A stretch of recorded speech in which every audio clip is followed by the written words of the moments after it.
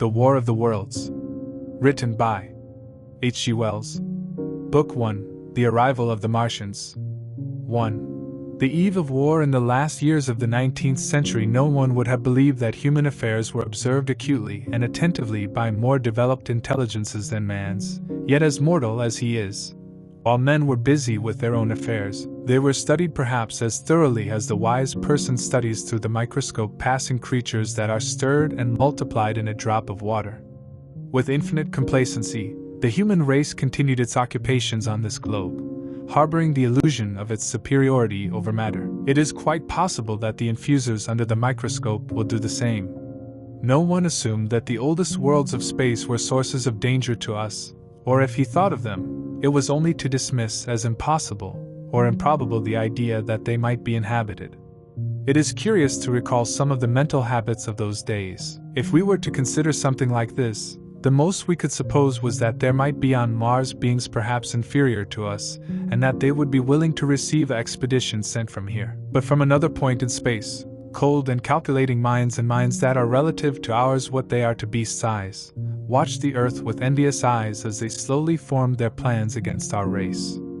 And at the beginning of the 20th century we had great disappointment. I need hardly remind the reader that the planet Mars revolves around the Sun at a distance of 140 million miles and receives from the star just half the light and heat that reaches the Earth. If there is any truth to the current hypothesis about the formation of the planetary system, it must be much older than our world, and life was born in it long before our planet solidified. The fact that it has only 1/7 of the volume of the Earth must have accelerated its cooling, giving it a temperature that would allow life to appear on its surface.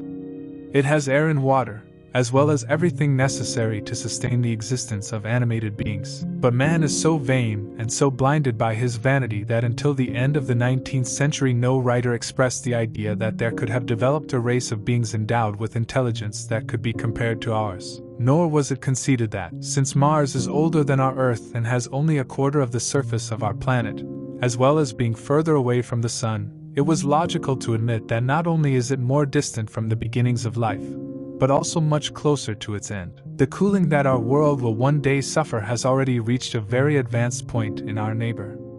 Its material condition is still largely a mystery, but now we know that even in its equatorial region the noon temperature does not reach the one we have in our crudest winters. Its atmosphere is much more tenuous than ours, its oceans have shrunk to cover only 1/3 of its surface, and as its slow seasons follow, the snow from the poles melts to periodically flood temperate areas. That last stage of exhaustion, which is still incredibly remote for us, has already become a current problem for Martians. The constant pressure of need sharpened their intellect, increasing their perceptive powers and hardening their hearts. And as they look across space with instruments and intelligences we have hardly dreamed of, they see just 35 million miles away a morning star of hope, our own planet, much more temperate, full of the greenery of the vegetation and the blue of the water, with a nebulous atmosphere indicating fertility, and with vast expanses of land capable of supporting life in great numbers. And we, the men who inhabit this earth, must be to them as strange and unimportant as monkeys and lemurs are to man. Man's intellect already admits that life is a ceaseless struggle, and it seems that this is also the belief that prevails on Mars.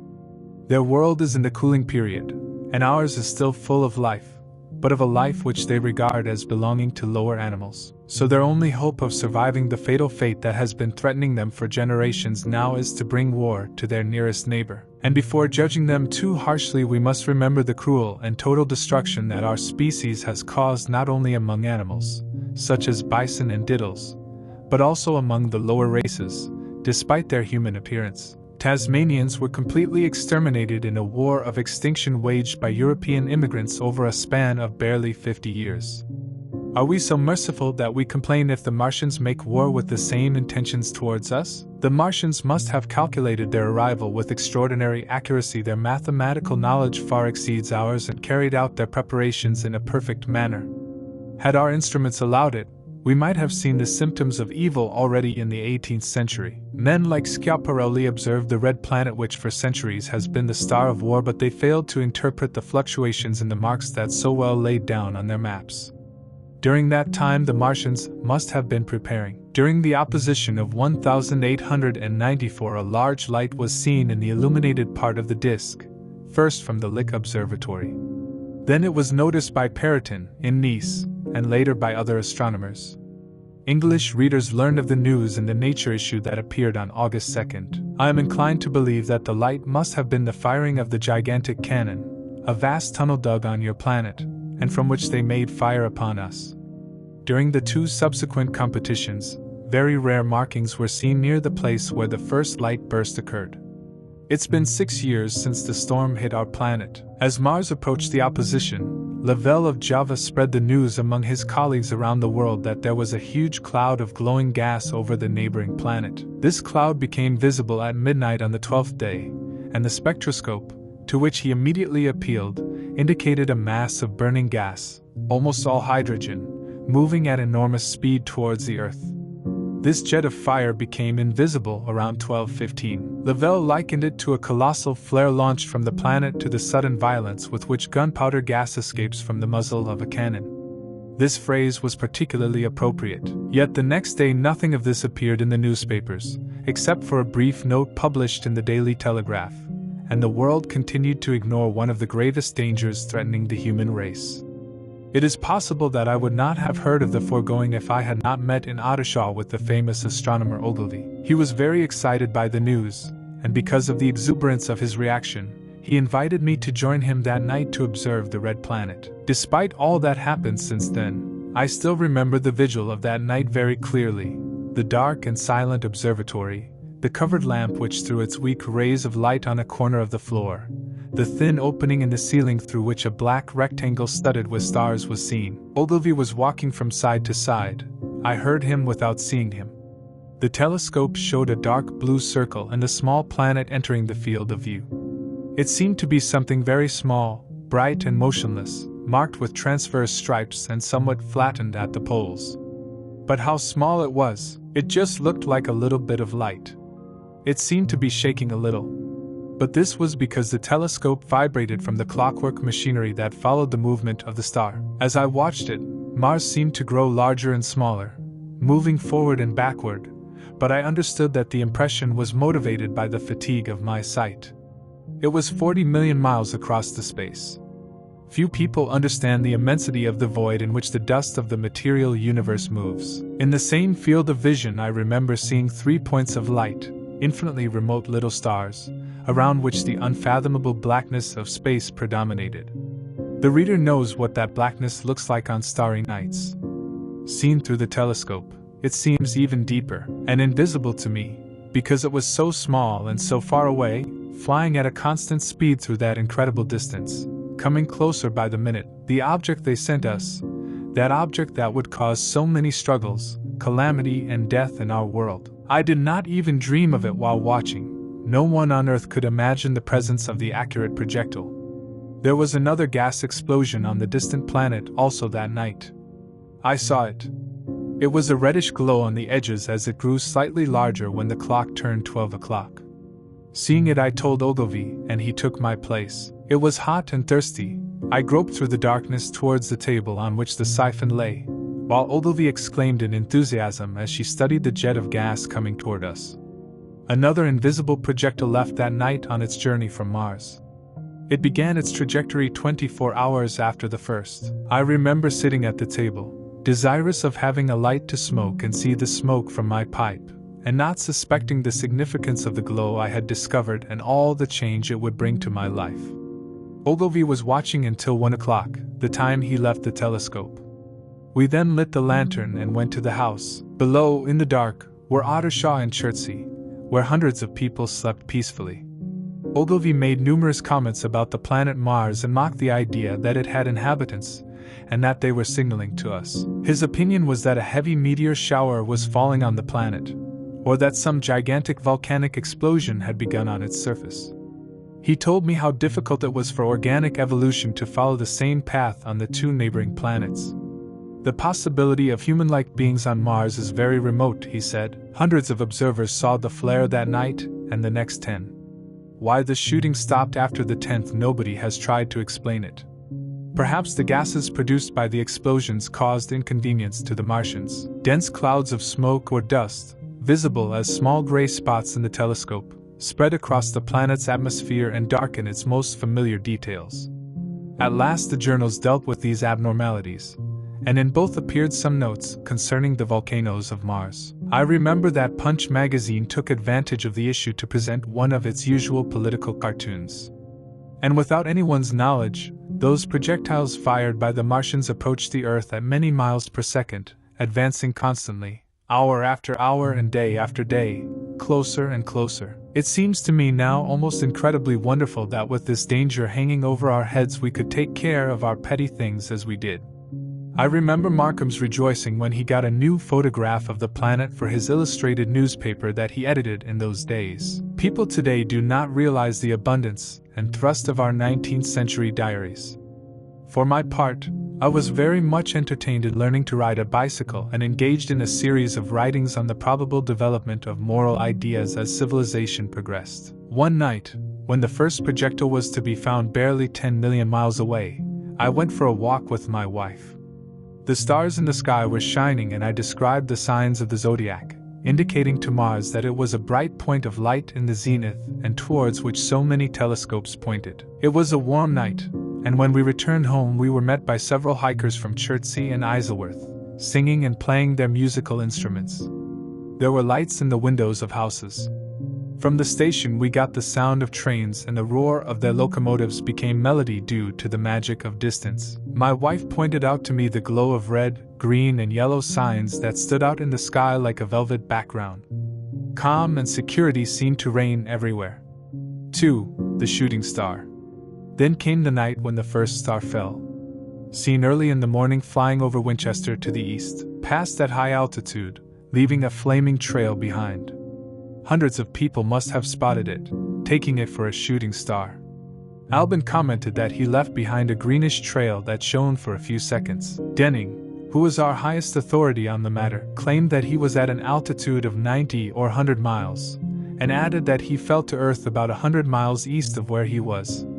I was home at that time. I was writing in my study, and though my windows face Ottershaw and the curtains were drawn, I saw nothing out of place. But that strange object which came to our Earth from space must have fallen while I was sitting there, and it is certain that I would have seen it if I had looked up at the right time. Some of those who saw her pass by say she was traveling with a special buzz. I heard nothing. Many of the inhabitants of Berkshire, Surrey and Middlesex must have observed it fall and mostly mistaken it for a common meteorite. No one seems to have bothered to go see her that night, but the next morning, very early, poor Ogilvy, who had seen the shooting star and was convinced that the meteorite was in open ground between Horsell, Ottershaw and Woking, got up from bed with the idea of finding it. And he did find it, in fact, shortly after sunrise and not far from the sands. The impact of the shell had made a huge hole and sand and earth were thrown in all directions over the heather, forming piles that could be seen from a mile and a half away. To the east the grass had been burning and blue smoke was rising up to the sky. The object was almost entirely buried in the sand, among the sheared remains of a fir tree that had been shattered in its fall. The uncovered part looked like a huge cylinder covered with mud and its outer lines were softened by inlays like brown-colored scales. Its diameter was about 30 meters. Ogilvy approached the object, surprised by its size and even more by its shape, as most meteorites are almost completely spherical. But it was still so overheated by its passage through the atmosphere that it was impossible to approach. A strange noise coming from inside the cylinder was attributed to the uneven cooling of its surface, for at that time it had not occurred to him that it might be hollow. He stood at the edge of the well for the object to dig for himself, studying with great attention its strange appearance, and very astonished because of its unusual shape and color.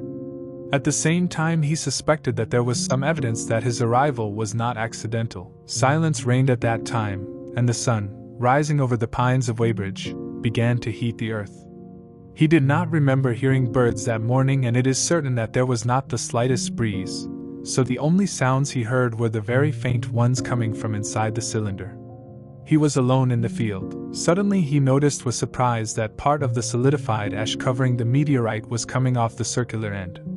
They fell in scales and rained on the sand. Suddenly a very large piece fell, producing a noise that paralyzed his heart. For a moment he did not understand what this meant, and although the heat was excessive, he went down to the well and approached as close as possible to the object to see things more clearly. It seemed to him then that the cooling of the body should explain this.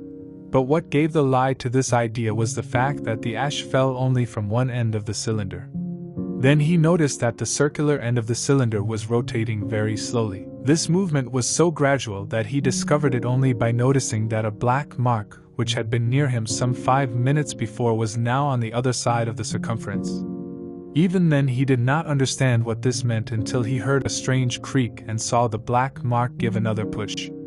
Then he understood the truth. The cylinder was artificial, it was hollow, and its end opened. Something inside the object made its lid spin. "My God!" exclaimed Ogilvy. "There are men in there. And they will be half burned. They want to escape." He instantly linked the cylinder with the explosions of Mars. The idea of the creatures confined there was so dreadful to him that he forgot about the heat and went forward to help those who were trying to unscrew the lid. But fortunately, the caloric radiations held him back before he could burn his hands on the still burning metal. Yet he remained undecided for a moment.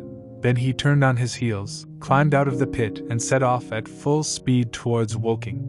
It was then 6 in the morning. He met a roadman and tried to make him understand what was happening. But his account was so incredible, and its appearance so unwise, that the other continued on the journey without paying attention. The same thing happened to the innkeeper who was opening his shop at Horsell Bridge. The individual believed he was a madman escaped from the asylum, and tried in vain to lock him up in his tavern. This calmed Ogilvy down a little, and when he saw Henderson, the London journalist, who had just gone out to his garden, he called him from the sidewalk and managed to make himself understood. Henderson said, "Did you see the shooting star last night?" "Yes." "Well, it is now in Horsell's camp." "Heavens!" exclaimed the journalist. "A meteorite, huh? Magnificent! But it's more than a meteorite. It's an artificial cylinder. And there's something inside." Henderson stood with his shovel in hand. "How?" he inquired, for he was deaf in one ear. Ogilvy then told him everything he had seen, and it took Henderson a few minutes to grasp the meaning of his story. He then dropped the shovel, took his jacket, and went out onto the road. The two men ran immediately to the communal camp and found the cylinder still in the same position. But now the internal noises had ceased and a thin circle of shiny metal was shown between the end and the body of the object. With a hissing noise, air entered or exited the edge of the lid. They listened for a while, hit the metal with a stick, and when they got no answer they concluded that the being or beings inside must be passed out or dead. Of course, they could do nothing. They shouted expressions of comfort and promises and returned to the village for help. It is easy to imagine them covered in sand, with their hair cluttered and caught up in the excitement running down the street at the time when merchants opened their shops and people peered out of their bedroom windows. Henderson went straight to the railway station, in order to telegraph the news to London. The newspaper articles had prepared men to receive the idea without too much skepticism. At about 8 o'clock a number of boys and men had left for the communal camp, deposed by the desire to see the dead men of Mars. This was the interpretation given to the story. The newspaper boy told me about it at around 9:15 when I went out to get my daily chronicle. Of course, I was startled, and did not waste time going out and crossing the Ottershaw Bridge to head for the sands. 3. In the communal field of Horsell I found a group of about 20 people surrounding the huge well in which the cylinder was resting. I have already described the appearance of that colossal body buried in the ground. The grass and soil around it looked like they were scorched by a sudden explosion. No doubt a flash had occurred due to the force of the impact. Henderson and Ogilvy were not there. I think they realized that nothing could be done at the moment, and went to breakfast at the first one's house. There were 4 or 5 boys sitting on the edge of the well, and all of them had fun throwing stones at the gigantic mass. Put an end to that fun, and after explaining what it was, they started playing disdain running among the curious. The group of elderly people included a couple of cyclists, a gardener who used to work at home, a girl with a baby in her arms, Butcher Gregg and his little boy, and 2 or 3 lazy people who had the habit of wandering around the station. Little was said. In those days the English people had very vague knowledge of astronomy. Almost all of them looked in silence at the flat end of the cylinder, which was still as Ogilvy and Hender left it. I figured they were disappointed not to see a pile of scorched corpses. Some left as I stood there and others came. I went into the well and seemed to hear vague movements at my feet. It was obvious that the lid had stopped rotating. Only then, when I got so close to the object, did I realize how strange it was. At first glance, it was no more interesting than a car lying down or a tree knocked down across the road. Not even that. It looked more like a half-buried, rusty gas drum. It was necessary to have a certain measure of scientific education to perceive that the gray scales covering the object were not ordinary oxide, and that the whitish-yellow metal shining in the opening of the lid had an unfamiliar hue. The term alien had no meaning for most peeping Toms. At the same time, I was perfectly aware that the object had come from the planet Mars, but thought it unlikely to contain living beings. I thought the lid would unscrew automatically. Despite Ogilvy's claims, he was a supporter of the theory that there were inhabitants on Mars. I began to think about the possibility that the cylinder contained some manuscript, and immediately imagined how difficult its translation would be, to ask myself later if there would not be inside coins and models or other things like that. Nevertheless, I told myself that it was too big for such purposes and felt impatient to see it open. Around 9 o'clock, seeing that nothing was happening, I returned to my home in Mayberry, but it was very difficult for me to get down to work on my abstract research. By the afternoon, the appearance of the communal camp had changed greatly. The first editions of the evening newspapers had surprised London with huge headlines, such as the following: "A message is received from Mars. Extraordinary news from Woking." In addition, the telegrams sent by Ogilvy to the Astronomical Society had caught the attention of all the observatories in the kingdom. There were more than half a dozen cars from Woking station standing on the road near the sandbanks, a sulky from Chobham and a stately-looking carriage. Also, I saw a large number of bicycles. And despite the prevailing heat, a great number of people must have moved on foot from Woking and Chertsey, so I found there a considerable crowd. It was very hot. Not a single cloud in the sky could be seen, not the slightest breeze was blowing, and the only shadow cast on the ground was that of the few pines. The fire in the heather had been extinguished, but the plain that extended towards Ottershaw was blackened in all that reached sight, and from it the smoke still rose in small scrolls. An enterprising merchant had sent his son with a cart full of apples and soda bottles. Approaching the edge of the well, I saw it occupied by a group consisting of half a dozen men. There were Henderson, Ogilvy, and a tall blonde individual who I later learned was Stent, astronomer at the Royal Observatory, with several workers wielding spades and picks. Stent gave orders with a clear and high-pitched voice. He was standing on the cylinder, which seemed to be much colder. His face was red and full of sweat, and something seemed to irritate him. A large part of the cylinder was already exposed, although its lower end was still buried. As soon as Ogilvy saw me among the curious, he invited me down and asked if I would mind going to see Lord Hilton, the lord of the castle. He added that the crowd, especially the boys, made digging difficult. They wanted to put a railing so that people would stay away. He told me that from time to time a noise was heard coming from the inside of the hull, but that the workers had not been able to unscrew the lid, as it did not show any protrusion or grip. The walls of the cylinder seemed to be extraordinarily thick, and it was possible that the slight sounds they heard were actually very loud screams and bangs coming from inside. I was glad to do the favor that he asked me, thus gaining the right to be one of the privileged spectators who would be admitted inside the projected enclosure. I did not find Lord Hilton at his home, but I was informed that he was expected on the train which would arrive from London at 6. As it was still 5:15, I went home to drink tea and then walked to the station to receive it. 4. The cylinder opens. The sun was already setting when I returned to the communal camp. Several scattered groups rushed in from Woking, and 1 or 2 people returned home. The crowd surrounding the well had grown and was cropping against the yellowish sky. There were perhaps about 200 people. I heard voices and felt like I noticed some struggle around the excavation. This made me imagine strange things. As I got closer, I heard Stent's voice. "Back! Back!" A boy ran up to me. "He is moving," he said to me, and unscrews himself. "I don't like it and go home. I keep moving towards the crowd. It seemed to me that there were 200 or 300 people rubbing and pushing each other, and among them not the least active women. "He fell into the well," cried someone. "Back!" exclaimed several. The crowd moved away a little and I took the opportunity to cuff my way through. Everyone seemed very excited and I heard a hum coming from the well. "Hey!" exclaimed Ogilvy at that moment. "Help us keep these idiots at bay.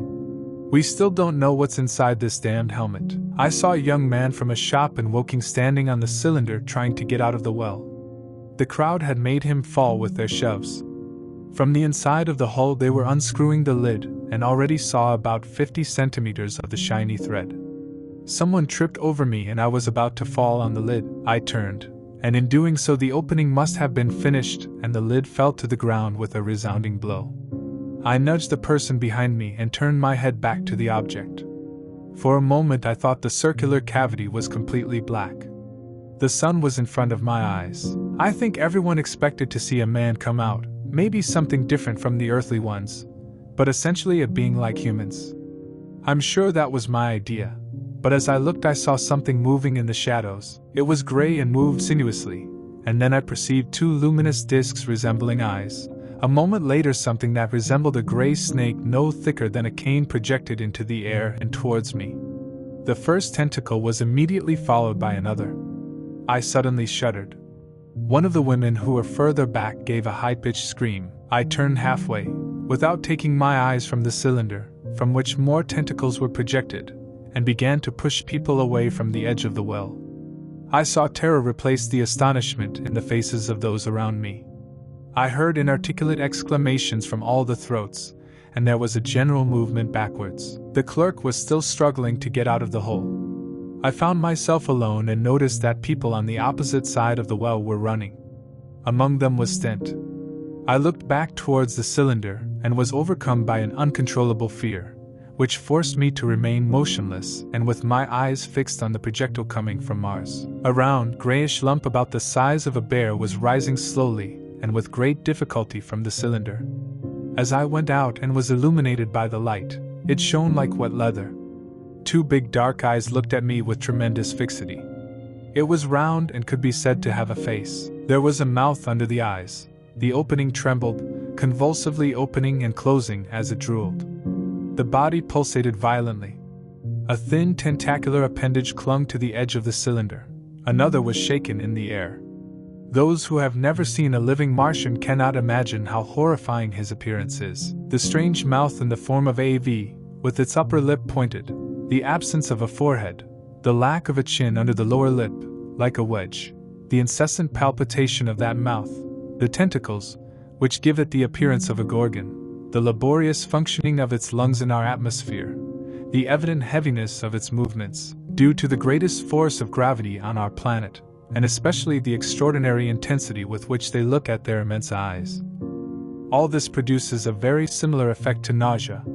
There is something deeply unpleasing in his olive skin, and something terrible in the clumsy slowness of his tedious movements. Even at that first encounter, and at the first glance, I felt overpowered by disgust and terror.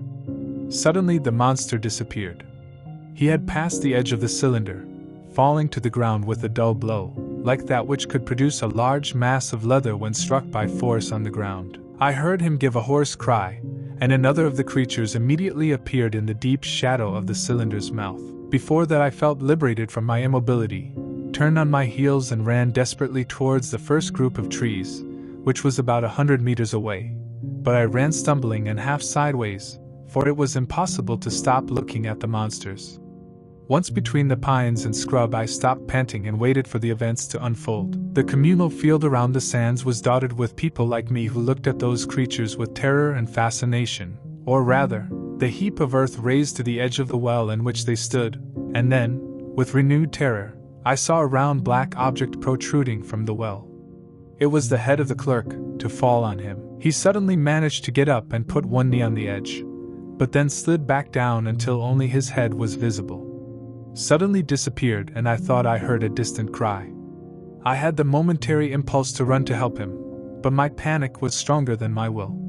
Then nothing was seen but the piles of sand thrown out by the falling cylinder. Anyone coming from Chobham or Woking would have been amazed at the sight, a crowd of about 100 or more people standing in a wide irregular circle, in ditches, behind scrubland, gates and hedges, talking little and staring at a few piles of sand. The soda truck stood out against the crimson sky, and in the sands there was a row of vehicles whose horses kicked the ground or quietly ate the grain of the bags hanging from their heads. 5. The caloric ray. After I saw the Martians leaving the cylinder in which they arrived on Earth, a kind of fascination completely paralyzed my body. I stood among the heather with my eyes fixed on the mound that hid them. In my soul, a battle between fear and curiosity was waging. I did not dare to go back towards the well, but I felt an extraordinary desire to look inside. For this reason I began to walk, describing a wide curve in search of some vantage point, and looking continuously towards the piles of sand behind which the newcomers hid. On one occasion I saw the movement of a series of thin black appendages, similar to the tentacles of an octopus, which immediately disappeared. Then a thin rod was raised, which had a disc on top, and it rotated in a wobbly motion. What would they be doing? The majority of the spectators had formed two groups, one in the direction of Woking and the other towards Chobham. Evidently, they were going through the same mental conflict as I. There were some around me, and I approached a neighbor of mine whose name I don't know. "What horrible beasts," he said to me. "My God! What horrible beasts!" And he repeated this over and over again. "Did you see the man who fell into the well?" I asked him. But he did not answer me. We stood in silence watching the sands, and I figured that we both found some comfort in each other's company. Then I turned to a small elevation of land, which would be 1 meter or more high, and when I looked for him with the view I saw that he was going to Woking. It began to get dark before anything else happened. The group on the left, heading towards Woking, seemed to have grown in number, and I heard whispers from that place. The one who was towards Chobham dispersed. There was no movement in the well.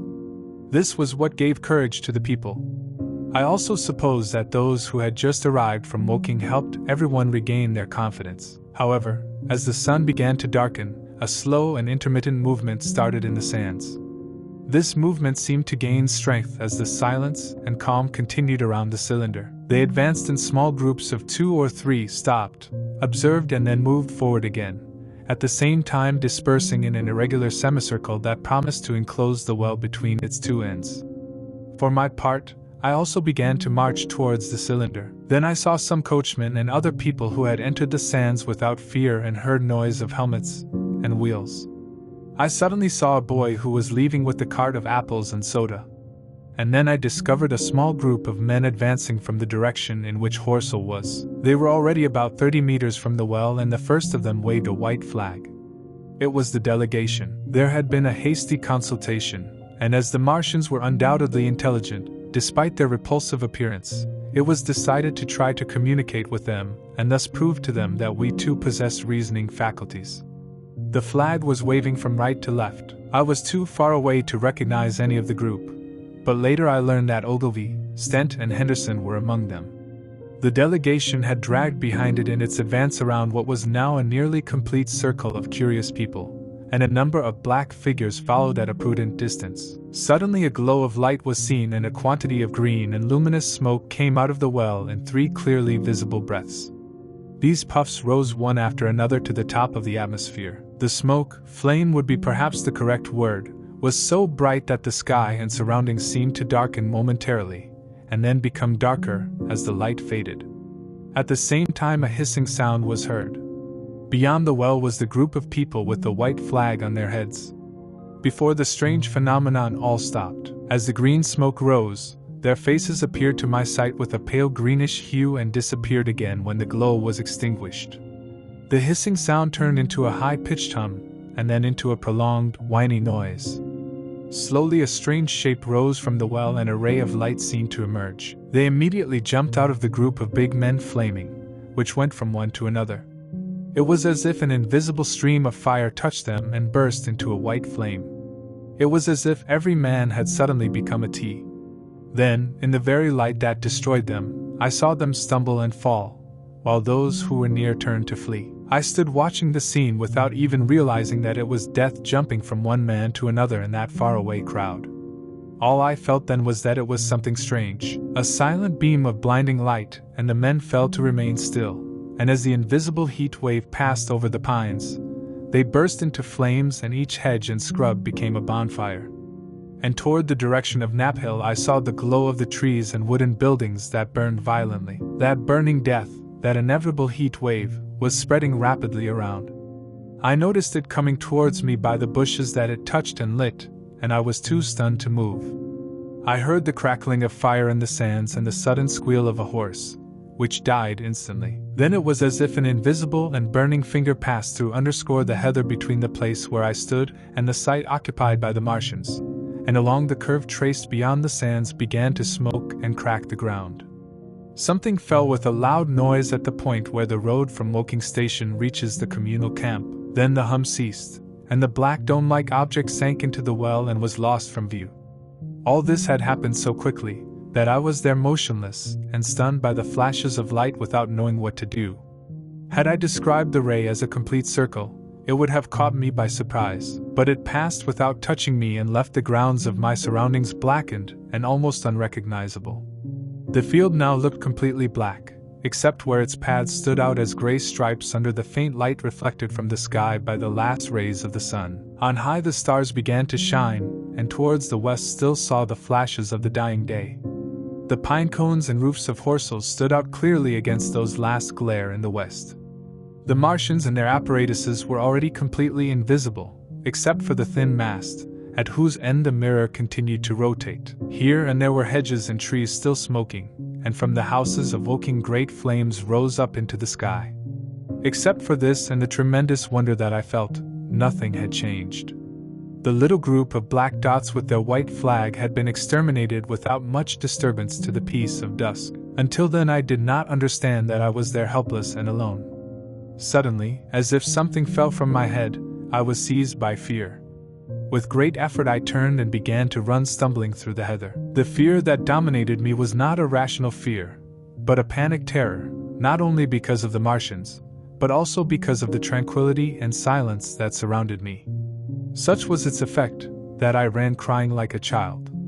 When I had started the race, not once dared to turn my head. I remember having the impression that they were playing with me and that in a few minutes, when I was about to be saved, this mysterious death, as fast as the passage of light, would jump after me to kill me. 6. The caloric ray on the Chobham Road. It has not yet been possible to clarify how the Martians managed to kill men so quickly and quietly. Many think that they can somehow generate a very intense heat in a completely isolated chamber. This intense heat is projected into a parallel beam by means of a parabolic mirror of unknown composition, just as the parabolic mirror of the headlights worked. But no one has been able to check these details. Be it as it may, it is certain that the essential in the apparatus is the caloric ray. Heat and light invisible. All that is combustible becomes flame when struck by the lightning. Lead flows like water, iron softens, glass breaks and melts, and when it touches water, it bursts into a cloud of steam. That night about 40 people lay around the well, burned and disfigured completely, and during the hours of darkness the communal camp stretching between Horsell and Maybury was deserted and lit by flames. News of the massacre was likely to reach Chobham, Woking and Ottershaw at about the same time. In Woking, businesses had already closed when the tragedy occurred, and a number of employees, attracted by the stories they heard, crossed the Horsell Bridge and marched down the hedge-lined road to the communal field. The reader can already imagine the youngest, groomed after their work and taking advantage of the novelty as an excuse to walk together and flirt during the walk. Of course, until that moment few people knew the cylinder had been opened, though poor Henderson had sent a messenger to the post with a special telegram for an evening newspaper. When these people went out 2 and 3 in open field, they saw several groups talking vehemently and looking at the rotating mirror protruding from the well. No doubt the newcomers were infected with the excitement. Around 8:30, when the delegation was destroyed, there must have been a crowd of about 300 or more people on the spot, apart from those who went off the road to get closer to the Martians. There were also 3 police officers, one of them on horseback, who, in obedience to Stent's orders, did everything possible to drive away the people and prevent them from approaching the cylinder. Some of the less sensible protested loudly and mocked the representatives of the law. Stent and Ogilvy, fearing the possibility of a disorder, had telegraphed to the barracks to ask for a company of soldiers to protect the Martians from any act of violence by the crowd. Then they returned to guide the group that came forward to discuss with the visitors. The description of his death, as witnessed by the crowd, is consistent with my own impressions: the 3 clouds of green smoke, the penetrating hum, and the flares. That group of people escaped death by sheer miracle. They were only saved by the fact that a sandy ridge intercepted the bottom of the heat beam. If the parabolic mirror had been higher, none of them would have lived to tell what happened. They saw the flashes and men falling, and then it seemed to them that an invisible hand was lighting up the bushes as it went towards them. Then, with a hum that drowned the one coming from the well, the lightning passed over their heads, lighting the beach cups that flanked the road, breaking the bricks, smashing glass, setting fire to window frames and ruining a part of the loft in a house near the corner. As all this happened, the group, in a panic, seemed to have faltered for a moment. Sparks and burning twigs began to fall on the road. Hats and dresses were on fire. Then they heard the cries of the communal camp. There was a loud roar and screams, and suddenly the mounted policeman came to them, who took his head with both hands and howled like a demon. "It's coming!" shrieked a woman. Then they all turned and began to push each other desperately to escape to Woking. They must have fled as blindly as a flock of sheep. Where the road becomes narrow and passes between 2 ravines of a certain height, the crowd crowded together, and a desperate struggle was fought. Not all escaped. 2 women and a child were crushed and trampled, left to die in terror and darkness. 7. How I got home. For my part, I remember nothing of my escape except the jolts that I took when I hit the trees and stumbled in the heather. Around me seemed to be the terrors brought by the Martians. That cruel heat wave seemed to go from one side to the other, flying over my head, to suddenly descend and take my life. I reached the road between the crossroads and Horsell and ran there in a mad race. At last I could not go on.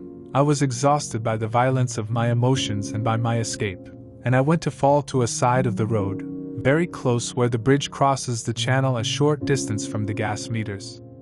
I fell and stood there. I must have been in that place for a long time. Suddenly I sat back, feeling perplexed. For a moment I could not understand how I had arrived there. My terror had suddenly vanished. No hat, and I noticed my neck was loose. A few minutes had been in front of me only 3 things: the immensity of night, space, and nature, my own weakness and anguish, and the nearness of death. Now it was as if something had turned and my view was completely altered. I was not aware of the transition from one mental state to another. I suddenly became the everyday person again, the ordinary and decent citizen. The silent field, the urge to flee, and the flames seemed to me a nightmare. I wondered then if they would have happened in reality, but I could not believe it. I stood up and ascended with uncertain step the steep curve of the bridge. My mind was blank, my muscles and nerves seemed to be lacking energy, and I think my steps were wobbly. A head appeared on the top of the curve, and then I saw a worker with a basket coming up. Beside him ran a child. The man greeted me as he passed by. I was tempted to address him, but did not, and answered his greeting with a nod. Over the Maybury Railway bridge passed a train, constantly blowing smoke and whistling. A group of people were talking at the entrance to one of the houses that make up the Oriental Terrace group. All this was real and known. And what I left behind? That was fantastic. I told myself it couldn't be. Perhaps my moods are exceptional. Sometimes I experience a strange feeling of detachment, and I separate myself from my body and the world around me, observing everything from outside, from an inconceivably remote point, outside time and space. This impression was very strong on me that night. There I had another aspect of my dream, but the bad thing was the incongruity between this serenity and the certain death that was less than 2 miles away. I heard the noise of people working in the gas meters and saw all the electric lights on. I stopped by the group. "What news of the communal camp?" I asked. There were 2 men and a woman there. Said one of the men. "What news of the communal camp?" I repeated. "Don't you come from there?" both men inquired. "The people who have gone to the communal camp have become foolish," said the woman. "What is it?" "You haven't heard of men from Mars?" I exclaimed. "More than necessary," she said, and the 3 of them burst out laughing. I felt stunned and furious. I made an effort, but it was impossible to tell them what happened. They laughed again at my disjointed sentences. "You will hear more about it," I said, and I went my way. My wife was waiting at the door, and she stared at me looking so pale. I entered the dining room, took a seat, drank some wine, and as soon as I had recovered enough I told him what I had seen. The dinner, cold already, was served and was forgotten on the table while I recounted the events. "There is something important," I said to calm my wife's fears. "They are the most clumsy creatures I have ever seen. They may hold the well and kill those who come near, but they cannot get out. But how horrible they are!" "Calm down, dear," said my wife, holding my hand. "Poor Ogilvy. Think he must be there without life." At least, my wife didn't find the story incredible. When I saw how pale she was, I suddenly shut up. "They could come here," she said again and again. I forced her to drink some wine and tried to reassure her. "They can hardly move," I told her.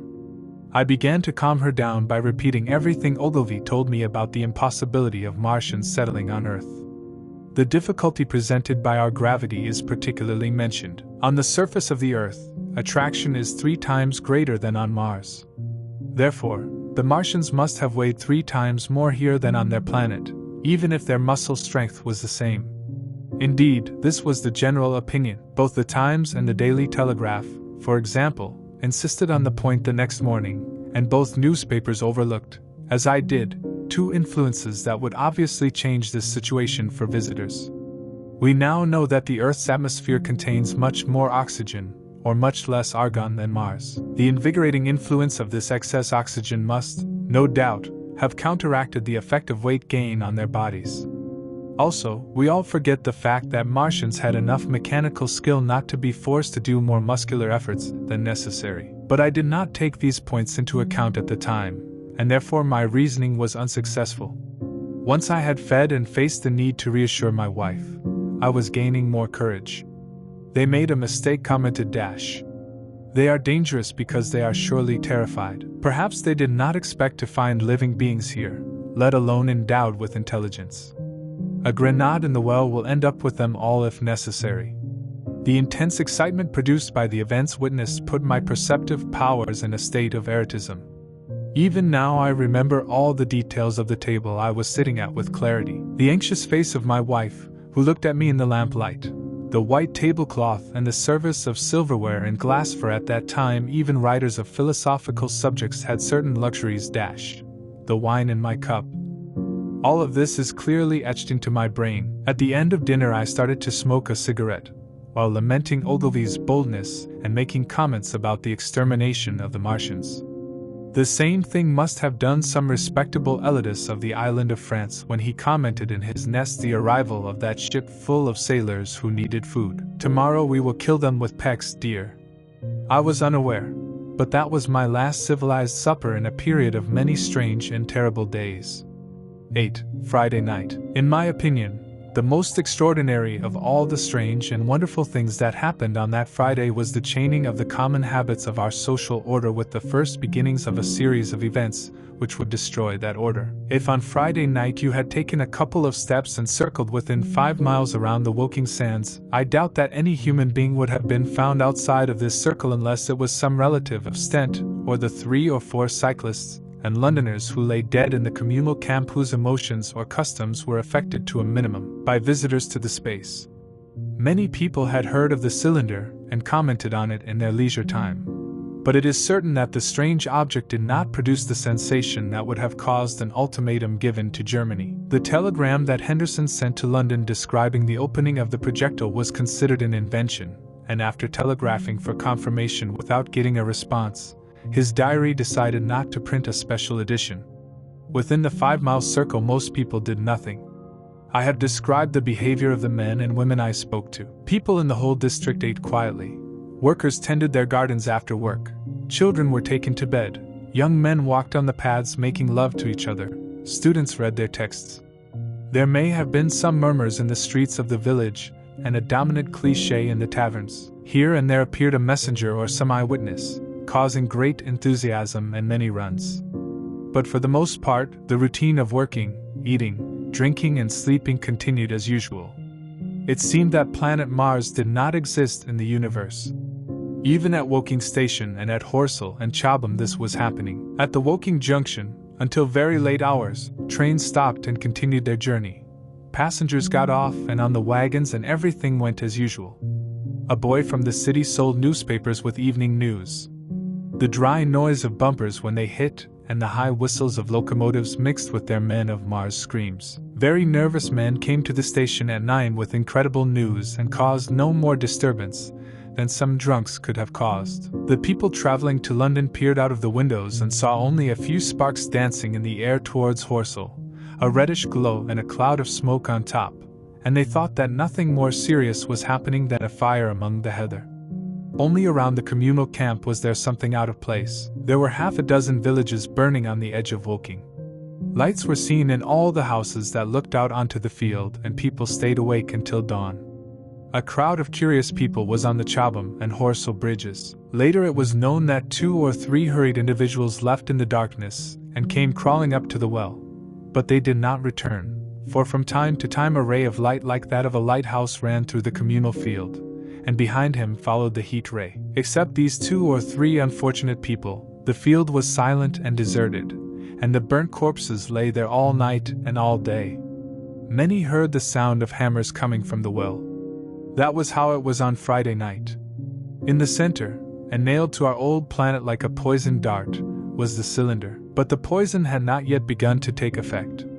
Around him there was a stretch of land that burned in parts, and on which some dark objects were seen lying in various positions. Here and there was a hedge or a burning tree.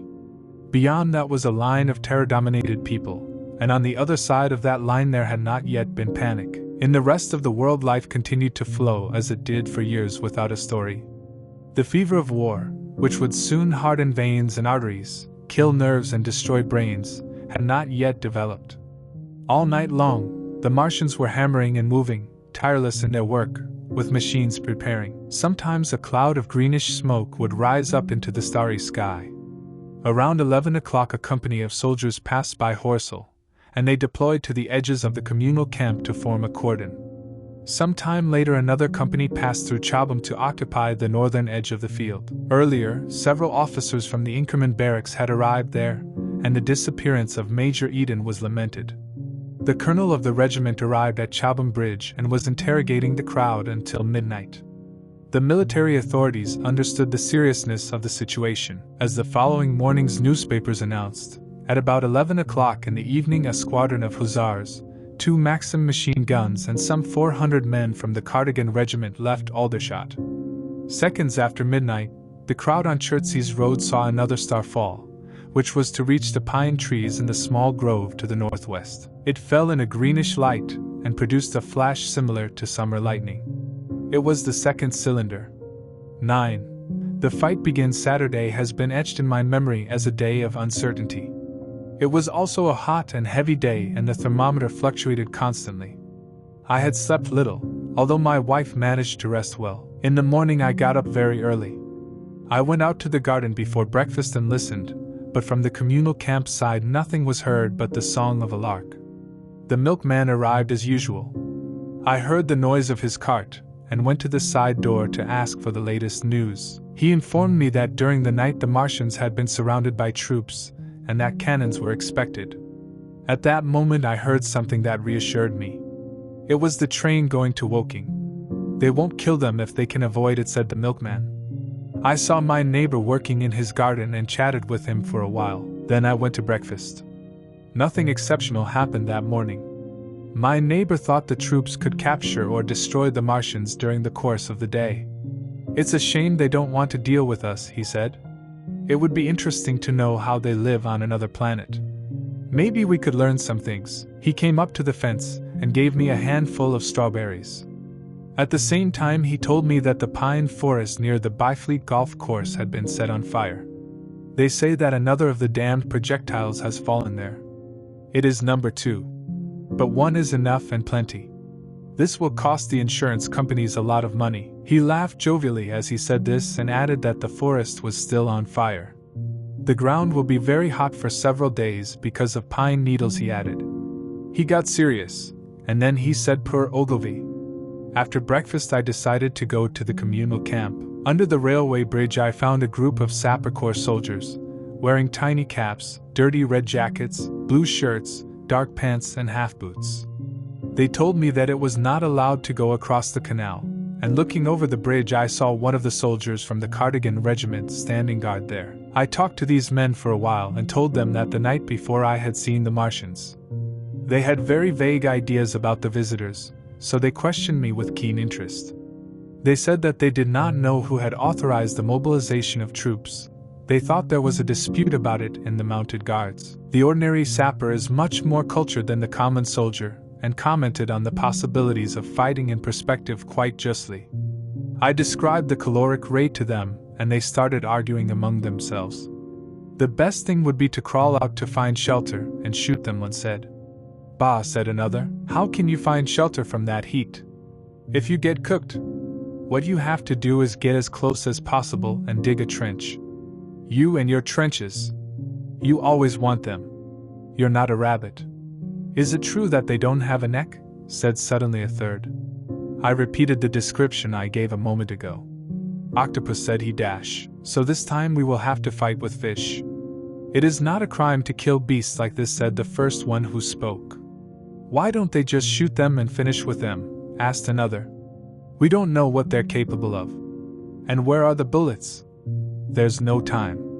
I think we should attack them now without wasting a minute, so they continued to argue. After a while I walked away from them and went to the station to get as many morning newspapers as there were. But I will not tire the reader with a description of that long morning, and even longer evening. I could not see the communal camp, for even the towers of the churches at Horsell and Chobham were occupied by the military authorities. The soldiers I spoke with didn't know anything. The officers were very busy and wouldn't give me any reports. The townspeople felt safe again in the presence of the army, and I learned for the first time that the son of Marshall was one of the dead in the camp.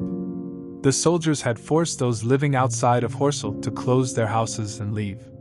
I returned home around 2 o'clock. I was very tired, for as I said, the day was very hot and heavy, and in the evening I refreshed myself with a cold bath. About 4:30 I went to the station to get an evening newspaper, for the morning newspapers had published a very little detailed description of the deaths of Stant, Henderson, Ogilvy, and the others, but I did not find anything in them that I did not know. The Martians did not show themselves at all. They seemed very busy in their well, and the sound of the hammer blows was heard, while the columns of smoke were constant. Apparently, they were preparing for a fight. New attempts have been made to communicate with them, but no success was achieved, was the formula used by the newspapers. A sapper told me that the signals were made by a soldier in a ditch with a flag tied to a very long pole. The Martians paid as much attention to it as we would to the moans of a cow. I must confess that the sight of all this weaponry and preparations aroused me to the extreme. I became belligerent, and in my indignation defeated the invaders in various ways. They returned to me part of the dreams of battle and heroism I had during my childhood. At that time it seemed an uneven battle. The Martians gave the impression of being totally helpless in their well. Around 3 o'clock, the sounds of a cannon at Chertsey or Addleston began to be heard. I heard that they were cannonading the pine forest where the second cylinder had fallen, as they wanted to destroy it before it opened. But it was already 5 o'clock when the cannon to be used against the first group of Martians arrived at Chobham. At about 6 o'clock, when I was having tea with my wife in the gazebo and talking enthusiastically about the battle that was going on around us, I heard a drowned detonation coming from the communal camp. This was followed by a closed discharge. Then a very violent noise was heard near us, and the earth shook at our feet. Then I saw that the tops of the trees surrounding the Oriental School burst into red flames, while the church bell fell apart. The top of the tower had disappeared, and the school's roofs gave the impression of having been the victims of a 100-ton bomb. One of our fireplaces cracked as if it had been shot out, and a piece of it fell down, ruining a flower bed that was next to the window of my study. My wife and I were stunned. Then I realized that the summit of Mayberry Hill must be within reach of the caloric beam now that the school building was not in its way. Understanding this, I took my wife by the arm and without the slightest ceremony I led her to the road. Then I called the maid, telling her that I myself would go up to get the chest she was so much asking for. "We cannot stay here," I exclaimed, and at that very moment the firing resumed in the communal camp. "But where can we go?"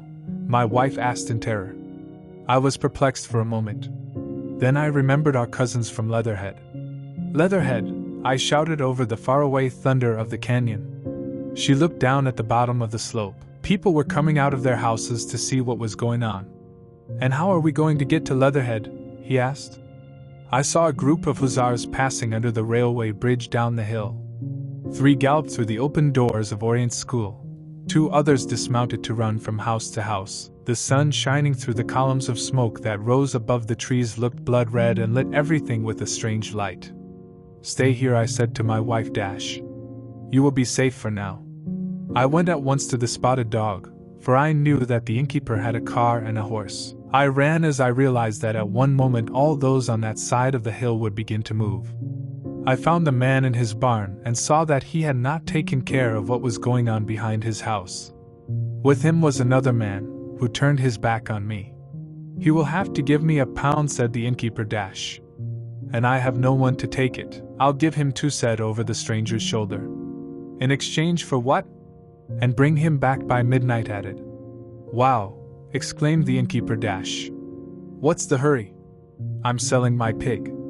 £2 and you bring it back? What's going on here?" I hastily explained that I had to leave my house and so I got the rental car. At the time I did not think it was so important that the innkeeper would leave his. Made sure he gave me the car without further delay, and leaving it to my wife and maid, I ran inside the house to pack some valuables we had. The beech trees in the area started to burn while I was taking care of this, and the road surroundings were lit up by a reddish light. One of the hussars came to the house to warn us to leave. He was about to go on his way when I went out with my treasures wrapped in a tablecloth. "What's new?"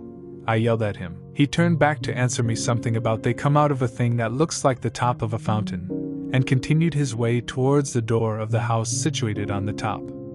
A cloud of black smoke that crossed the road hid it for an instant. I ran to my neighbor's door and knocked to convince myself of what I already knew. He and his wife had left for London, closing the house until they returned. Went back in to look for the maid's chest, loaded it into the back of the car and jumped on the riser. 1 moment later we left the smoke and the mess behind and went down the opposite slope of Maybury Hill towards Old Wold. In front of us was the quiet landscape, illuminated by the sun. On both sides was the wheat-sown countryside and the Maybury Inn with its sign over the door. At the bottom of the slope I turned to look at what we were leaving behind. Thick columns of smoke and flames rose in the quiet air, casting dark shadows over the trees of the east. The smoke was already spreading to the east and west. The road was dotted with people running towards us, and we heard the rattling of the machine guns, which eventually fell silent. We also heard the intermittent detonations of the rifles. Apparently, the Martians were burning everything within range of the caloric ray. I am not very good at guiding horses and had to pay attention to the road. When I looked back, the second hill had already covered the black smoke. I lashed the horse with a whip and loosened the reins until Woking and Send were between us and the battlefield. Between both towns I reached and passed the doctor.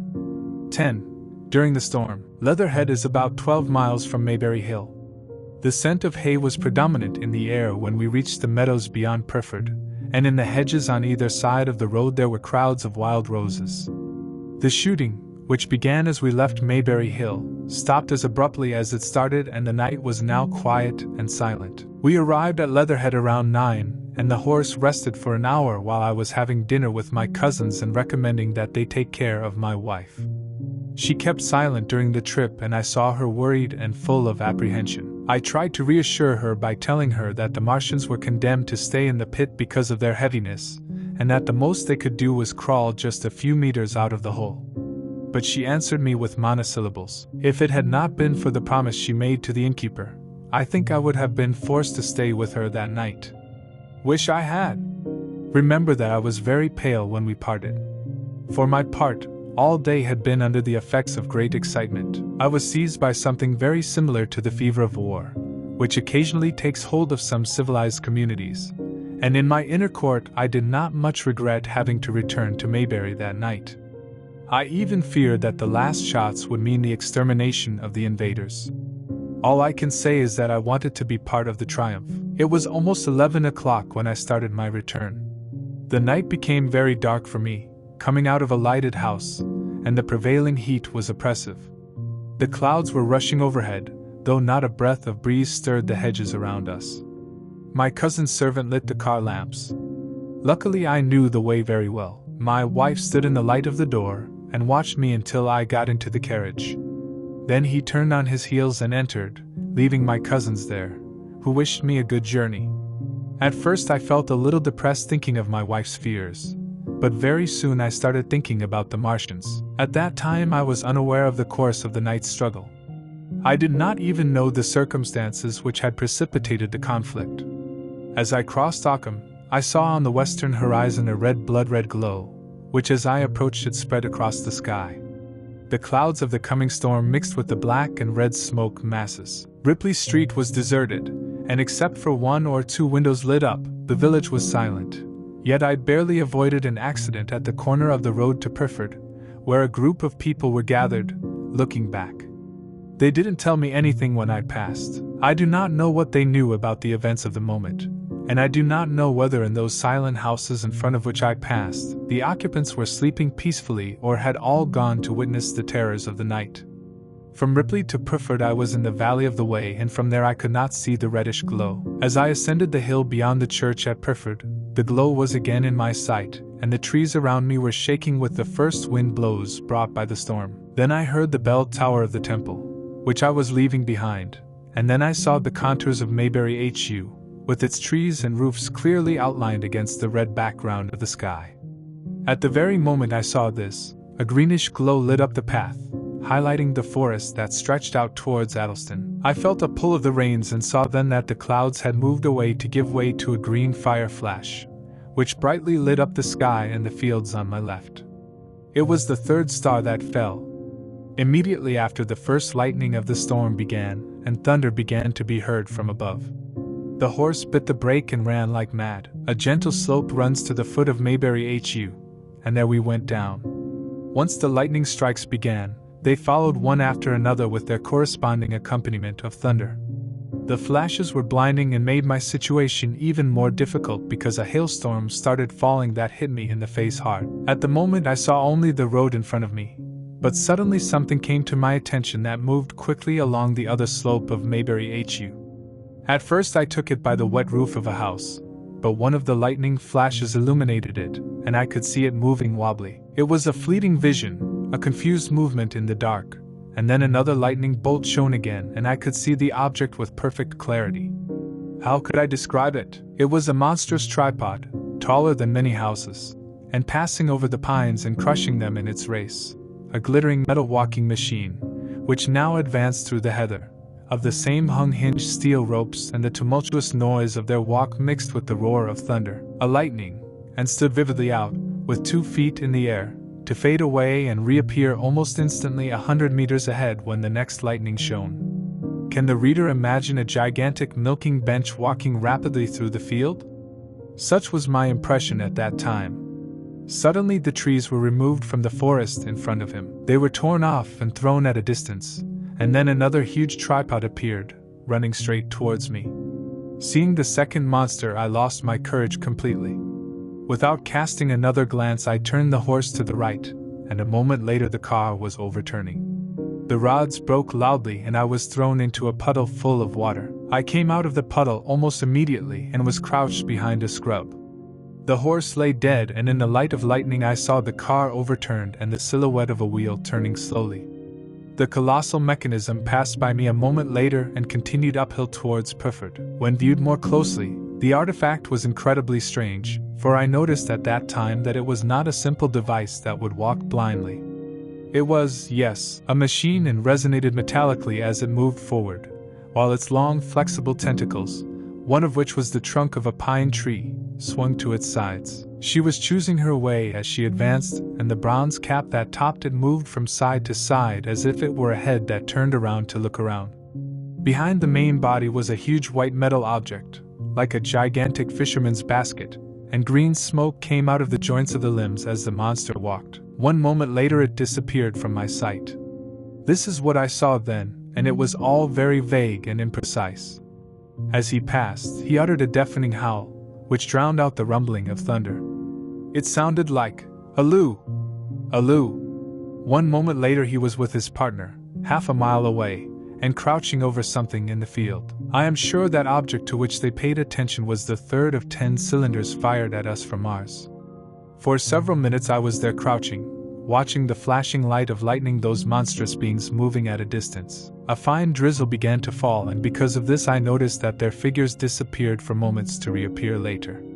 From time to time the flashes in the sky ceased, and night swallowed them again. I was completely soaked, and it took a long time before my astonishment allowed me to react enough to climb higher and drier ground. Not far from me I saw a hut surrounded by a potato garden. I ran to her for shelter and knocked at the door, but got no answer. I gave up then, and using the ditch on the side of the road I managed to get away without being seen by monsters and reached the pine forest. Sheltered already among the trees I continued walking towards my house. There was complete darkness, for the lightning was now much less frequent, and the rain, which fell in torrents, formed a curtain around me.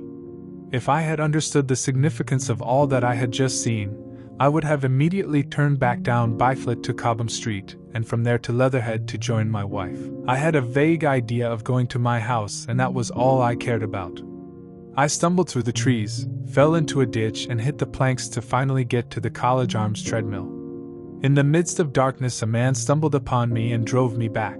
The poor fellow uttered a cry of terror, jumped to one side and ran before I could recover enough to address him. So strong was the storm that it took me a long time to climb the hill. I approached the fence on the left, and went holding on to the posts to climb. Near the top I stumbled on something soft, and in the light of a lightning saw between my feet a piece of gender and a pair of shoes. Before I could see how the man was lying, darkness reigned again. I stood on it waiting for the next lightning. When the light shone I saw that he was a strong man who dressed poorly. His head was bent under the body and lay by the fence, as if he had been thrown at it with tremendous violence. Overcoming the natural repugnance of one who has never touched a corpse, I bent down and turned to touch his chest. He was dead. Apparently he had undressed. The lightning shone again, and when I saw his face I jumped up. He was the landlord of Spotted Dog, to whom he rented the car. I passed over it and continued uphill, passing the police station and College Arms to go home. Nothing burned on the hillside, though the reddish glow and thick clouds of smoke still stood over the communal field. As I saw in the light of lightning, most of the houses around were intact. Near College Arms I found a black lump lying in the middle of the road. As I walked down towards the bridge at Maybury, voices and steps were echoing, but I did not have the courage to shout to attract the attention of those who entered my house, locked the door and staggered to the foot of the stairs, sitting on the last step. He kept thinking about the metal monsters and the corpse crushed against the fence. I snuggled up there with my back against the wall and shook violently. 11. From the window. I have already made it clear that my emotions tend to wear themselves out. After a while I found that I was wet and cold, while my feet had formed puddles of water. I got up almost mechanically, went into the dining room to drink some whiskey and then went to change my clothes. After that I went up to my study, although I don't know why I went there. From the window of this room you can see the communal field of Horsell on the trees and the railway. In the haste of our departure we had left it open. When I reached the door, I stopped and carefully looked at the scene framed in the window opening. The storm had passed. There were no longer the towers of the Oriental School, nor the pines around it, and far away, illuminated by a vivid reddish glow, one could perfectly see the field surrounding the sands. On the bright background, huge, strange and grotesque black shapes were moving. It seemed, indeed, as if the whole region on that side was burning and the flames were waving with the gusts of wind and projecting their lights upon the clouds. From time to time a column of smoke passed in front of the window, which hid the Martians. I could not see what they were doing or see them clearly, nor was it possible for me to recognize the black objects with which they worked. I closed the door gently and walked to the window. In doing so my field of vision was widened until I could perceive on one side the houses of Woking, and on the other, the blackened forests of Byfleet. There was a light near the railway arch and several of the houses on the road to Maybury, and the streets near the station were in ruins. At first I was intrigued by what I saw on the rails, for it was a black rectangle and a vivid glow, as well as a row of yellowish rectangles. Then I noticed that it was an overturned train, the front part of which was shattered and caught in flames, while the rear cars were still on the tracks. Between these three main centers of light, the house, the train and the burning field towards Chobham, there were irregular stretches of dark places interrupted here and there by the fumes of still smoky heather. At first he cannot see any human being, although I looked away at all times. Later I saw against the light of the Woking station a number of black figures running one after another. And this was the little world in which I had lived quietly for years. This chaos of death and fire. He was still unaware of what had happened in the last 7 hours and did not know, although he began to suspect, what relationship there was between these mechanical colossi and the clumsy beings that he saw coming out of the cylinder. With a strange impression of objective interest I turned my chair toward the window, took a seat and looked outwards, especially looking at the three black giants who were going from one side to another among the glow that illuminated the sands. They seemed to be remarkably busy and I wondered what they were. Intelligent mechanisms? I said that such a thing was impossible. Or would there be a Martian within each, directing the giant as a man's brain directs his body? I began to compare the colossi with machines built by men, and wondered, for the first time in my life, what our battleships or locomotives would look like to an animal. The sky had already cleared as the storm was being discharged, and on the smoke rising from the burning earth could be seen the luminous point of Mars declining westward. At that moment a soldier came into my garden. I heard a noise in the fence, and coming out of my abstraction, I looked down and saw him climbing over the planks. When I saw another human being, I came out of my lethargy and leaned over the sill. "Listen," I called softly. The other one stopped on the fence. Then he went to the garden and crossed towards the house. "Who is it?" said in tone quato, and looked out the window. "Where are you going?" I asked him. "God knows." "Do you want to hide?" "That's right," I said. "Go in." I went down, opened the door, let him in and locked it again. I couldn't see his face. He wasn't wearing a cap and had his jacket open. "My God!" he exclaimed as he entered. "What happened?" "Ask me what didn't happen," he said, and I saw in the gloom that he made a gesture of despair. "We were swept away." He repeated this last sentence over and over. He followed me to the dining room. I took a little whiskey, I told him, serving him a full glass.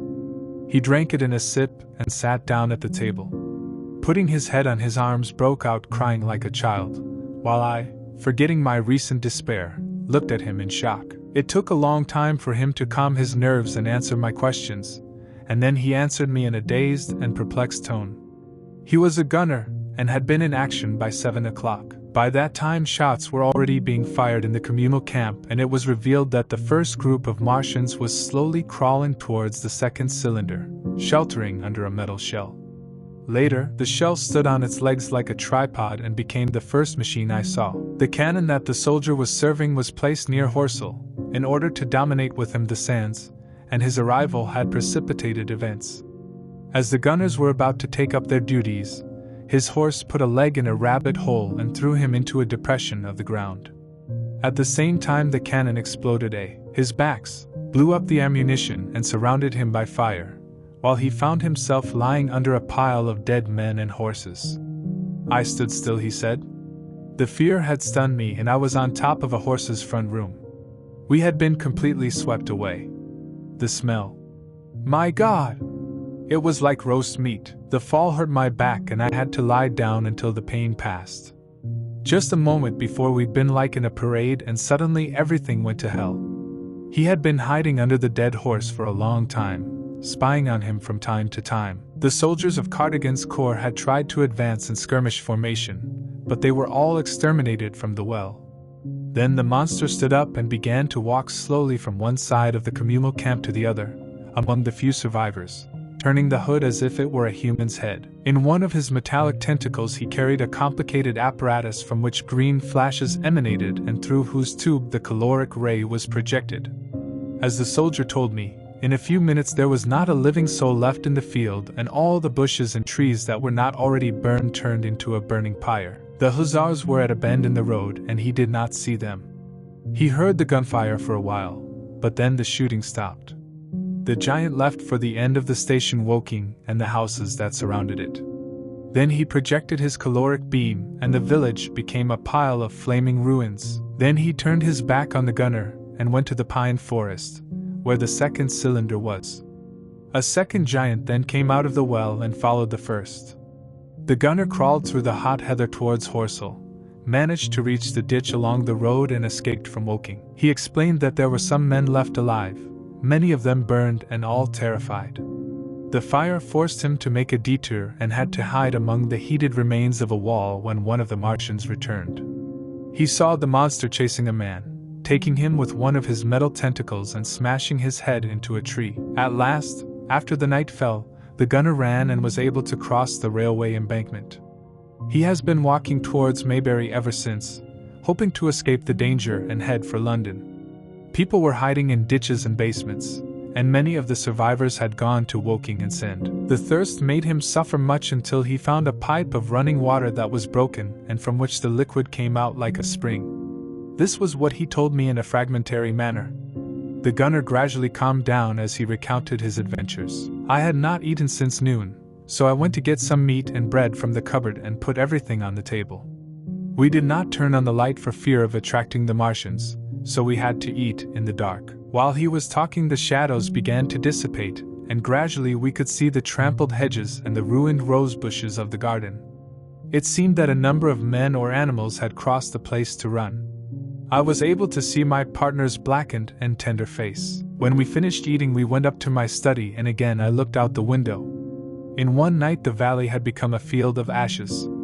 The fires were not so hot anymore. Where flames had previously been, columns of smoke were now seen, but the innumerable ruins of derelict houses and trees torn down and consumed by the flames, which were once hidden by the shadows of night, now appeared with terrible appearance in the cruel light of dawn. However, here and there something was seen that had escaped destruction, a railway sign over here, the end of a greenhouse over there, and some other things. Never in the history of war had such destruction been carried out, and shining in the rising light of the east I saw 3 of the metallic giants standing near the well, their hoods rotating as if they were inspecting the desolation of which they were the cause. It seemed to me that the well had grown larger, and at every moment a cloud of greenish steam was coming out of the inside, rising up into the sky. Beyond stood the flares coming from Chobham, which with the first lights of dawn became large clouds of red-tinged smoke. 12. The destruction of Weybridge and Shepperton. As the daylight increased, we moved away from the window from which we had observed the Martians and went down to the ground floor. The gunner agreed with me that it was not convenient to stay in the house. He was planning to continue his journey to London and rejoin his battery, which was the 12th of the Mounted Artillery. For my part, I intended to return immediately to Leatherhead, and had been so impressed by the destructive power of the Martians that I decided to take my wife to New Haven and leave the country with her. I was already realizing that the region around London must have been the scene of a disastrous war before it could be finished with the monsters. But between us and Leatherhead was the 3rd cylinder with the giants guarding it. If I had been alone, I think I would have risked crossing there. But the gunner dissuaded me. It would not be right for him to leave his wife a widow, he said.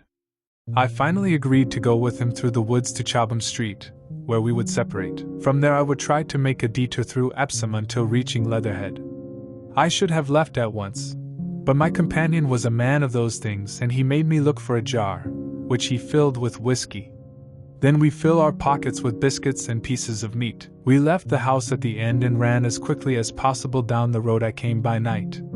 The houses looked abandoned. On the way we saw a group of 3 bodies burned by the caloric beam, and here and there we found things that people had dropped in their flight. A watch, a slipper, a silver spoon and other objects like that. In the corner of the post office was a cart with a broken wheel and loaded with boxes and furniture. Among the remains we discovered a cash box that had been forced. Except for the orphanage, which was still burning, none of the houses had suffered much in that part. The heat ray had touched the top of the chimneys and passed by, but apart from us, there seemed to be no living soul in Maybury Hill. Most of the inhabitants had fled or were hidden. We went down the path, passing by the body of the man dressed in black and now soaked because of the rain of the night. At last we entered the forest at the foot of the slope. There we advanced to the railway without finding anyone. The forest on the other side of the rails was in ruins. Most of the trees had fallen, though there were still some who raised their bare and blackened trunks to heaven. On our side, the fire had done nothing but scorch the trees nearest without spreading too much. At one sight we saw that the loggers had been working on the Sabbath. In a clearing there were piles of sawn logs, as well as a saw with its steam engine. Not far away was a makeshift hut. There was no wind that morning and extraordinary silence. Even the birds were silent, and we, as we moved forward, spoke in a very low voice, looking at every moment on our shoulders. Once or twice we stopped to listen. After a while we approached the road and heard noise of helmets. We saw through the trees 3 cavalry men who were riding slowly towards Woking. We called them and they stopped to wait for us. They were a lieutenant and 2 recruits of the 8th Hussars, carrying a heliograph. "You are the first men we see here this morning," said the lieutenant. "What's wrong?" Your voice and expression denoted enthusiasm. The 2 soldiers were looking curiously. The gunner jumped to the road and was squared militarily. "Last night our cannon was destroyed, sir. I was hiding and now I was going to find my battery. I think you will see the Martians half a mile away." "What do they look like?" inquired the lieutenant. "They are giants with armor, sir. They measure 30 meters. They have 3 legs and a body like aluminum, with a large head covered by a kind of hood." Come on, exclaimed the officer. "What nonsense!" "You will see, sir. They carry a box that fires and kills everyone." "A firearm?" "No, sir," replied the gunner, and vividly described the caloric ray. The lieutenant interrupted him in the middle of his explanation and gave me a look. I was still on the side of the road. "Did you see it?" the officer asked me. "It's the truth," I answered. "Well, I suppose I will have to see too," turned to the gunner. "We have orders to get people out of their houses. Go your way and report to Brigadier General Marvin. Tell him everything you know. He's in Weybridge." "Do you know the way?" "He knows me," I intervened. He turned his horse back south. "Half a mile," asked. "More or less," I pointed south with my hand. He thanked me, and left with his soldiers, and we never saw them again. We met a little further on along the way with a group of 3 women and 2 children, who were vacating a shack. They had a handcart and loaded it with all kinds of old furniture and bundles. They were too busy to address us when we passed. Near the Byfleet station we came out of the pine trees and saw that calm reigned in the countryside. We were far from the reach of the caloric beam, and had it not been for the abandoned houses and the group of soldiers standing on the railway bridge, the day would have seemed like any other Sunday. Several chariots were creaking along the road to Addleston, and suddenly we saw through a gate leading into a field 6 cannons of 12 pounds placed at equal distance from each other and pointing towards Woking. The gunners were waiting by the cannons and the ammunition wagons were within walking distance of them. "So I like," said "At least they will make target once." The gunner stood a moment by the gate. "I'll continue on," he said. Further on the way to Weybridge and across the bridge, there were a number of conscripts who were making a long embankment, behind which we saw more canyons. "Bows and arrows against the lightning," remarked the gunner. "I have not yet seen that ray of fire." The officers who were not occupied looked attentively towards the south, and the soldiers sometimes interrupted their work to look in the same direction. Byfleet was in the greatest disorder. People packed their belongings, and 20 hussars, some disassembled and others on horseback, knocked at the gates to warn everyone to vacate their houses. On the street of the village were loading 3 or 4 government trucks and an old bus, as well as other vehicles. There were many people and most of them wore their Sunday clothes. The soldiers had a hard time making them understand the gravity of the situation. We saw an old man with a huge box and 20 or more orchid pots. The old man was arguing with the chief that he refused to carry his treasures. I stopped and took his arm. "You know what's there?" I said, pointing towards the pines that hid the Martians. "Eh?" exclaimed turning. I was explaining that these flowers are valuable. "Death," I shouted. "Death comes. Death." And letting him understand, if he could, I followed the gunner. When I got to the corner I turned my head. The soldier had left, and the old man was still with his orchids, while he looked perplexed at the trees. In Weybridge nobody could tell us where the headquarters was. In the village there was a lot of confusion. Everywhere you could see the most varied vehicles. The inhabitants of the place packed their things with the help of the people of the river. Meanwhile, the vicar celebrated an early mass and his bell was heard at every moment. The gunner and I sat down by the fountain and ate what we had on us. Patrols of grenadiers dressed in white warned the people to leave or take refuge in their basements as soon as the shooting began. As we crossed the railway bridge, we saw that there were a lot of people gathered in and around the station and the platform was crowded with boxes and packages. I believe that the ordinary traffic of trains had been stopped to give way to Chertsey's troops and cannons. Later I learned that a real battle was fought to get into the special trains that left a little later. We stayed in Weybridge until noon, and at that time we were near Shepperton Lock where the Wey and the Thames meet. We spent some time helping two old ladies to load a handcart. The mouth of the Wey is triple and boats can be rented there. Also, there was a ferry across the river. On the bank of Shepperton was an inn, and beyond that stood the tower of Shepperton's church. There we found a noisy crowd of fugitives.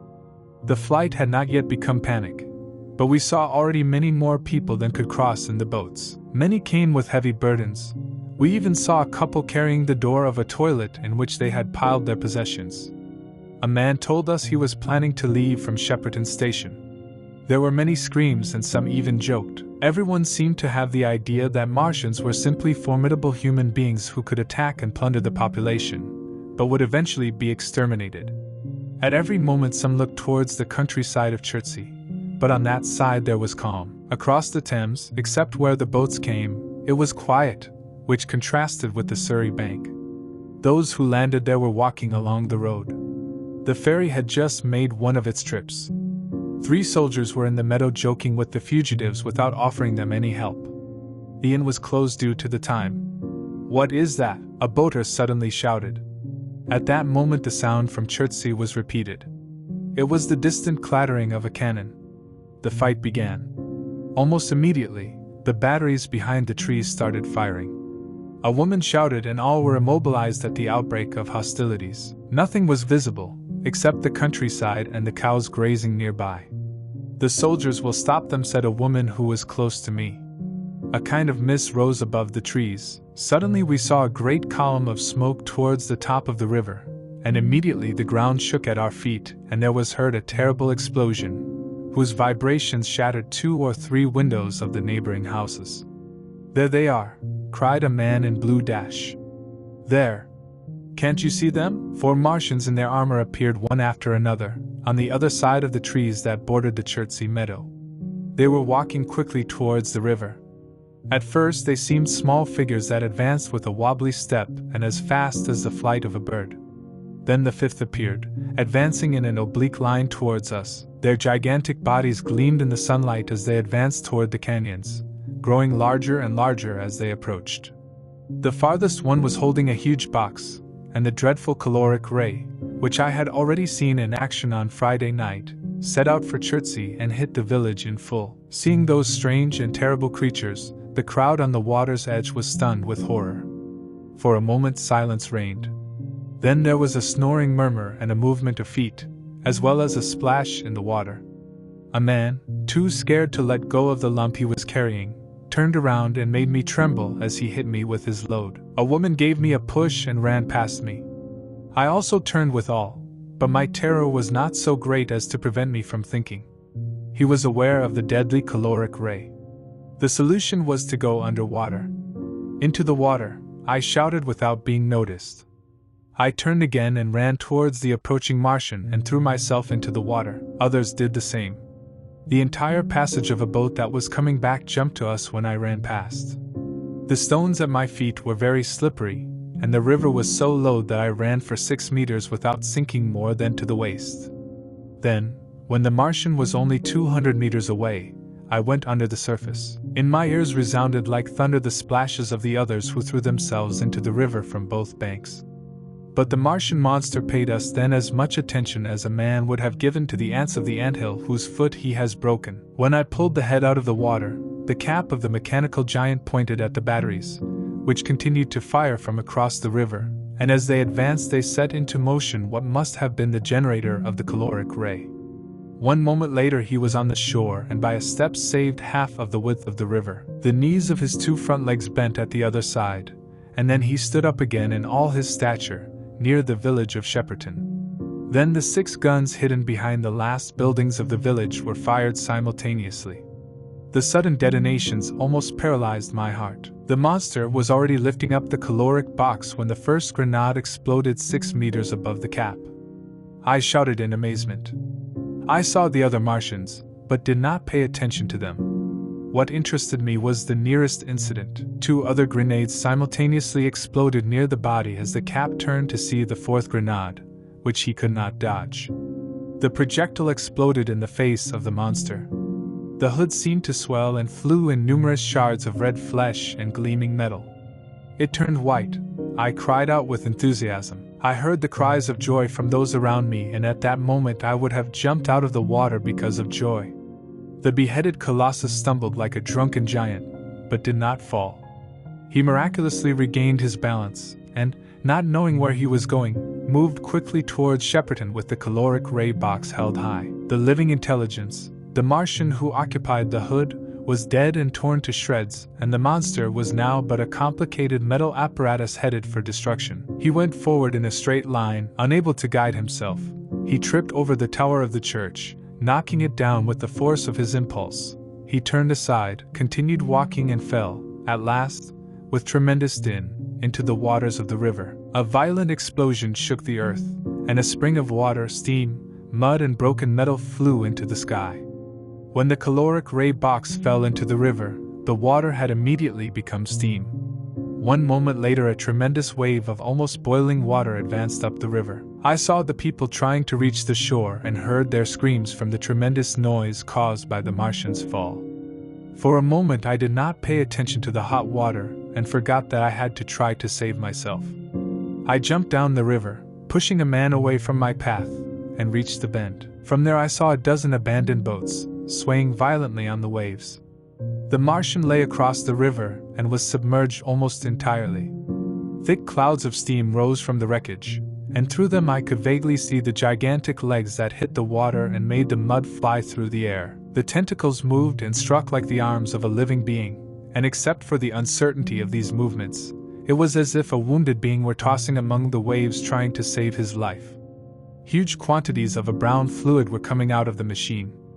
A high-pitched sound like a siren then diverted my attention. A man who was nearby shouted something at me and pointed to my hand. Looking back, I saw the other Martians moving with gigantic leaps along the river bank from the direction of Chertsey. Shepperton's cannons were back on, but this time without hitting any targets. Seeing this I went back into the water and, holding my breath as long as I could, I moved under the surface until I couldn't go on. The water was stirring around me and getting hotter. When I raised my head to breathe and took the water and hair out of my eyes, the steam rose like a white mist, which hid the Martians at first. The noise was deafening. Then I saw them vaguely. They were colossal gray figures, magnified by the mist. They had passed by me and 2 of them were crouching next to the remains of their companion. The 3rd and 4th stood beside them in the water, one 200 yards from me, and the other toward Laleham. They lifted the generators of the heat beam and swept with it the surroundings. All around me there was a disorder of deafening noises. The metallic ones are from the Martians, the noise of houses falling down, the deaf blow of trees hitting the ground and the creaking and roaring of flames. A very dense black smoke was now mixed with the steam coming from the river, and as the caloric ray moved over Nay Bridge, its path was marked by white light flashes that left a trail of flares. The nearest houses were still intact, awaiting their end, while fire was passing behind them from one side to another. For a few minutes I stood there, with the water almost boiling to the height of my chest, stunned by my situation and without hope of being able to save myself. I saw the people coming out of the water through the reeds, like frogs escaping from the advance of man. And suddenly the glow of the caloric ray jumped towards me. Houses collapsed as they dissolved under their influence. Trees burned instantly. He ran from side to side on the little road, touching the fugitives and reaching the edge of the water, less than 50 meters from where I was. He crossed the river toward Shepperton, and the water rose in a column of steam as he passed. I turned back to shore. One more moment, and a huge wave of boiling water ran towards me. I threw a cry of pain, and scorched, half blind and stunned, I advanced staggering by the boiling liquid to go to shore. If I had stumbled, I would have died right there, almost defenseless, in the sight of the Martians, on the bare cape that indicates the union of the Wey and the Thames. He only waited for death. I have a vague memory that the foot of a Martian sat about 20 feet from my head, nailing itself in the sand, turning back and forth, and rising again. There was a moment of suspense. Then the four of them carried the remains of their comrade, and finally they went away through the smoke to get lost in the distance. Then, little by little, I realized that I had escaped by miracle. 13. My meeting with the priest. After this sudden lesson on the power of land weapons, the Martians retreated to their original position from the communal camp of Horsel, and in their haste, and loaded as they went with the remains of their companion, they missed many men who were in the same situation as me. If they had left the giant destroyed and continued their march forward, they would have found nothing to stop them from reaching London, and it is certain that they would have reached the capital long before they knew of its proximity. Their attack would have been as sudden and destructive as the earthquake that struck Lisbon a century ago. But they were not in a hurry. A cylinder followed another on its interplanetary journey. Every 24 hours reinforcements were received. And meanwhile, the military and naval authorities, already aware of the terrible power of their enemies, worked with furious energy. Every minute a new cannon was installed, until before dusk there was one behind each hedge, of each row of houses, of each hill between Kingston and Richmond, and in the whole extent of the desolate area of 20 square miles surrounding the Martian camp of Horsel, the scouts with heliographs were to crawl, which would warn the gunners of the enemy's arrival. But the Martians now understood that we had a powerful weapon and it was dangerous to approach humans, and not one man ventured within a mile of the cylinders without paying his boldness with life. It seems that the giants spent the first part of the afternoon going back and forth to move all the load from the second and third cylinders, which were at Addleston and Purford, to their original Horsel well. There, on the blackened heather and the ruined buildings, was a guard, while the others left their huge war machines to descend to the well. There they worked well into the night, and the thick green column of smoke that rose from the place could be seen from the hills of Marrow and even from Banstead and Epsom Downs. And while the Martians, behind me, were preparing for their next attack, and before me humanity was preparing for defense, I was advancing with great labor in the direction of London. I saw a derelict boat running headlong downstream. I took off most of my clothes, reached the boat, and managed to get away that way. He had no oars, but I managed to push the boat forward with my hands, setting a course for Halliford and Walton. This work was very tedious for me, and I constantly looked back. I went down the river because I thought that water would give me the only chance to save myself if the giants came back. The hot water ran with me down the river, so that for a mile I could barely see the shore. Nevertheless, I once caught sight of a row of black figures running across the countryside from Weybridge. Halliford was apparently deserted, and several of the houses overlooking the river were in flames. Shortly ahead, the reed beds of the coast were smoking and burning, and a line of fire was advancing through a field of hay. For a long time I was carried away by the current, because it was impossible to make any effort because of the exhaustion that dominated me. Then I was again seized by fear and renewed the task of pushing the boat with my hands. The sun burned my bare back. At last, when I saw the Walton Bridge on the other side of the bend, I was completely exhausted and landed on the shore of Middlesex, lying in the high grass. I think it would be 4 or 5 o'clock in the afternoon. I finally got up and walked for half a mile without finding anyone, and lay back in the shade of a hedge. I think I remember that during that walk I was talking to myself without knowing what I was saying. I also felt very thirsty and regretted not having drunk more water. The curious thing is that I was angry at my wife. I don't know for what reason, but my helpless desire to reach Leatherhead worried me excessively. I don't remember clearly the arrival of the priest. Maybe I fell asleep. What I know is that I saw him sitting there with his eyes fixed on the glare that illuminated the sky. I sat down and my movement attracted his attention. "Do you have water?" I asked. He shook his head. "An hour ago you asked for water, you told me?" For a moment we were silent while we looked at each other.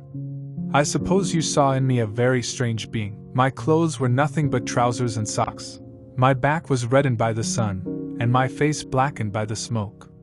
He, for his part, seemed a man of very weak character judging by his sunken chin, and his pale blue eyes unable to look straight ahead. He spoke suddenly, turning his eyes away. "What does this mean?" he said.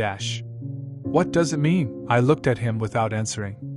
He reached out a white, thin hand and said in a whining tone, "Why are these things allowed? What sins have we committed?"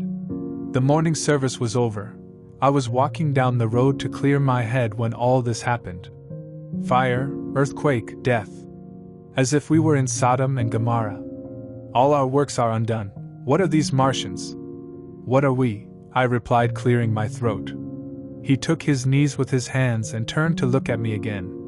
For half a minute we looked at each other in silence. "I was walking to clear my head," he said. Suddenly fire, earthquake, death. He was silent again, lowering his head almost to the knees. Shortly after he waved a hand. "All works, Sunday schools. What have we done?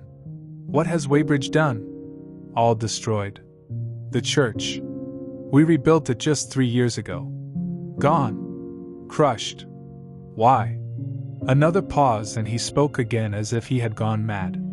"The smoke from his fire rises forever and ever," he cried. His eyes were bright, and he pointed to Weybridge with his finger. I had already realized what was happening. Evidently, he was a fugitive from Weybridge, and the tremendous tragedy in which he found himself had deprived him, in part, of reason. "Are we far from Sunbury?" I asked him in the most natural tone possible. "What can we do?" he said. "Are these monsters everywhere? Does the earth belong to you now? Are we far from Sunbury? I just this morning celebrated a mass. Things have changed," I said to him in a serene tone. "We must not lose our head. There is still hope." "Hopes?" "Yes, and many, despite all this destruction." I began to explain my point of view regarding our situation.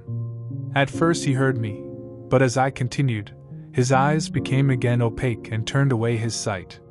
"This must be the beginning of the end," he said to me, interrupting. "The end. The terrible day of the Lord, when men ask the mountains and rocks to fall upon them and hide from them so that they do not see the face of him, who will be seated on his throne." Then I stopped in my laborious reasoning, stood up, and, standing next to him, put a hand on his shoulder. "Be man," I said. "Fear makes him go off the edge. What good is religion if it ceases to exist in the face of calamity? Think of what earthquakes, floods, wars, and volcanoes have already done to men. Did you believe that God had accepted Weybridge? Oh, come on, man, God is not an insurance agent." For a while we were quiet. "But how can we escape?" he asked me suddenly. "They are invulnerable, do not know mercy, either the one nor perhaps the other again. And the more powerful they are, the more sensible and cautious we must be. Less than 3 hours ago they managed to kill one of them not far from here." "Did they kill him?" he exclaimed, looking around. "How can you possibly kill an envoy of the Lord?" I myself saw manifested, and told him the incident. "We are in the worst of battle, that's all." "What are those flashes in the sky?" he asked me suddenly. I explained that it was a heliograph, that he made signals. "We are in the center of the war activities.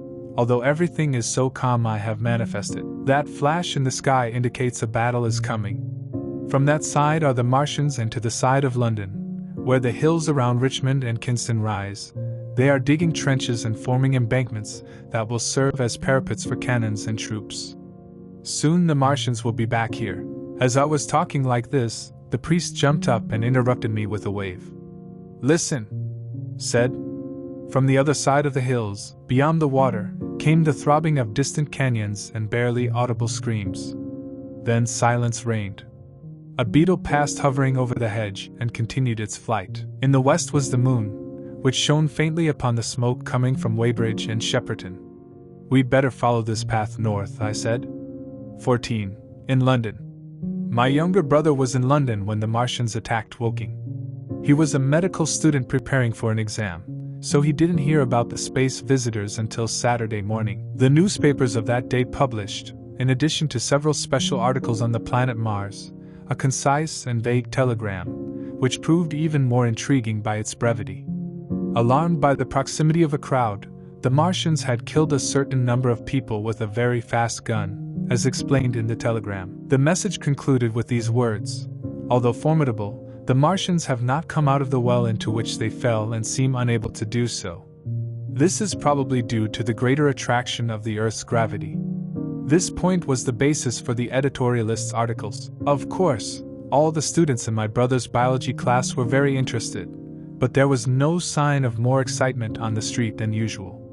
The evening newspapers took full advantage of the few news they had. They could tell nothing but the movement of troops around the communal camp and the burning of the forests between Woking and Weybridge. Then, at 8 o'clock, the S. James Gazette launched a special edition, in which it announced the interruption of telegraphic communications. This inconvenience was attributed to the fall of the burning pines over the line. That night nothing more was heard about the fight. My brother did not feel the slightest anxiety about us, for he knew from the news that the cylinder was 2 miles from my house. He decided to come visit me that night, in order to see the Martians before they were killed. He sent a telegram which did not reach his destination around 4 o'clock and spent the evening in a concert hall. There was a storm in London that Saturday night, too, and my brother arrived at Waterloo Station in a coach. On the platform from which the midnight train usually departs, it was discovered after a while that an accident prevented trains from arriving at Woking. He could not find out what kind of accident had occurred, as neither the railway authorities knew. There was no commotion at the station, as company officials ran the trains that hour through Virginia Water or Guildford, rather than passing them through Woking as usual. They were also busy making the necessary arrangements to alter the route of Southampton and Portsmouth, which are served by the Sunday excursion trains. Except for the high-ranking railway chiefs, few people related to the Martians the interruption of communications. In another account of these events I have read that on Sunday morning, all London was shocked by the news of Woking. To tell the truth, there was nothing that justified such an extravagant phrase. Many of the inhabitants of London did not hear about the Martians until the panic of Monday morning. Those who heard it took a while to fully understand the meaning of the telegrams published in the Sunday newspapers.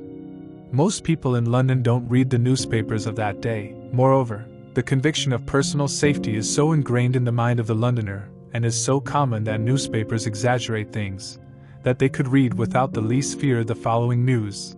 At around 7 last night the Martians came out of the cylinder, and advancing under the cover of a metal shield armor, have completely destroyed the Woking station with its adjacent houses and an entire battalion of the Cardigan Regiment.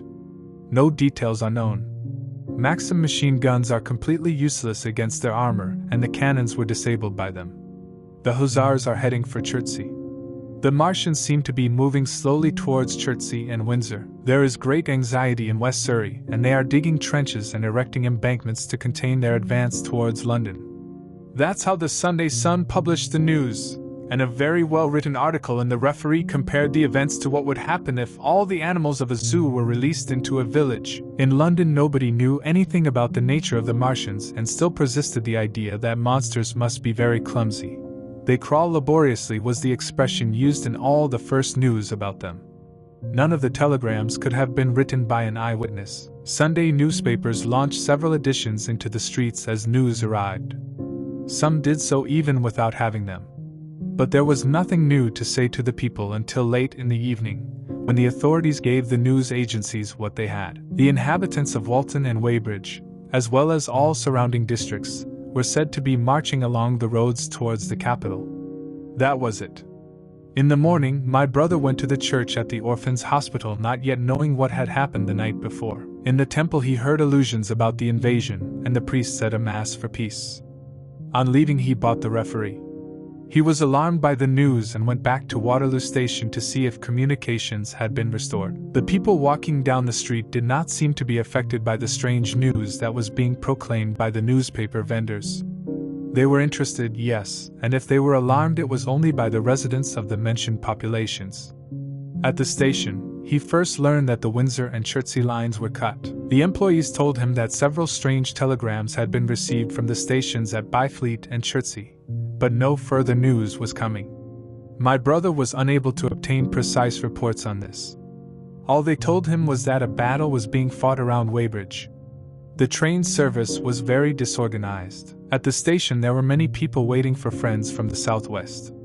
There were many who protested against the lack of seriousness of the company. 2 trains arrived from Richmond, Putney and Kingston with people who had gone to spend the day on the river. The travelers found the docks closed and turned back. One of them gave my brother very strange news.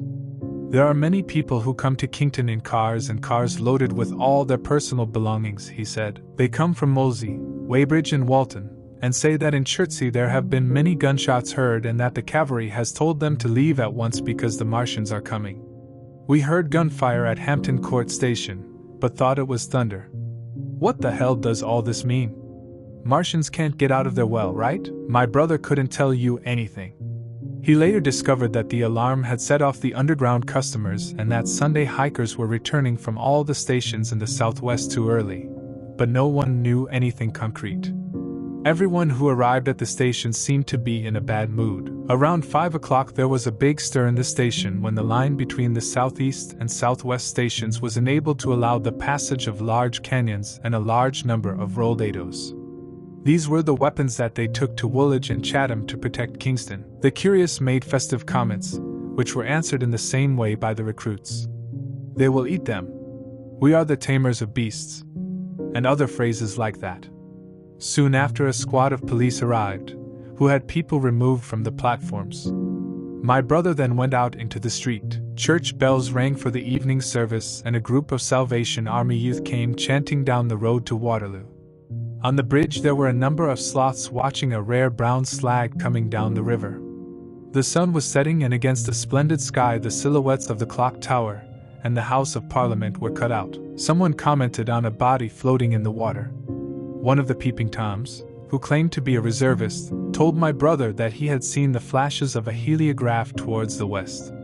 On Wellington Street my brother met 2 ill-advised individuals who were coming out of Fleet Street with freshly printed newspapers and large billboards. Horrible catastrophe, they both shouted as they ran through Wellington. Battle at Weybridge. Full description. The Martians are rejected. London in danger. He had to pay 3 pence for a copy of that newspaper. Only then did he understand, in part, the threat posed by monsters. He knew that they were not a mere handful of small and clumsy creatures, but possessed intelligent minds that ruled huge mechanical bodies and could move quickly and attack with such effectiveness that even the most powerful cannons were unable to stop them. They were described as gigantic machines similar to spiders of almost 30 meters high, capable of developing the speed of an express train and owners of a weapon that released a ray of heat very powerful. Batteries had been installed in the area around Horsell, and especially between the districts of Woking and London. 5 of the machines were sighted as they advanced towards the Thames, and one of them, by a great coincidence, was destroyed. In the other cases, the bullets missed and the batteries were immediately annihilated by the caloric beam. Large casualties of soldiers were mentioned, but the general tone of the dispatch was optimistic. The Martians had been repelled, therefore, they were not invulnerable. They retreated back to their triangle of cylinders, in the circle surrounding Woking. Signal Corps soldiers were advancing on them from all directions. From Windsor, Portsmouth, Aldershot and Woolwich long-range guns arrived, and from the north one of 95 tons was expected. A total of 116 were already in position, almost all protecting the capital. This was the first time that such a rapid and substantial concentration of war material had taken place. Any other cylinder that fell was expected to be destroyed immediately by high-powered explosives, which were already being manufactured and distributed. No doubt, continued the office, the situation was serious, but the public was advised not to be taken by panic. It was admitted that the Martians were strange and extremely dangerous creatures, but there could be no more than 20 of them against our millions. Judging by the size of the cylinders, the authorities assumed that there were no more than 5 crew members in each cylinder, or a total of 15. At least one, and perhaps more, had been killed. The public would be alerted in time to the proximity of danger, and great care was being taken to protect the inhabitants of the southwestern suburbs, who were now threatened. And so, with repeated statements that London was safe and the assurance that the authorities could cope with the difficulties, this quasi-proclamation was closed. All this was printed in large letters, and the ink was so fresh that the journal was wet. There was no time to add any comments.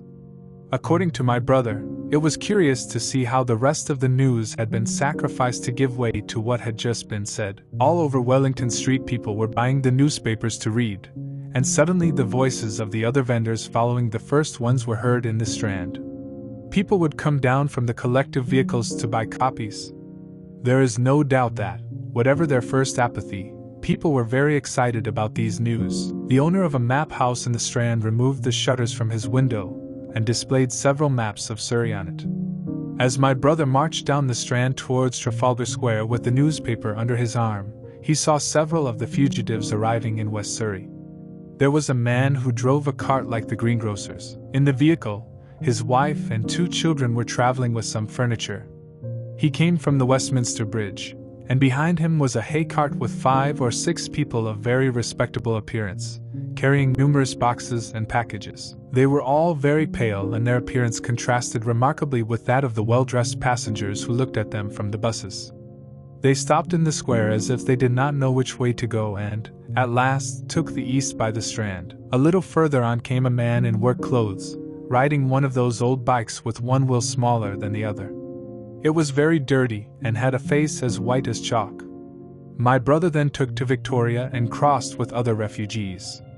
He had the vague idea that he might see me. He noticed there were a large number of police officers regulating traffic. Some of the fugitives exchanged news with the people in the collective vehicles. One claimed to have seen the Martians. They are stoves on tripods and walk like men, he declared. Almost all of them were very excited by their strange adventure. Beyond Victoria, taverns did great business with the newcomers. On every corner you could see groups of people reading newspapers, chatting animatedly or looking with great curiosity at the extraordinary visitors. These seemed to increase in number as the night progressed, until at last the streets were as crowded as Epsom's on the day of the Derby. My brother spoke to several of the fugitives, but could not find out anything concrete. None of them gave him news of Woking, until he met one who told him that Woking had been entirely destroyed the night before. "I come from Byfleet," the individual said. "Early this morning a man passed by the village, knocking on all the doors to tell us to leave. Then the soldiers arrived. We went out to look and saw large clouds of smoke towards the south. Nothing but smoke, and from that side no one came. Then we heard the Chertsey canyons and saw people coming from Weybridge. So I closed my house and came to the capital." At that time, the idea that the authorities were to blame for not being able to stop the invaders without causing so much inconvenience to the population was prevalent in the streets. Around 8 o'clock, the whole of South London was clearly heard with numerous cannons. My brother could not hear them because of the noise of traffic on the main streets, but taking the less crowded alleys to go towards the river he was able to clearly catch the stamps. He returned from Westminster to his apartment in Regent Park near 2. He was already very worried about me and worried about the obvious magnitude of the danger. As I did on the Sabbath, he thought much of the military details of the matter and of all the cannons that were waiting in the countryside, as well as of the fugitives. With a mental effort he tried to imagine what tripod-mounted boilers of 30 meters in height would be like. 2 or 3 wagons full of refugees passed through Oxford Street and several were going down the road to Marylebone. But so slowly they spread the news that Regent Street and the Portland Road were overrun with their usual Sunday strollers, although it was now noticeable that many formed groups to exchange ideas, and around Regent Park there were as many couples talking under the gas lanterns as at other opportunities. The night was warm and quiet, as well as somewhat oppressive, and the roar of cannon fire continued intermittently. At midnight it seemed like lightning was heading south. My brother read the newspaper fearing that the worst had happened to me. He was restless, and after dinner he went out again to walk aimlessly. He returned and in vain wanted to distract his attention by devoting himself to the study. He went to bed shortly after midnight, and in the early hours of Monday morning he was awakened by the distant noise of doorbells, running feet, distant drums and chimes. He saw red reflections on the sky. For a moment, he was amazed, wondering if the day had come or the world was mad. Then he jumped out of the bed and ran to the window. His room was an attic, and as the head peeped out, the noise of its window opening repeated itself throughout the block, and other heads like his appeared in other openings. Someone started asking questions. "They're coming," shouted a policeman knocking on a door. "The Martians are coming." He then ran to the next door. The beating of drums and the sound of a bugle came from the barracks on Albany Street, and all the surrounding churches killed sleep with the clanging of their bells. Doors were heard to open and all the windows of the block were lit. Up the street a closed carriage arrived quickly, which passed making great noise on the stones of the street, and was lost in the distance. Soon after, 2 square cars arrived, the precursors of a long procession of vehicles, most of them going to Chalk Farm Station, where the Northwest special trains were then loaded instead of from Euston. For a long time my brother was looking out the window, full of wonder, watching the policemen, who knocked on all the doors and communicated their incomprehensible message. Then the door to his room opened and the neighbor who occupied the room on the other side of the corridor entered. The man was wearing pants, shirt and sneakers. He had his suspenders hanging out, and his hair was in disorder. "What the hell?" she asked. "Is it a fire?" What a loud frown. They both peered out of the window, trying hard to hear what the police officers were shouting. People were coming out of the side streets and forming groups on the corners. "What the hell?" asked the neighbor again. My brother answered him vaguely and started to dress, going between tidbits and the window so as not to miss anything that happened in the streets. Soon men came selling newspapers. "London in danger of suffocation," they shouted. "The defenses of Kingston and Richmond have fallen. The horrible disasters in the Thames Valley. And all around it, in the lower quarters, in the houses on both sides and opposite sidewalk, and behind, in Park Terrace and 100 other streets of that part of Marylebone and the district of Westbourne Park and St. Paneras, to the west and northwest, in Kilburn, in St. John's Wood and in Hampstead, to the east, in Shoreditch, Highbury, Haggerston and Hoxton, and in short, throughout the vast city of London, from Ealing to East Ham, people would stare at each other and open their windows to look out and ask questions, and dressed hastily as the first breaths of the storm of fear began to sweep the streets. That was the dawn of great panic. London, who had been lying stupid and inert on Sunday night, woke up in the early hours of Monday to take notice of the imminence of danger. As from his window he could not hear what was happening, my brother went down to the street at the moment when the sky was tinged with pink at dawn. The people, who fled on foot and in all kinds of vehicles, became more and more numerous. "Black smoke," shouted each other. It was inevitable that terror would spread and everyone would catch the same disease. As my brother hesitated on the step of the door, he saw another newspaper vendor approaching and bought one. The man ran with all others and at the same time he was selling his journals for $1 the copy. Grotesque combination of panic and lucrative anxiety. And in that diary my brother read the catastrophic dispatch of the commander-in-chief. "The Martians are discharging huge clouds of black and poisonous steam by means of rockets. They have destroyed our batteries, destroyed Richmond, Kingston and Wimbledon, and are advancing slowly towards London, sweeping all in their path. It is impossible to stop them. The only way to save yourself from the black smoke is immediate escape." That was all but enough. The entire population of the great city, 6 million inhabitants, set out and ran. It would not be long before they fled en masse to the north. The black smoke, the voices shouted "Fire!" The church bells were ringing endlessly. A poorly guided cart overturned amid the screams of its occupants, and went to hit against a fountain. The lights were on in all the houses and some of the cars that passed had their lanterns still on. And the light of the new day was growing in the high sky. My brother heard that they all ran into the rooms, and went up and down the stairs. The landlady arrived at the door wrapped in a bedclothes and followed by her husband. When he realized all these things he hastily returned to his room, put in his pockets the £10 that constituted all his capital and went back out into the street. 15.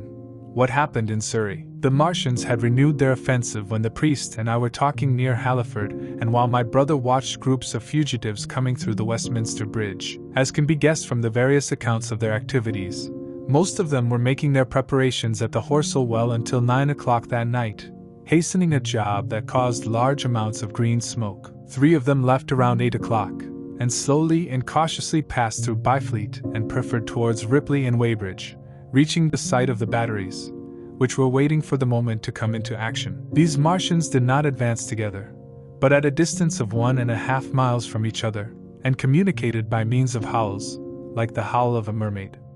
It was these howls and cannonballs from St. George Hill that we heard in Upper Halliford. Ripley's gunners, volunteers of little experience, who should never have occupied that position, fired a premature and useless barrage and fled on foot and on horseback through the deserted village. The Martian they attacked marched quietly to their cannons, without even using his caloric ray, advanced through the artillery pieces and unexpectedly fell on the cannons of Payne Hill Park, which he completely destroyed.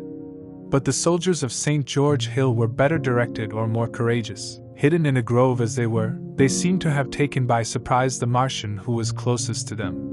They aimed their weapons as deliberately as if they were shooting practice and firing from a distance of 1,000 meters. The grenades all exploded around the monster, and saw him go forward a few more steps, wobble and fall. All shouted jubilant, and immediately recharged the cannons. The downed Martian gave a long howling cry, and immediately one of his companions answered by appearing among the trees to the south. One of the grenades had destroyed a leg of the tripod that held the fallen Martian. The second blast did not make a target, and the other two Martians simultaneously ran their heat rays pointing at the battery. The ammunition exploded, the surrounding pine trees were set on fire, and only one or two of the gunners escaped, who were already running over the top of the hill. After this it seems that the three giants held a conference and stopped, and the scouts observing them claimed they stood there for the next half hour. The Martian who was shot down slowly came out of his cap and started to repair the damage suffered by one of the supports of his machine. Around 9 o'clock he was finished, and his hood was seen again above the trees. It was 9 minutes when the three sentinels reached another four Martians, carrying thick black tubes. One of these tubes was given to each of the three, and the 7 were then distributed equally spaced, forming a curved line between St. George Hull, Weybridge and the village of Send, southwest of Ripley. As soon as they began to move, a dozen rockets flew from the hills, warning the batteries of Ditton and Esher of danger. At the same time, 4 of the giants, similarly armed with tubes, crossed the river, and 2 of them we saw, the priest and I, as we were laboring along the road north of Halliford. It seemed to us that they were dying on a cloud, for a white mist covered the fields and rose up to 1/3 of their height. At the sight of the spectacle, the priest shouted a drowned cry and ran. But I knew that it was useless to escape in that way, and turned aside to go through the thickets and descend into the wide ditch which borders the road. He turned his head, saw what I was doing, and came to join me. The 2 Martians stopped, the nearest looking towards Sunbury, and the other, in the direction of Staines, quite far away. They had ceased their howls and occupied their positions on the long curved line in utter silence. This line was a 12-mile-long crescent of sorts. A battle has never been started with so much silence. For us and for some observers at Ripley, the effect would have been the same. The Martians seemed to be in full possession of everything that covered the night, illuminated only by the moon, stars and the last faint shouts of the day already faded. But facing that crescent from all sides, at Staines, Hounslow, Ditton, Esher, Ockham, behind the hills and forests of the south of the river and across the northern countryside, were the canyons. The signal rockets exploded and their sparks poured out in a flash into the sky, and those who served the cannons were ready for battle. The Martians had no more to advance towards the line of fire, and immediately the battle would break out. Without a doubt, the idea that prevailed in everyone's mind, as it was with me, was the one concerning the enigma of what the Martians thought about us. Would they realize that we were organized, disciplined, and working together? Or did they interpret our rockets, the blast of our grenades, and our constant surveillance of their camp as we would interpret the furious unanimity of attack on a swarm of bees whose hive we would have destroyed? Did they dream that they could exterminate us? 100 similar questions came to my mind while watching the sentry. Moreover, I was aware of the hidden forces that were heading towards London. Would they have prepared traps? Were the factories in Hounslow ready? Would the people of London have the courage to defend their city until the end? Then, after a waiting that proved to be endless, we heard the distant sound of a cannon blast. Another followed, and then another closer. And then the Martian who was next to us lifted his tube and discharged it like a gun, producing a thundering rattle that made the ground tremble. The giant on Staines' side did the same. There was no flash of light or smoke, only detonation. My attention was so drawn to those weapons and the continued detonations, that I forgot the risk and climbed up into the bush to look at Sunbury. When I did this, I heard an unholy detonation and a good-sized projectile pass through the air in the direction of Hounslow. I expected, at least, to see smoke or fire or other evidence of effectiveness. But all I saw was the deep blue sky, with a lonely star, and the white mist that stretched over the earth. And there was no other blow or explosion echoing the first. Silence reigned again. "What happened?" asked the priest as he approached me. "Heaven alone knows," I thought. A bat passed by, lost in the distance. Then began a distant tumult of cries, which suddenly ceased. I looked back at the Martian and saw that he was now heading east with a fast, wobbly pace. At every moment I expected to fire at him some of the hidden batteries, but the silence of the night was not interrupted by anything. The figure of the Martian became smaller as he moved away and, at last, was swallowed up by the mist and shadows of the night. Following the same impulse, we both climbed higher. Towards Sunbury it looked somewhat dark, as if a conical hill had suddenly grown there to prevent us from seeing further, and then, some distance away, on the side of Walton, we saw another similar lump. These elevated forms became lower and wider as we looked at them. Prompted by a sudden idea, I looked north and perceived the third of those black hills. There was a silence of death.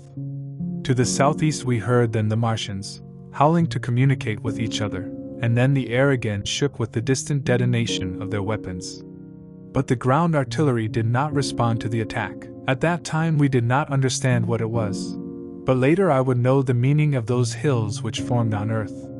Each of the Martians who formed the forward line I have described had unloaded through the tube a huge container on the hills, trees, groups of houses, or other possible shelter for canyons. Some fired only one of the canisters. Others, too, like the one we saw, Ripley's is said to have discharged no less than 5. The vessels broke when they landed, not exploded, and instantly left free a huge volume of heavy steam rising up in a cloud of sorts, a gaseous ridge that sank and spread slowly over the surrounding region, and the contact of that steam meant death for every living being. This vapor was heavy, much heavier than the denser smoke, so that after having risen when the vessel broke, it sank back into the air and ran over the ground rather like a liquid, leaving the hills and spreading through the valleys, trenches and streams of water, as does the carbonic acid gas emerging from volcanic fissures. And upon contact with water, a chemical transformation took place and the surface of the liquid was instantly covered by a slag, which sank slowly to make room for the rest of the substance. This slag was insoluble, and it is strange that, despite the deadly effect of the gas, the water thus contaminated could be drunk without suffering any damage. The vapor was not dissipated as true gas does. It was bound in piles, running slowly through the earth and giving way very gradually to the wind's push to sink, at last, into the earth in the form of dust. Except that an unknown element gives a group of 4 lines in the blue spectrum, we know nothing about the nature of this substance. Once the black smoke had been dispersed, it was so adherent to the ground even before its precipitation that at 15 meters of height, on the roofs and upper floors of tall houses as well as in trees, there was a possibility of escaping its poisonous effects, as was demonstrated that night at Chobham and Ditton Street. The man who was saved at the first of these places gives a remarkable account of the strange nature of that black stream and how he saw it from the church bell tower, as well as the appearance of the houses in the village as they rose like ghosts over that sea of ink. For a day and a half he stood there, fatigued, half-starved and scorched by the sun, seeing the blue sky above and below the earth as an extension of black velvet from which red roofs, tree-tops and later veiled hedges, gates and walls. But that was on Chobham Street, where the black steam stayed until it sank into the ground by itself. Usually, when it had served its purpose, the Martians would remove it by means of a stream of steam. This they did to the steam mounds near us, as we watched from the window of an abandoned house in Upper Halliford where we had taken refuge. From there we saw the searchlights move over Richmond Hill and Kingston Huey, and around 11 o'clock the windows shook and we heard the rattling of the great siege cannons that were to be set up in those places. The detonations continued intermittently for a quarter of an hour, firing random grenades at the invisible Martians at Hampton and Ditton. Then the pale rays of electric light were extinguished and replaced by a reddish glow. Then the 4th cylinder fell, a bright green meteor. I learned later that it had gone to Bushy Park. Before the Richmond and Kingston guns came into action, there was a brief swath southwestward, and I believe it was the gunners who fired their weapons before the black steam had wrapped them. In this way, and working as methodically as men would to exterminate a colony of wasps, the Martians spread their steam across the field towards London. The ends of its rows slowly separated until they finally extended from Hanwell to Coombe and Malden. All night they advanced with their deadly tubes. After the Martian was shot down on St. George Hill, not once did they give artillery the chance to hit another target. Where there was a chance that a concealed weapon was found, another black steam vessel was discharged, and where the cannons were in sight, they used the heat ray. Around midnight, the burning trees on the slopes of Richmond Park and the glow of Kingston Hill cast their light over a layer of black smoke that covered the entire Thames Valley and extended as far as the eye could see. Two giants were advancing through this sea of ink, throwing their jets of steam all around to clear the ground. The Martians did not use their caloric ray much that night, either because they had a limited amount of the material with which they produced it, or because they did not want to destroy the country, but only to end the opposition they presented. In the latter they had the greatest success. On Sunday night, the organized opposition against their movements ended. After that there was no group of men to face them. The company was so useless. Even the crews of the torpedo boats and destroyers that sailed up the Thames with their boats refused to stop. They mutineered and turned the bow again toward the sea. The only offensive operation that the men ventured to carry out after that night was the preparation of mines and wells, and even there they worked with little enthusiasm. We can only assume the fate of Esher's batteries, which waited so eagerly for the arrival of the enemy. There were no survivors. We can imagine the order in place, the officers on duty, the ready gunners, the bullets at hand, the servants of the pieces with their horses and chariots, the groups of civilians, who waited as close as they were allowed to be, the quiet of the night, the ambulances and the nurses' tents with the wounded of Weybridge. Then, the thud of the shots made by the Martians, the projectile that flew over trees and houses to break in the fields nearby. We can also imagine the change of attitude of all, the black smoke, which advanced rapidly and rose, blackening everything to fall on its victims. The men and horses, veiled by gas, running desperately to go down at last. The abandoned canyons, soldiers struggling on the ground, and the rapid expansion of the opaque smoke cone, and then night and death, nothing but a silent mass of steam that conceals their dead. Before dawn, the black steam was running through the streets of Richmond, and the now almost disintegrated government body made a last effort to prepare the population of London for flight. 16. The London Exodus. The reader will have already imagined the roaring wave of fear that swept through the largest city in the world at dawn on Monday, the current of flight, which quickly turned into an enraged torrent around the railway stations, became a fight to the death on the Thames docks and sought escape through all available channels in the north and east. At 10 o'clock in the morning the police organization lost coherence, and by noon the railways were completely collapsed. All the railway lines north of the Thames and the inhabitants of the southeast had been warned of danger by midnight on Sunday, and the trains were filling up quickly, while people were fighting savagely to get room in the wagons. At 3 o'clock in the afternoon many were crushed and trampled, even on Bishopsgate Street. 200 meters from the station on Liverpool Street revolvers were fired, many were stabbed, and the police officers who were sent to direct traffic were carried away by anger and smashed the heads of the people they were supposed to protect. And as the day progressed and the machinists and stokers refused to return to London, the pressure of the exodus forced the crowd to turn away from the stations and onto the roads going north. At noon a Martian had been seen at Barnes, and a cloud of black steam, slowly sinking, was advancing down the Thames and the plains of Lambeth, preventing escape by bridges. Another black cloud appeared over Ealing and surrounded a small group of survivors who were at Castle Hill and could not descend from there. After a futile attempt to board a northwest train at Chalk Farm, my brother took that road, crossed through a swarm of vehicles, and was lucky enough to be one of the first to raid a bicycle shop. The front tire of the machine he got open when he pulled it out of the window, but without giving it any importance, he mounted on it and left without any other injury than a blow to the wrist. The bottom of the steep Haverstock Hill was impassable, because of the corpses of numerous horses there fallen, and my brother took then by the road Belsize. So he managed to save the worst of the panic, bypassing the road Edgware, and reached this population around 7, tired and with a lot of appetite, but much before the crowd. Along the way, people were crowded together, watching with great curiosity the fugitives. There passed a group of cyclists, several riders and 2 cars. 1 mile from Edgware, the front tire of his bike broke, and he had to abandon the machine and walk on foot. On the main street of the village there were some shops open and the villagers gathered on the sidewalks, the portals and windows, watching in amazement the extraordinary procession of fugitives that arrived there. My brother managed to get some food from a hostel. For a while he stayed in Edgware, not knowing which way to go. The number of refugees was increasing. Many, like my brother, seemed willing to stay in the village. There was no news of the invaders from Mars. At that time the road was crowded, but the congestion was not serious. Most of the fugitives rode bicycles, but soon saw some cars, carriages and enclosed carriages lifting dust in large clouds on the way to St. Albans. The idea of going to Chelmsford, where I had friends, finally prompted my brother to set out on a quiet road that stretched eastward. Shortly after he reached a windmill gate, and after passing it he followed a path that went to the northwest. He passed several farms and villages whose names he did not know. He saw few runaways, until he met on the High Barnet Trail with 2 ladies, who were later his traveling companions. He arrived on time to save them. He heard their screams, and as he ran around the bend he saw a couple of individuals trying to pull them out of the carriage in which they were traveling, while a third tried to contain the nervous horse. One of the ladies, a low woman dressed in white, was only shouting, but the other, a young brunette and slender, was beating with her whip the man who had her by a doll.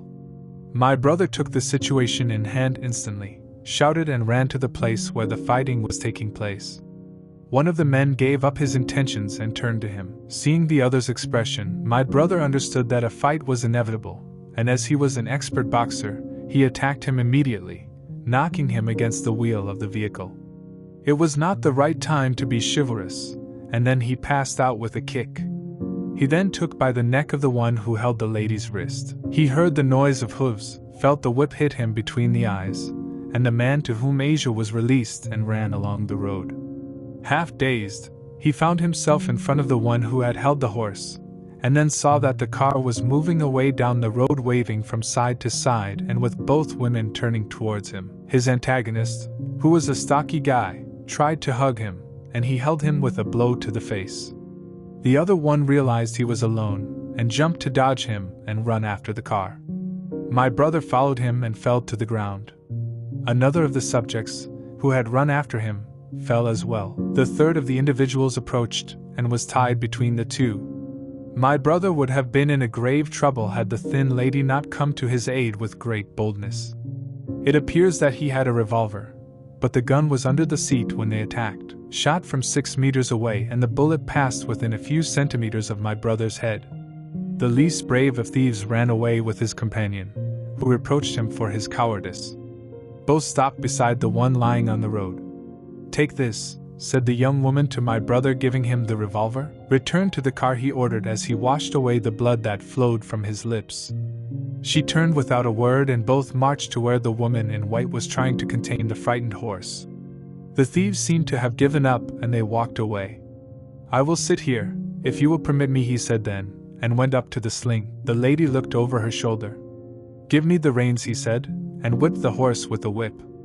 A moment later, a bend in the road hid the 3 thieves, who were leaving. In this completely unexpected way, my brother found himself, panting, with a cut on a lip, his chin bruised and his knuckles hurt, traveling along an unknown path with these 2 women. He learned that they were the wife and younger sister of a surgeon who lived in Stanmore, and had returned early in the morning to attend to an urgent case in Pinner. Upon learning at a station on the way that the Martians were advancing, he rushed home, woke up the women, packed some supplies, put his revolver under the seat, lucky for my brother, and told them to go to Edgware, where they could take a train. He stood back to warn the neighbors and said he would reach them at 4:30 in the morning. But it was about 9 o'clock and they had not seen him again.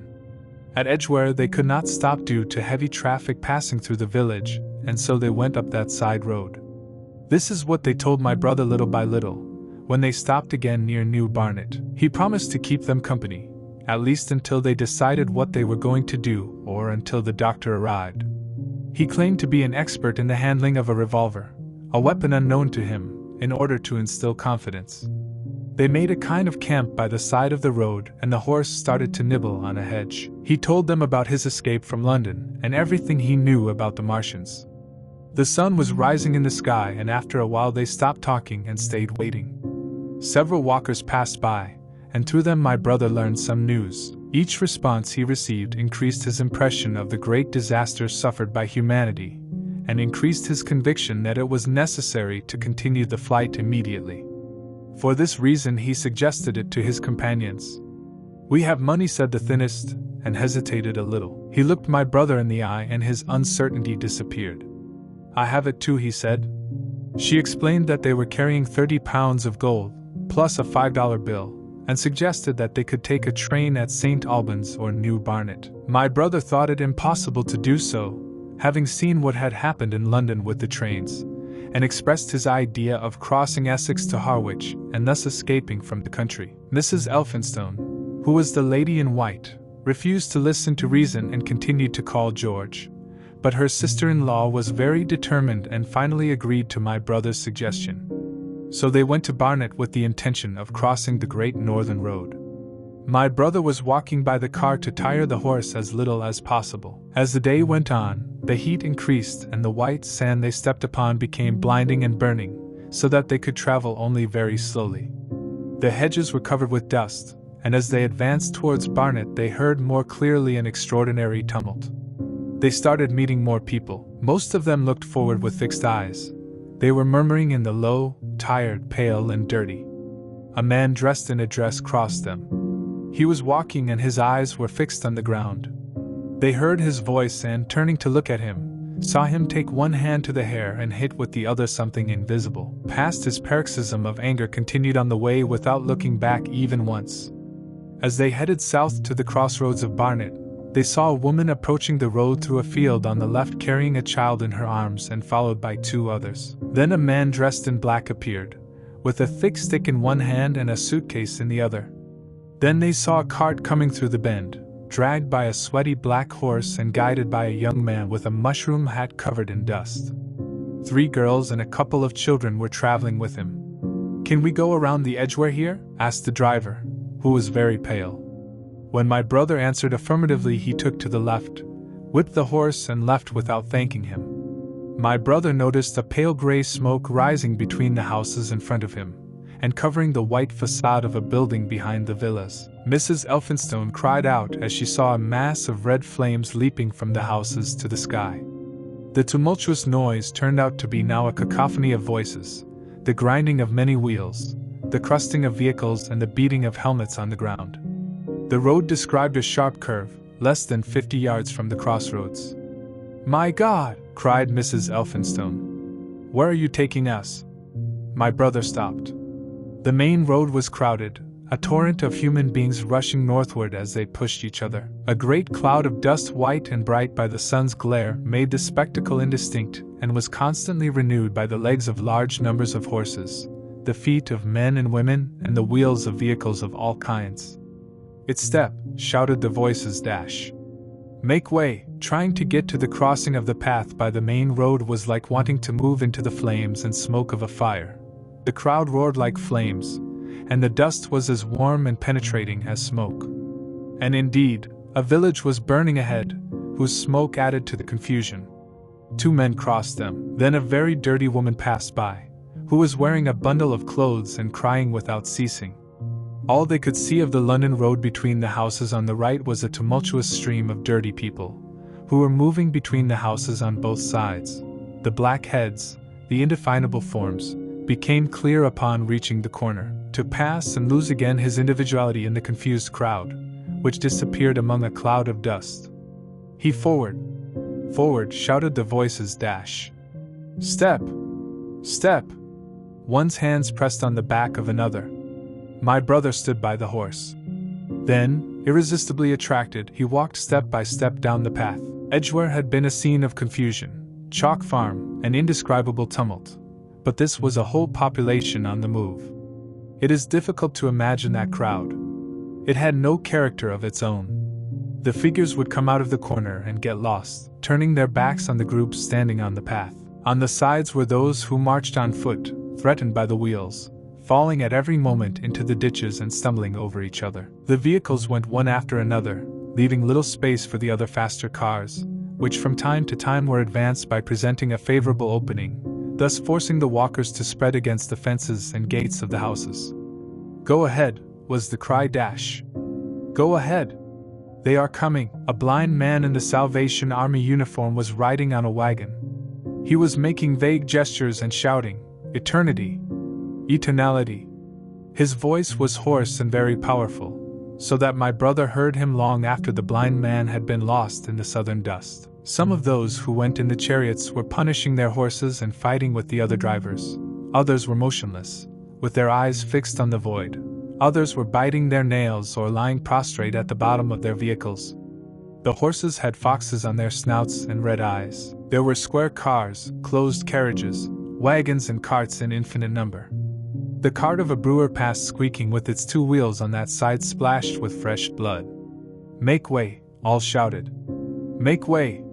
"Eternity!" continued the blind man exclaimed. Women dressed in clothes with children who wept and stumbled, their fine clothes covered with dust and their faces bathed in tears. With many of them men advanced, some attentive, others savage and mistrustful. Beside them were some women from the street, who wore shabby black ragged suits and spoke thick swearing. There were also strong workers, disheveled men dressed as dependents, a wounded soldier, individuals dressed in the uniform of railway employees and one who had only a nightgown with a coat on. But despite their varied composition, the host had something in common. Fear and pain were noted in all faces, and terror was driving them. A tumult on the way, a fight for a little space, made everyone rush. The heat and dust had already taken their toll on the crowd. They had dry skin and black and cracked lips. All were thirsty, tired and in pain. And among the various screams, disputes, reproaches, groans of fatigue were heard. The voices of almost all were hoarse and weak, and the words were continually repeated, "Step! Step! The Martians are coming!" Few stopped or turned away from the current. The path touched the road in an oblique way and gave the impression of coming from London. However, many entered. The weakest came out of the pile to rest for a while and enter again. At some distance from the entrance lay a man with one leg uncovered and wrapped in bloody rags. He was accompanied by two friends. An old man of small stature, wearing a military-style mustache and a dirty black levitated, came out to sit by the hedge. He took off a shoe, his sock was bloody, shook it to pull out a pebble, and resumed the march. Shortly after, a little girl of 8 or 9 years old threw herself under the hedge and broke into tears. "I can't go on. Can't go on." My brother came out of his stupor and lifted her up to take her to Miss Elphinstone. As soon as he touched her, the girl became completely immobile, as if she was overcome with fear. "Ellen!" shrieked a woman from the crowd. "Ellen!" The girl then pulled herself away from the car to go towards the road, shouting, "Mom! They are coming," said a rider who crossed in front of the entrance to the path. "Step away from the way!" A coachman shouted from the top of his vehicle, and my brother saw a closed carriage entering the wagon. The people were crowded together so as not to be crushed by the horse. My brother pulled his car towards the hedge, and the coachman passed to stop at the bend. The vehicle had a spear for 2 horses, but only one was attached to the reins. My brother saw through the dust that 2 men were taking a stretcher out of the car and putting it on the lawn. One of them came running to him. "Where's the water?" he asked. "He's dying and thirsty." "It's Lord Garrick." "Lord Garrick?" exclaimed my brother. "The Supreme Judge? Where is the water?" "Perhaps there is a tap in one of the houses. We do not carry, and I dare not leave my people." The other one made his way through the crowd to the door of the house on the corner. "Go ahead," they all shouted him, giving him a dash. "They're coming. Go ahead." Then my brother's attention was drawn to a man with a beard and a sharp face, carrying a briefcase. The case was opened at that moment, and a mass of gold sovereigns fell from its inside, which spread when it hit the ground. The coins rolled between the feet of men and the legs of horses. The man stood still and looked stupidly at the coins. At that moment he was hit by a car pole and made to move. He howled, turned back, and a wheel of a cart passed him, brushing his body. "Step!" shouted those who marched around him. Make way! As soon as the car had passed, the individual threw himself on the pile of coins and began to carry them by the handful into his pockets. A horse came to him, and a moment later the man was half up to be crushed by the hooves. Beware, my brother cried, and when he turned a woman away from the way, he tried to grasp the reins of the animal. Before he could make it, he heard a scream under the wheels and saw through the dust that the tire passed over the poor bastard's back. The driver of the car lashed out at my brother. He ran immediately to the back of the vehicle. The scream stunned him a bit. The man was in the dust, among his money, and unable to lift it, because the wheel had broken his spine and his legs were motionless. My brother stood up, shouting at the driver of the next car, and a man riding on a black horse came forward to help him. Take him out of the way, said the rider. Taking him by the neck of the lead, my brother began to drag the poor man, but the other was still keen to collect his money and looked at his benefactor with an angry expression, while he struck him with his fist full of coins. Go! Go! Shouted the voices of all. Step! Step! There was a rumbling sound when the horse-drawn carriage hit the back of the wagon with a rod that stopped the rider. My brother looked up, and the man with the gold turned his head to bite his hand that held him by the neck. There was a crash, and the black horse turned sideways as he moved quickly. One of the helmets grazed my brother's foot. He let go of the fallen and jumped back. He saw then that the anger was replaced by terror in the face of the fallen, and a moment later the poor wretch was hidden from his sight. My brother was dragged beyond the entrance of the path and had to make great efforts to return there. He saw that Miss Elphinstone was covering her eyes and a child staring at something dark and motionless on the ground, which was being crushed by the passing wheels. Let's go back, he cried then, and made the horse come back. We can't cross this hill. They walked away along the path for a distance of about 100 meters, until the vociferous crowd was hidden from their sight. As my brother passed the bend of the road, he saw the face of the dying man lying in the ditch. The two women shuddered at his sight. Beyond the bend, my brother stopped again. Miss Elphinstone was very pale, and her sister-in-law cried out, and had forgotten to call George. My brother was both horrified and perplexed.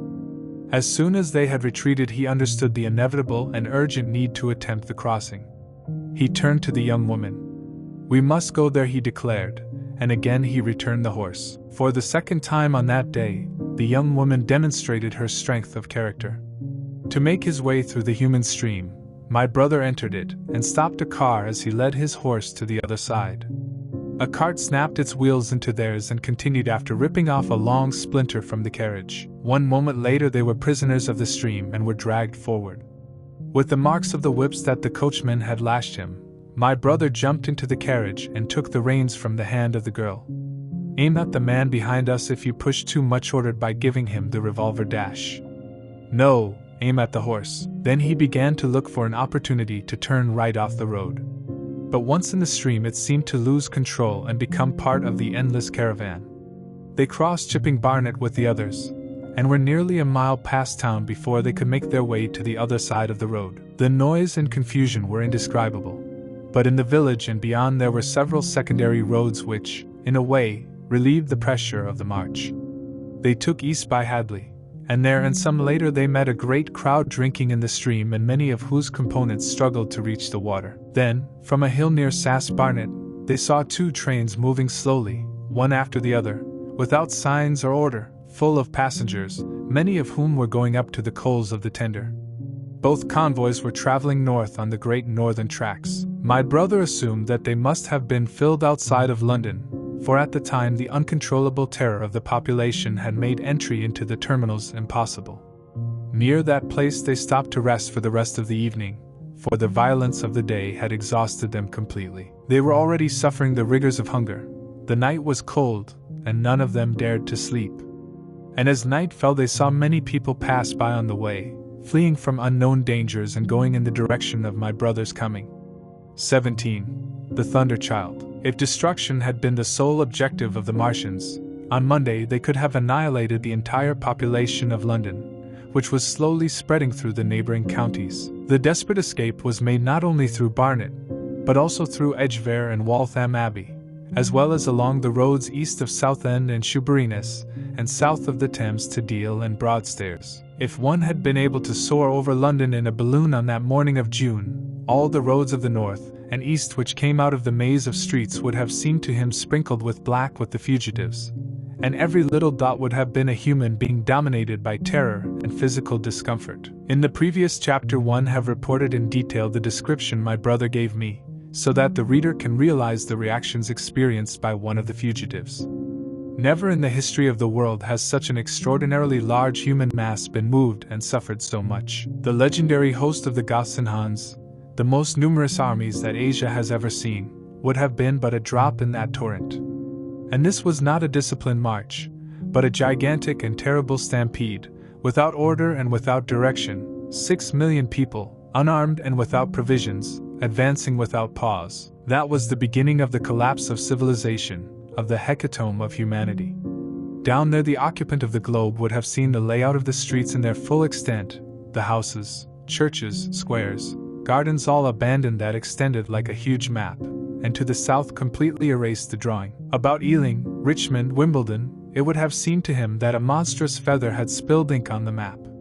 Slowly and incessantly, each black spot spread out, throwing branches here and there, sometimes piling up against a rise in the ground and then pouring quickly over a newly found valley, as a drop of ink is spread on a paper drying. And beyond, on the other side of the blue hills rising south of the river, the gleaming Martians marched from one side to the other, pouring their soothing and methodical cloud of poison over the region and then dissipating it with jets of steam when it had served its purpose. Then they took possession of the land thus gained. They do not seem to have had the idea of extermination, but rather that of completely demoralizing the people and putting an end to the opposition. They blew up all the powder stores they found, cut the telegraph cables and ruined the railway tracks. They were cutting the tendons of humanity. They seemed to have no haste in extending the field of their operations, and that day they did not pass from the central part of London. It is possible that a considerable number of people stayed at home during Monday morning. Many certainly died in their homes, suffocated by the black smoke. Until noon the London puddle looked amazing. Steamships and boats of all kinds were anchored there, and it is said that many who swam to those boats were pushed back with a live force and drowned. Around 1 o'clock in the afternoon, between the arches of the Blackfriars Bridge, appeared the rest of a cloud of black steam. When this happened, the puddle became the scene of maddening confusion, of fights and clashes, and for a time the boats and barges were crammed into the north arch of the Tower Bridge, and the sailors had to fight savagely against the people who hurled at them from the dock. Many descended by the columns of the bridge. An hour later, when a Martian appeared behind the clock tower and came up the river, there were no remains of boats near Limehouse. I will talk about the fall of the fifth cylinder. The sixth fell in Wimbledon. My brother, who stood guard while the women slept in the carriage, saw a greenish flash over the hills. On Tuesday they had continued their march through the countryside towards Colchester and the sea. It was then confirmed that the Martians were now occupying all of London. They had been seen at Highgate and even at Neasden. But my brother did not see them until the next day. On that day, the crowds scattered throughout the region began to understand that they urgently needed food. As hunger grew, considerations of the rights of others began to be ignored. Farmers came out to defend their cattle and barns with guns in their hands. Like my brother, many headed east, and there were some desperate ones who even returned to London in search of food. These were mostly the people of the northern suburbs, who only heard about the effects of black smoke. My brother learned that half the government was meeting in Birmingham, and that large quantities of explosives were being prepared there for use in automatic mines in the central counties. He was also told that the Midland Railway had replaced staff who deserted on the first day of panic, had just resumed their services and ran trains from St. Albans north in order to relieve congestion in counties near London. At Chipping Umber there was a large sign that the northern towns had large flour reserves and that bread would be distributed to the surrounding people within 24 hours. But this did not make him give up the plan of escape he formulated. The trains continued all day to the east and saw no bread but the promise. To tell the truth, the same thing happened to all the needy. That night the seventh star fell, this one on Primrose Hill. Miss Elphinstone came down on duty, who insisted on alternating shifts with my brother. The three fugitives, who had spent the night in a wheat field, arrived on Wednesday at Chelmsford, and there the horse was seized by a group of citizens who called themselves the Public Supply Committee. They claimed that the animal could be eaten and gave them nothing in return but promises that the next day they would receive their share of the food. There was a rumor that the Martians were at Epping, and news came that the gunpowder factory at Waltham Abbey had been blown up in a vain attempt to destroy one of the invaders. From the church towers, people watched the field in case the Martians came. My brother, luckily for him, it turned out, preferred to continue the journey immediately to the coast rather than wait for food, although all three were starved. At noon they passed by Tillingham, a village that was silent and deserted, except for some poachers who were hunting for food. Near Tillingham they suddenly sighted the sea and saw the most extraordinary multitude of boats imaginable. After the sailors could not continue up the Thames, they headed to the coast of Essex, to Harwich and Walton. The boats formed a curved line, which was lost in the distance towards Naas. Near the coast there was a multitude of English, Scottish, French, Dutch and Swedish fishing boats, steamboats on the Thames, yachts, electric boats, and beyond that you could see ships of greater tonnage, a multitude of coal haulers, charterers, cattle raiders, of passengers, oil tanks, an old troop transport and service ones from Southampton and Hamburg, and along the Blue Coast, across Blackwater, my brother could faintly see a swarm of boats, whose crew haggled with the people on the beach. About 2 miles offshore was a very low-lying warship. It was the destroyer Thunderchild. This was the only warship in sight, but far to the right, a cloud of black smoke was visible, indicating the presence of the other ships of the Channel Fleet, which formed a long line and were ready for action. They were on guard on the other side of the Thames estuary, and there, during the course of the Martian conquest, were vigilant but unable to avoid defeat. Upon seeing the sea, Mrs. Elphinstone was terrified. He had never left England. He would have preferred to die rather than be without friends in a strange land. The poor woman seemed to imagine that the French and Martians must be very similar. During the 2 days of travel she had become increasingly hysterical and depressed. Her predominant idea was to return to Stanmore. There he had always been safe. They would find George. With great difficulty they managed to take her to the beach, where shortly afterwards my brother succeeded in attracting the attention of some who were on board a steam wheel coming from the Thames. They sent a boat and charged them £36 for the three. The ship was bound for Ostend, as they were told. It was about 2 o'clock when, after paying the ticket to the entrance, my brother found himself aboard the ship with his 2 companions. There was food on board, albeit at exorbitant prices, and the 3 sitting on one of the bow benches. There were already about 40 passengers, some of whom spent every penny to pay for the passage. But the captain stopped at Blackwater until 5 o'clock in the afternoon, carrying more people until the deck was completely crowded.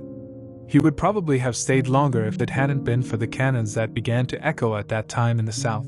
As a response to the detonations, the warship fired a small cannon and raised a series of flags. A thick cloud of black smoke came out of their chimneys. Some of the passengers thought that the shots came from Shoeburyness, until it became apparent that the detonations were sounding closer and closer. At the same time, in a southeastern direction, the masts and bridges of 3 battleships appeared in the sea, approaching at full speed. But my brother's attention turned south, and he seemed to see a column of smoke rising in the distance. The steam of wheels was already advancing east of the long row of boats, and the lower shore of Essex was drawing in the distance when a Martian appeared far away, advancing along the muddy bank from the direction of Foulness. Seeing this, the captain began to curse and rage for having been so long, and the wheels seemed to be infected with his fear. All the passengers stood on the banks to look at that giant, taller than the trees or earth towers, and advancing with a pace similar to that of human beings. He was the first Martian my brother saw, and he was more astonished than afraid to observe the Titan, which deliberately moved towards the boats, entering more and more into the water as it moved away from the shore. Then, far beyond the crouch, another appeared, passing over the trees, and then another, even further away, advancing on a gleaming flat barren plain that seemed to be fading halfway between sea and sky. All went to the sea, as if they wanted to prevent the escape of the numerous boats that were between Foulness and the Naas. Although the ship's machinery was working at full speed, and the foam lifting up the wheels in its path, it did not manage to get away with sufficient speed. Looking southwestward, my brother saw the other boats already on the run. A boat was passing another one. A boat crossed in front of a tug. Smoke came out of all the chimneys and the siren's sound could be heard. He was so fascinated by this and the danger approaching from the left that he did not notice what was happening offshore. And then he threw him from the bench on which he was sitting, a sudden maneuver of the steamer, who was deflecting the passage of another boat not to be sunk. Around him screams, footsteps, and a donkey that seemed to be answered from afar. He bent the steam and rolled it down the deck. At last he stood up and saw to the right, less than 100 meters away, a huge steel mole shaped like the blade of a plow that cut off the water and threw it on both sides in huge waves that stirred with steam, tilting it so that its wheels were in the air for a while. A rain of foam blinded him for a few seconds. When he saw the sight clear again, he saw that the monster had passed and was moving fast towards the shore. From the long structure, great bridges stood, and at the top 2 chimneys were seen throwing into the air large columns of black smoke sprinkled with red. It was the destroyer Thunderchild, which was going to defend the boats in distress. My brother managed to keep his balance by taking the Amura and looked back at the Martians, seeing that the 3 were now very close to each other and had advanced so far offshore that their tripods were almost completely submerged. Thus sunk and seen so far, they seemed no more formidable than the huge steel mole of the destroyer. Apparently, the Martians were watching their new antagonist with some astonishment. It is possible that they considered him as one of them. The Thunderchild did not fire its cannons, but continued to advance at full speed towards the monsters. It was probably this detail that allowed him to get so close to the enemy. The Martians did not know what it was. One shot and they would have sunk him immediately with their caloric beam.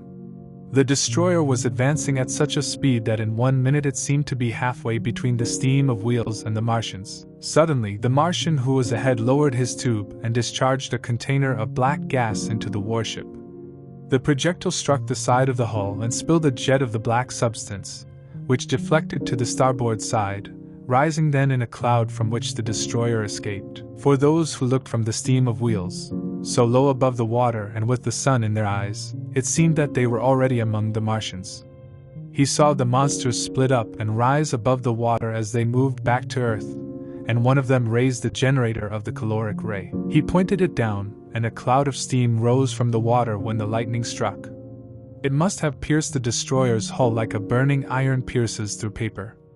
A sudden flare appeared from the rising steam, and the Martian then staggered. One more moment, and it collapsed, rising up to the top of a great quantity of water and steam. Thunderchild's guns rang out, firing one after another, and a bullet hit the water very close to the steam wheels, bouncing off other ships fleeing north and smashing a boat.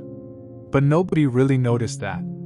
Upon seeing the fall of the Martian, the captain launched inarticulate screams, which were repeated by the passengers, crammed aft. And then they shouted again, for out of the white clouds of steam came something black and long which, though caught in the flames, continued the attack.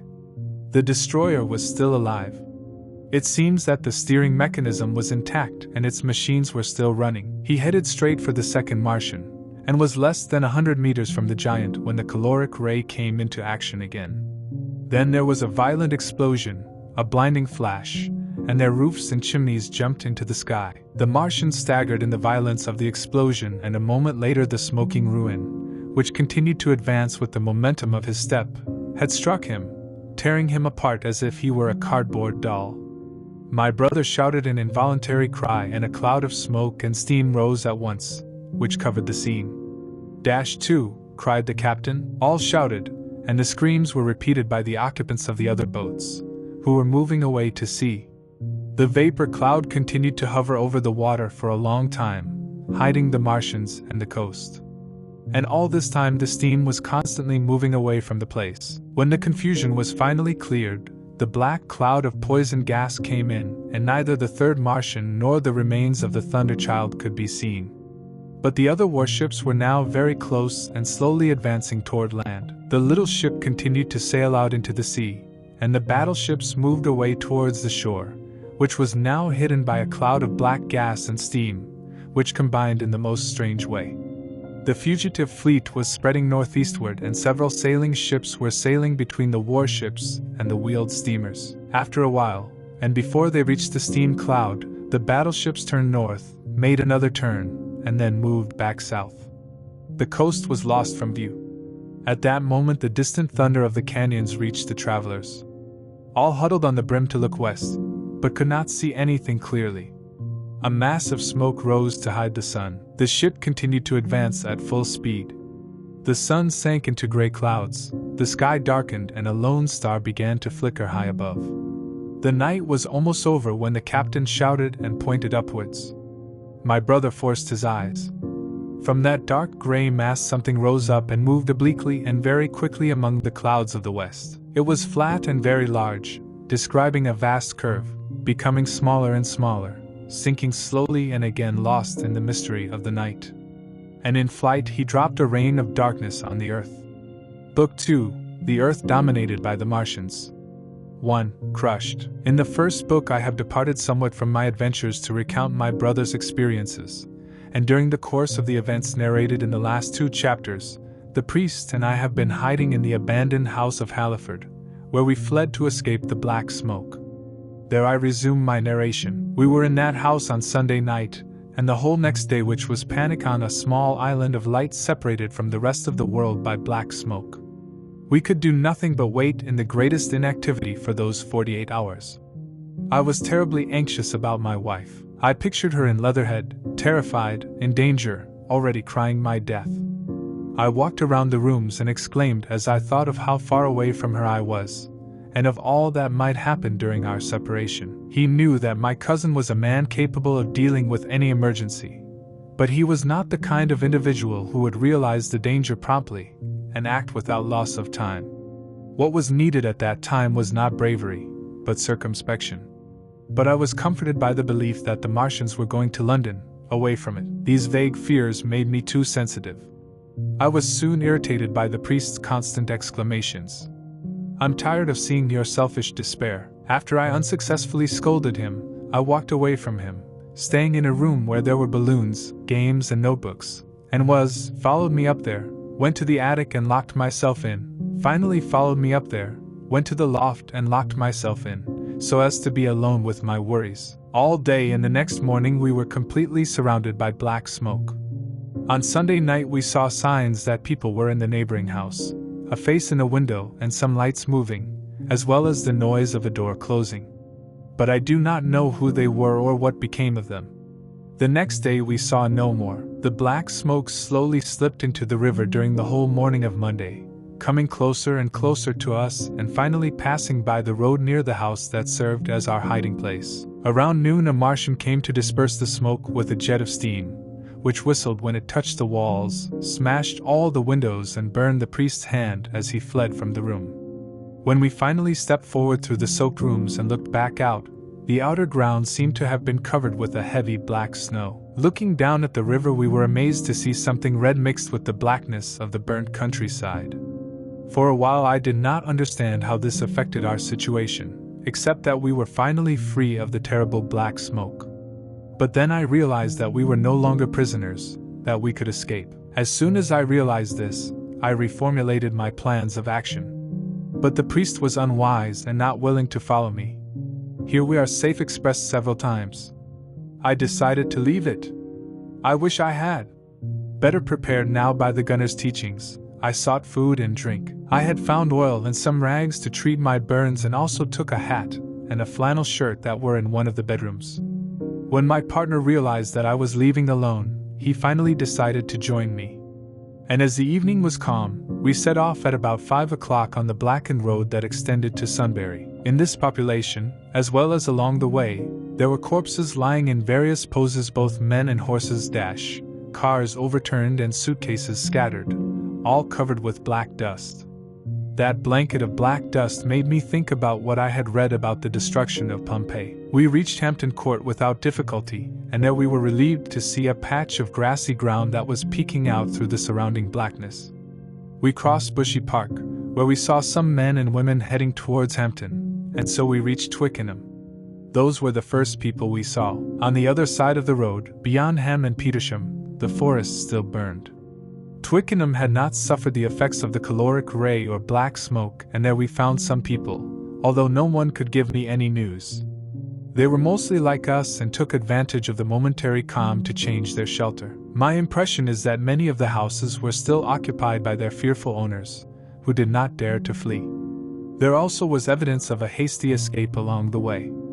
I vividly remember 3 bikes smashed and crushed by the wheels of vehicles that would pass over them. At about 8:30 we crossed the Richmond Bridge, and as we did so I noticed that a large red mass several meters wide was floating down the river. I don't know what it was, I didn't have time to study it, and I thought it was something more horrible than it turned out to be. Also there, on the Surrey side, was black dust that was smoke and many corpses near the station. We didn't see the Martians until we found ourselves some distance from Barnes. In the distance we saw a group of 3 people, who were running along a crossroad towards the river. Up the hill, the town of Richmond was burning. On the outskirts of the town there were no traces of black smoke. Suddenly, as we approached Kew, a group of people came running, and on the roofs we saw the top of one of the Martians' warships, less than 100 meters from us. We were stunned by the danger, and if the Martian had looked down we would have perished immediately. We were so terrified that we dared not move forward, but rather turned to hide in a garden shed. There the priest huddled, crying silently and refusing to move. But my idea of reaching Leatherhead gave me no rest. At nightfall I came out again. I walked through the hedges and along a passage parallel to a house that rose up in the middle of a wide field, thus leaving for the road that led to Kew. The priest then left the shed to follow me. That second exit was the greatest madness I ever committed, for it was evident that the Martians were in the vicinity. My companion had not caught me when we saw another of the giants heading towards Kew Lodge. 4 or 5 black figures ran in front of him through a field, and we immediately realized that the Martian was chasing them. In 3 steps he was with them, and the fugitives moved away from between his legs in all directions. He did not use his caloric ray to kill them, but was capturing them one by one. Apparently, he threw them into a large metal box that hung in the back, just like the baskets that fishermen wear on their shoulders. It was the first time I understood that the Martians could have other intentions than to destroy mankind defeated. For a moment we were petrified. Then we turned on our heels and crossed the door that we had behind us to enter a closed garden. We then fell into a ditch, and there we stood, not daring to whisper even until the stars shone in the sky. I think it was already 11 o'clock in the evening when we took up enough courage to go out again. This time we did not venture down the road, but rather crept through hedges and plantations, while studying the surrounding darkness for the Martians, who seemed to be everywhere. At one point we passed over a burnt and blackened area, which was now cooling. We also saw a number of bodies horribly burned on the head and shoulders, but with their legs intact. Within 15 meters of a row of broken canyons were numerous dead horses. Sheen had escaped destruction, but the village was silent and deserted. There were no dead, although the night was too dark for us to see the side streets. In Sheen, my partner complained suddenly that he was hungry and thirsty, and we decided to try our luck in one of the houses. The first we entered, after breaking a window, was a villa away from the others. There we found no other edible than a piece of old cheese, but there was water to drink, and I seized a small axe, which I would use to enter some other dwelling. We crossed the road to a place where it describes a bend in the direction of Mortlake. There was a white house in the middle of an enclosed garden, and in the pantry we found some food. There were 2 large loaves, 1 raw steak and half ham. These are very precise details because it happened that we were destined to subsist on those provisions for the next 15 days. Under a shelf we found several bottles of beer, and there were 2 bags of beans and some lettuce. The cupboard opened onto a kitchen, where there was firewood. In a cupboard we found about a dozen bottles of wine, cans of soup and salmon, and 2 cans of biscuits. We sat in the kitchen, without daring to turn on the light, and ate bread and ham, also drinking the contents of a bottle of beer. The priest, who was still afraid and uneasy, suggested that we should go on the journey, and I was recommending to him to refill his strength with food when what happened would imprison us. "It can't be midnight yet," I said. At that moment there was a blinding flash of greenish light. The whole kitchen was lit up and darkened almost at once. Then there was a commotion like I have never heard. Almost instantly a tremendous bang, the clatter of many glasses, A rumble and the noise of walls collapsing around us resounded behind me. The next thing we knew, the ceiling was falling on us, smashing over our heads. I fell against the oven handle and was stunned. I was unconscious for a long time, as the priest told me later, and when I recovered we were again in the darkness, and he had his face soaked in blood, which was pouring from a wound on his forehead. For a while I could not remember what had happened. Then I went on to take charge of it little by little. "Is it better?" the priest asked me in a very low voice. I then sat down to answer him. "Don't move," he said. "The floor is covered with shards of earthenware and glasses from the closet. It cannot move without making noise, and I think they are outside." We were so silent that we could hear each other's soft breath. Everything seemed calm, although at one point a little plaster fell off the wall and hit the floor with a dull blow. Outside, and very close to us, there was a metallic intermittent noise.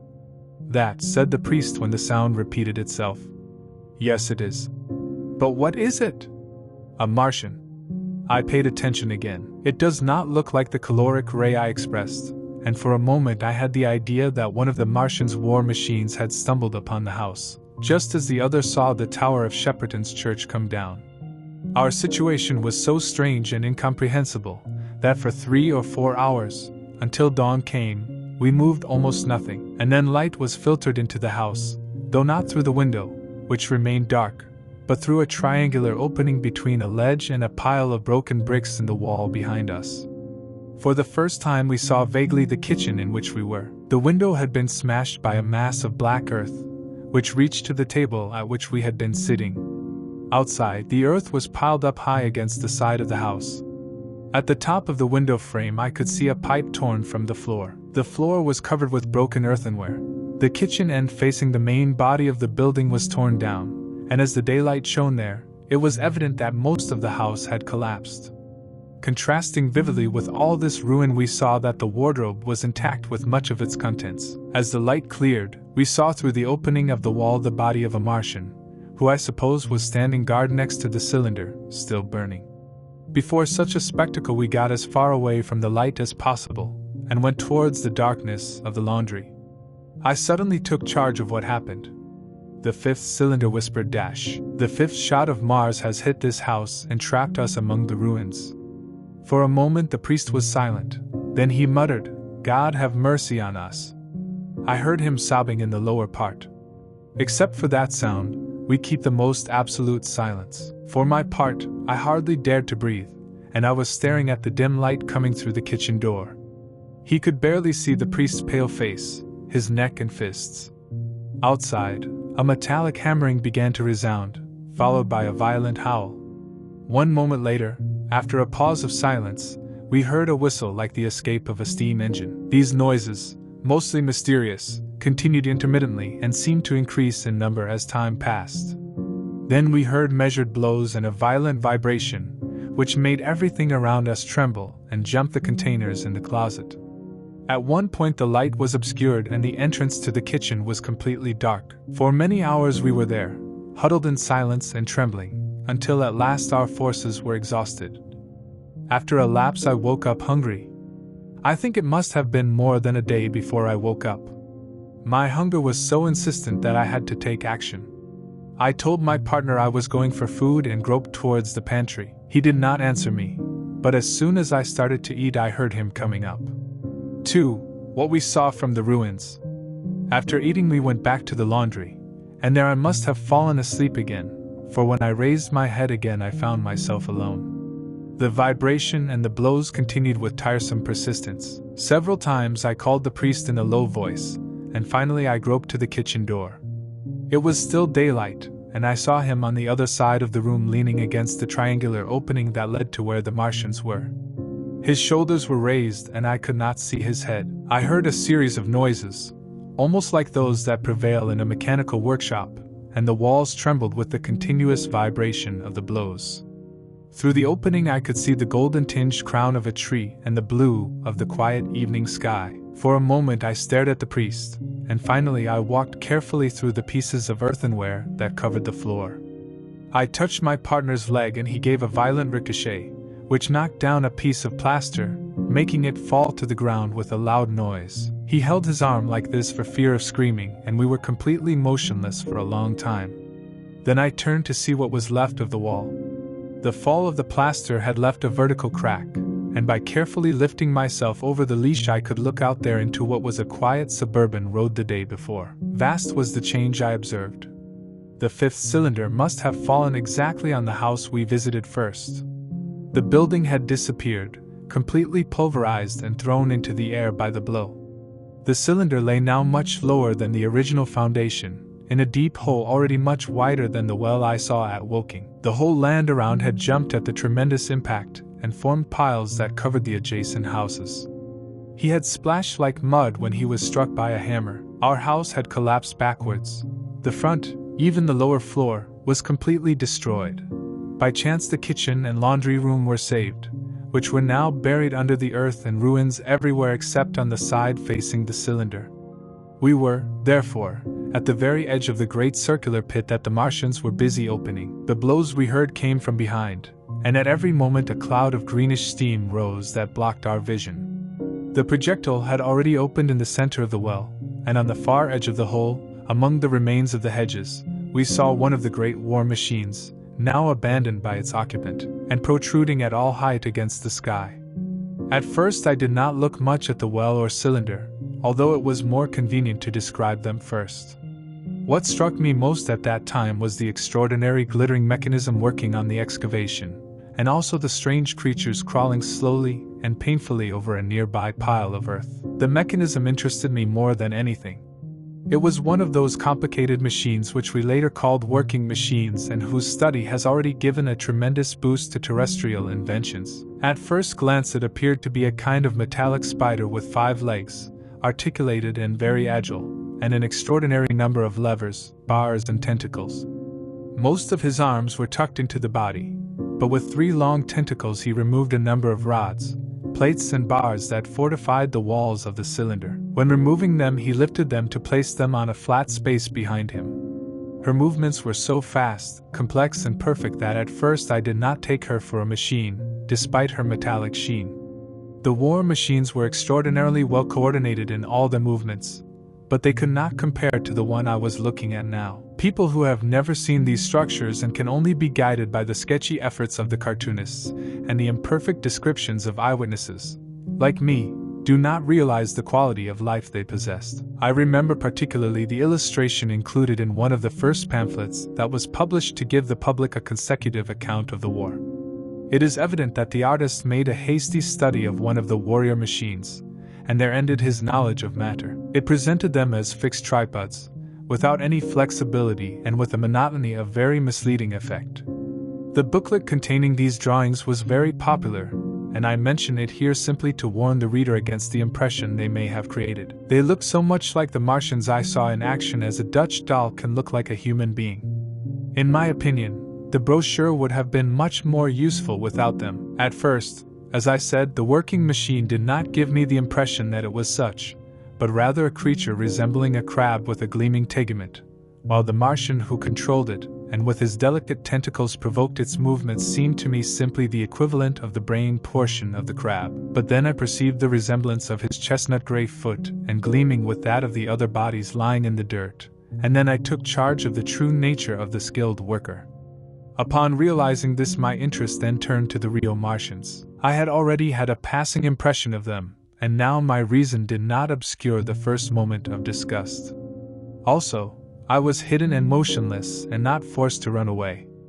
I saw then that they were the most extraterrestrial creatures imaginable. They were huge rounded bodies, I should rather say heads of a diameter of 1 meters, each with a face in front. This face had no nose. Martians seemed to have no sense of smell but only a pair of very large and dark eyes, and beneath them a kind of fleshy beak. On the back of the head or body, I don't know how to call it, there was a tight surface that acted as a tympanum, and which has later been considered as an ear, although it must have been almost useless in our atmosphere, denser than Mars. In a group around the mouth were 16 thin, whip-like tentacles arranged in 2 piles of 8 each. These piles have been called hands by Professor Howes, the distinguished anatomist.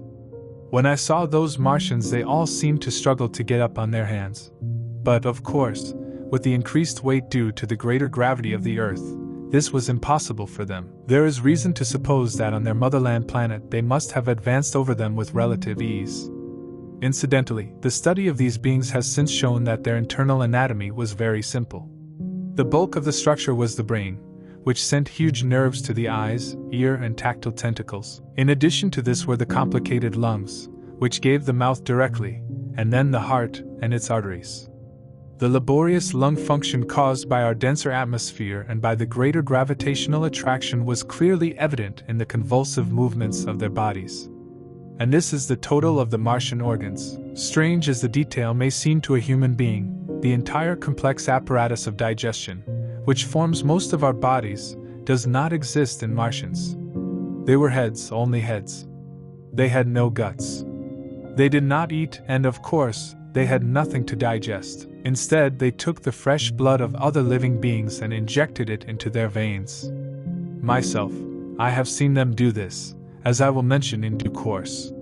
But even if I am considered too scrupulous, I cannot decide to describe what I was not able to look at for a long time. Suffice it to say that blood obtained from an animal still alive, in most cases a human being, was introduced directly into the receptor channel by means of a small pipette.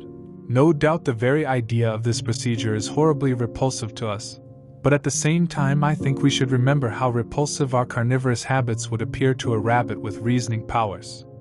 The physiological benefits of blood injection are undeniable. To accept them, one need only think of the tremendous waste of time and energy that is for humans the function of eating and the digestive process. Our bodies are almost entirely made up of glands, ducts, and organs whose function is to convert the most heterogeneous foods into blood. Digestive processes and their reactions on the nervous system consume our forces and affect our minds. Men are often happy or unhappy depending on whether their liver is healthy or sick, or according to the functioning of their gastric glands. But Martians are elevated on a plane above all these organic fluctuations of mood and emotion. Their undeniable preference for men to feed them is explained, in part, by the remains of victims they brought with them from Mars as a supply. These creatures, as we can judge by the remains that fell into human hands, were bipeds, with fragile skeletons siliceous, almost like the one of the sponges Cilicia, and weak musculature, 1.80 m of stature, round head and big eyes.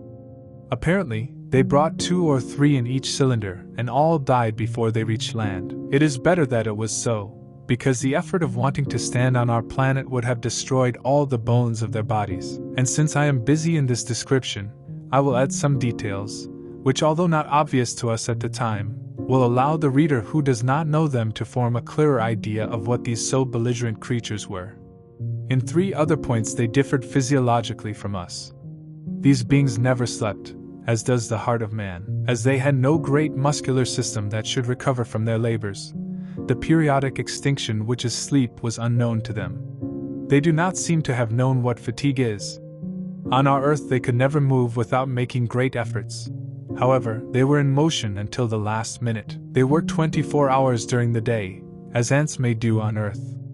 Moreover, strange as it may seem in a sexual world, Martians lack sex and thus were free from the tumultuous emotions caused by that difference in human beings. There is no doubt that a young Martian was born here on Earth during the war, and found attached to his father like a flower, as bulbous irises or young animals appear in the freshwater polyp. In man and in all the more advanced forms of earthly life that system of growth has disappeared, but even on Earth it was, without doubt, the one which prevailed at the beginning. Among the lowest animals on the scale, and even in the tunicates, those first cousins of vertebrate animals, both processes occur equally, but finally the sexual method ended up surpassing its competitor.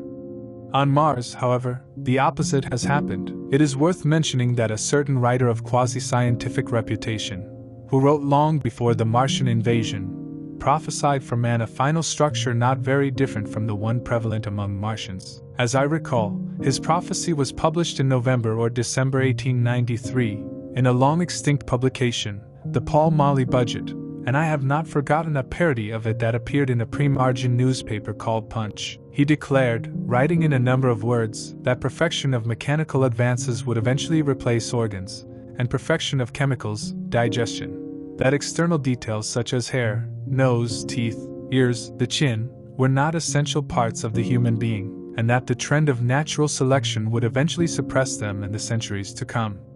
Only the brain would remain as a cardinal need.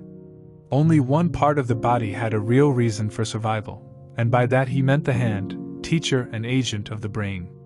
As the rest of the brain becomes smaller, the hands become larger. Many correct words are written in jest, and in The Martians we have the undeniable proof of suppression of the animal aspect of the organism by intelligence. For my part, I do not have trouble believing that the Martians can be descendants of beings not very different from us. Over the course of time, the brain and hands, which eventually became two groups of delicate tentacles, developed at the expense of the rest of the body. Without the body, it is natural that the brain would become a more selfish intelligence, and lacking the emotional substrate of human beings. The last important point in which these beings differed from us was something that anyone would have considered as a trivial detail. The microorganisms that cause so many diseases on Earth have not appeared on Mars or been eliminated by Martian science for centuries. All the evils, fevers and contagions of human life, tuberculosis, cancer, tumors and other similar scourges do not exist for them. And since I am talking about the differences between Martian life and terrestrial life, I will refer here to the curious red grass. The plant kingdom of Mars, instead of being green in its predominant color, is apparently of vivid red hue. Be that as it may, the seeds, whether intentionally or accidentally, brought by the Martians developed in all cases as plants of that color. However, only the one popularly known as red grass managed to compete with terrestrial plants. The red vine is a very transient plant and few people have seen it. But the red grass grew for a while with amazing vigor and exuberance. It spread out on the sides of the well on the third or fourth day of our confinement, and its branches, like those of the cactus, formed a crimson rim in our triangular window. Then I saw it grow all over the country, and especially where there were streams of water.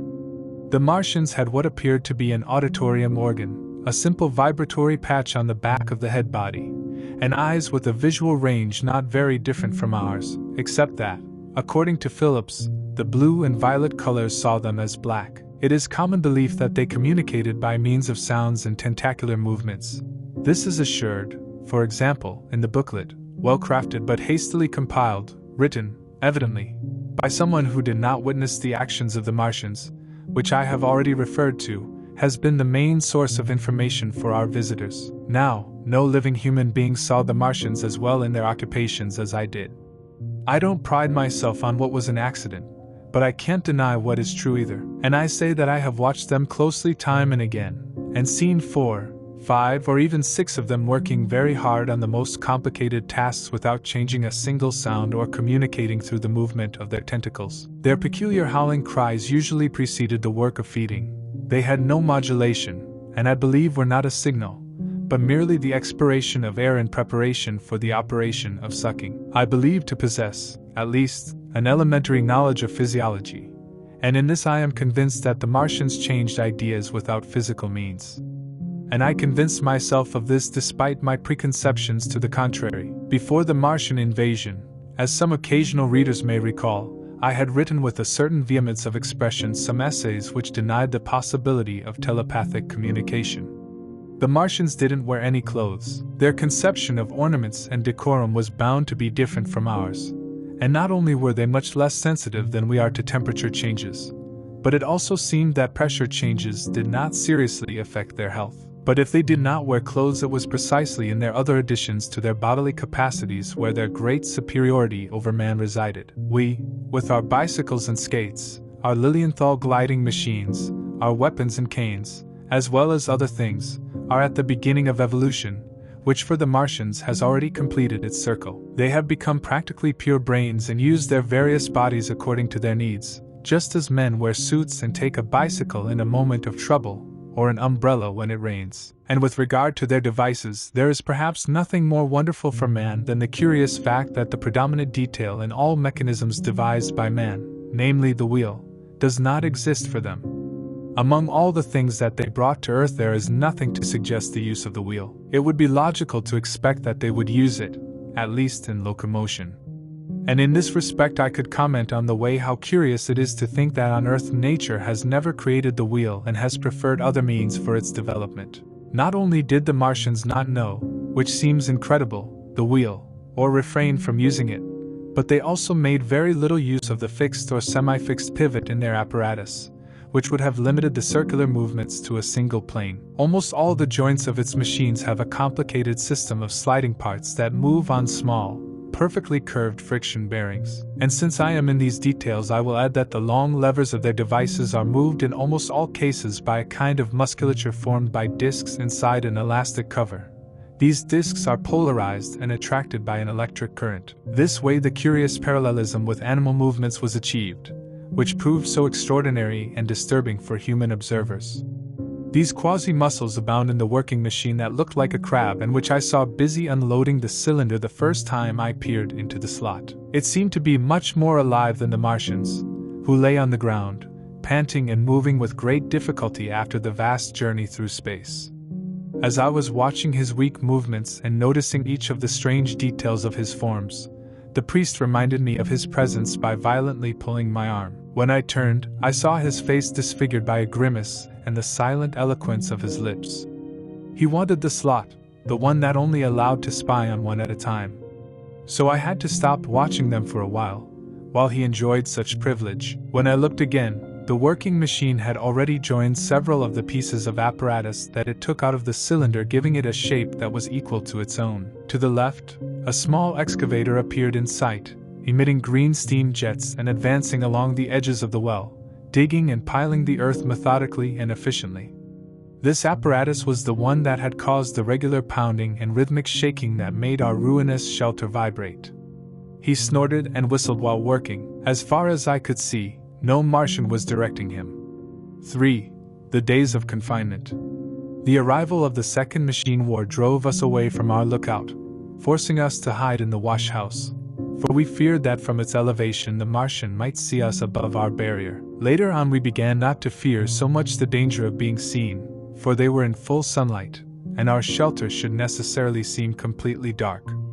But at first, the slightest suggestion of proximity on his part made us run to the wash with our hearts in our mouths. However, despite the terrible risk we were taking, the attraction of the slot was irresistible to both. And now I remember with not little admiration that despite the infinite danger in which we stood between death by starvation and the most terrible death at the hands of the enemy, we were fighting nevertheless for the horrible privilege of spying on the Martians. We ran through the kitchen with a grotesque step, in which we noticed the haste and stealth, and we hit each other with our fists and feet just inches from the slot. The fact is that we were incompatible, both in character and in ways of thinking and acting, and our danger and isolation only served to accentuate that incompatibility. In Halliford I had already noticed his habit of throwing exclamations and his stupid mental rigidity. His endless monologues, uttered between teeth, prevented all the efforts I made to find a plan of action, and sometimes carried me to the edge of madness. In terms of lack of control, she looked like a foolish woman. He used to cry for hours, and I think that until the end that child was spoiled of life thought that his weak tears had some effectiveness. And I sat in the dark, unable to not think about him because of how intrusive he was. He ate more than I did, and in vain was I pointed out that our only chance of salvation lay in staying in the house until the Martians had finished in the well, that during this long wait the time would come when we would need food. He ate and drank impulsively, stuffing himself every minute. Slept very little. As the days passed, his complete lack of care and consideration for me increased our distress and danger so much that, although I did not like the method, I had to appeal to threats and finally to beatings. This made him regain his sanity for a while, but she was one of those weak and full of sneaky spellings, who do not face either God or man and even themselves, lacking pride, timid and with anemic and hateful souls. It is not pleasant for me to remember and write these things, but I mention them so that nothing may be missing from my account. Those who have escaped the bad times of life will not hesitate to condemn my brutality and outburst of anger for our final tragedy, for they know as well as I do the difference between good and evil, but they do not know how far a tortured person can go. But those who have suffered and come to the elementary things will be more understanding with me. And while inside we fought our battles in silence, we took away food and drink and exchanged blows. Outside, the extraordinary wonder, the routine unknown to us of the Martians of the well, happened. But let's go back to those first impressions of mine. After a long time, I returned to the slot to discover that the newcomers had received reinforcement from the occupants of 3 war machines. The latter had brought with them new apparatus, which were lined up in order around the cylinder. The second machine was already complete and was in the process of servicing one of the new machines. This was a body like a milk bowl in its general forms, and on it swayed a pear-shaped receptacle, from which flowed a stream of white powder that was to fall into a circular hole below. Oscillatory movement was imparted to the apparatus by the working machine. With 2 spatulated hands, the working machine extracted clay masses and threw them into the upper receptacle, while with its other arm it periodically opened a door and removed from the middle part of the machine the blackened slag. Another metallic tentacle directed the dust from the circular hole along a channel towards a receptacle that was hidden from my view by a pile of bluish dust. From that invisible receptacle a thin column of greenish smoke rose up into the sky. As I was looking, the working machine spread out a tentacle like a telescope and with a musical sound, which a moment before was just a kind of stump. The tentacle stretched out until its end was hidden behind the pile of clay. 1 second later he took out a gleaming white aluminum bar and placed it among other bars, which formed a pile on the side of the well. Between dawn and night that wonderful machine must have made more than 100 similar bars without any other raw material than clay, and the pile of bluish dust gradually rose until it overcame the edge of the pit. The contrast between the fast and complex movements of these devices and the clumsiness of their masters was remarkable, and for many days I had to make a mental effort to convince myself that the latter were actually living beings. The priest had possession of the slot when the first men were taken to the well. I was sitting downstairs listening with the greatest attention. Suddenly he made a sudden movement back, and I, afraid that they might have seen us, huddled in terror. He slipped down over the rubble and huddled beside me, gesticulating in terror, and for a moment I shared his fears. His gestures indicated that he was leaving the slot, and after a while, as my curiosity encouraged me, I stood up, passed over him and climbed to it. At first I saw no reason for their terror. The evening had begun and the stars were dimly shining, but the pit was lit by green fire. The whole scene was a combination of green glare and black shadows that moved and tired the eye. The bats passed through all this without stopping. The Martians were no longer visible. The pile of blue dust had risen and hidden them from my view, and a warrior machine with its legs contracted was on the other side of the well. Then, amid the clamor of the machines, something similar to human voices came to my ears. I was huddled up watching the warrior machine with great attention and convinced myself for the first time that the cap actually contained a Martian. As the green flames rose I could see the oily sheen of its shell and the gleam of its eyes. Suddenly I heard a scream and saw a long tentacle that passed over the shoulder of the machine to enter the cage hanging from his back. He then raised something that was shaking violently, and that was cut dark against the starry sky. As the tentacle came down I saw in the light of fire that it was a man. For an instant it was clearly in sight. He was a robust, reddish man of mature age. He was very well dressed, and 3 days before he must have been an important individual in the world. He was wide-eyed and his cufflinks and gold chain reflected.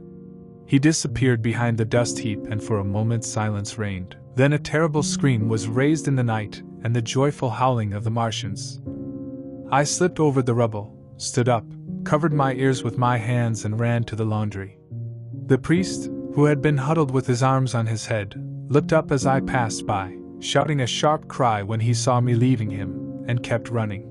That night, as we were in the wash-house, overcome by our terror and by the fascination of the well's vision, I endeavored in vain to devise some escape plan. Then, on the second day, I was able to consider our situation more clearly. I saw that the priest was not in a position to help me at all. Strange terrors had already turned him into a creature of violent impulses, stealing his reason. It had practically sunk to the level of an animal. For my part, I made an effort and cleared my ideas. Once I could face the facts with coldness, it occurred to me that, as terrible as our situation was, there was still no reason for despair at all. Our salvation depended on the possibility that the Martians would have this well as a temporary camp, and even if they kept it permanently, they might consider it unnecessary to keep an eye on it at all times, and we might have a chance to escape. I also considered the possibility of digging our way in the opposite direction to the pit, But at first it seemed to me that we were running the risk of going out into the sight of some warlike machine on guard. Besides, I should have dug myself. The priest would not have helped me at all. If memory serves, it was the third day I saw the boy die. It was the only time I really observed how the Martians fed. After this experience, I was away from the slot for almost a whole day. I went to the laundry, removed the door, and spent several hours digging with my axe as quietly as possible. But when a hole of more than half a meter deep was opened, the loose earth fell with great noise and I did not dare to continue.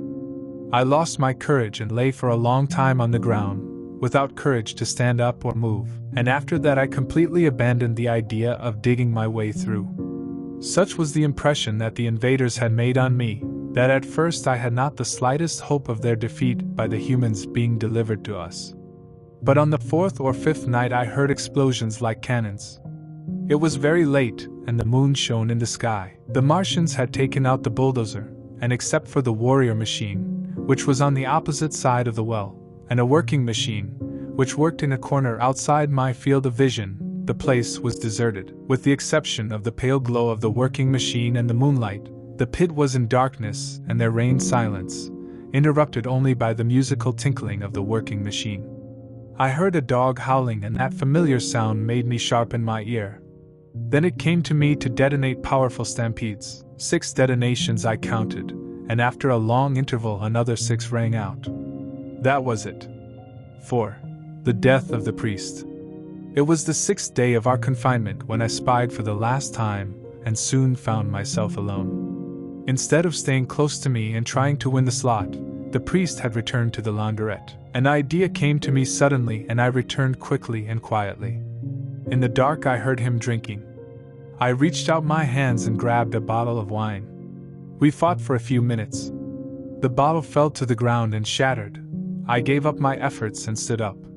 We were panting, threatening each other. At last, I stood between him and the food and expressed my determination to initiate a rigid discipline. I divided the food in the cupboard into rations that would last us 10 days. That morning I did not allow him to eat anything else. In the evening he made an effort to grab the supplies. I had been sleeping, but woke up immediately. All day and all night we sat opposite each other, I, exhausted but determined, and he, sobbing and complaining that I was hungry. I know it was a day and night, but to me it seemed an eternity. And so ended our growing incompatibility in open struggle. For 2 days we fought in silence. There were times when I beat him furiously, and others when I tried to persuade him. And at one time I wanted to bribe him with the last bottle of wine, for there was a drain pipe from which I could get rainwater.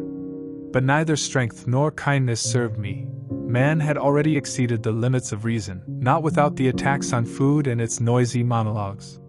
The most rudimentary precautions to make our prison habitable, he did not want to observe them. I slowly began to notice the total collapse of his intelligence, and realized that my confinement companion was a sick man. For certain vague memories I retain, I am inclined to think that my mind also failed sometimes. I used to have horrible nightmares every time I fell asleep. It seems strange, but I think the priest's weakness and madness warned me of danger and forced me to stay sane. On the 8th day he began to speak in a loud voice instead of whispering, and I could do nothing to moderate his tone. "It's just, O God," said again and again. "It is very just. Let us all be punished. We have sinned and let you down." There was poverty and misery. The poor were crushed in the dust, and I said nothing. I preached acceptable follies when I should have imposed myself, even if I died for it, and asked them to repent. Oppressors of the poor and needy, the Lord's wine. Then he suddenly remembered the food I had deprived him of and began to cry, ask, and finally threaten. He started raising his voice. I begged him not to. He noticed that he had an advantage over me and threatened to shout and attract the Martians. For a time I was afraid of that, but any concession would have limited our chances of salvation. I challenged him, though I was not sure he could not carry out his threat. But that day he did not. He spoke louder and louder for most of the 8th and 9th days. His threats and prayers were mixed with a torrent in which he expressed his repentance for not having fulfilled his duty to God. All this made me feel sorry for him. Then he slept for a while, and when he woke up he started again with greater energies and in such loud voice that I had to force him to give up. "Street," I pleaded with him. He got up on his knees, for he had been sitting near the sink. "I have been too quiet," he said in tone that he must have reached the well. "Now I must make my statement. Woe to this unfaithful city!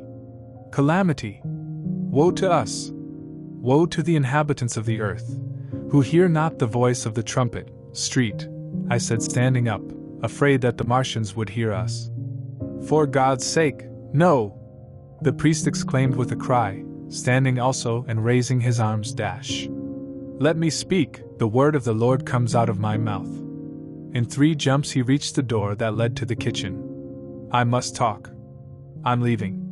I've been delayed too long." I reached out and touched the blade hanging from the wall. Almost immediately I went behind him. Fear drove me crazy.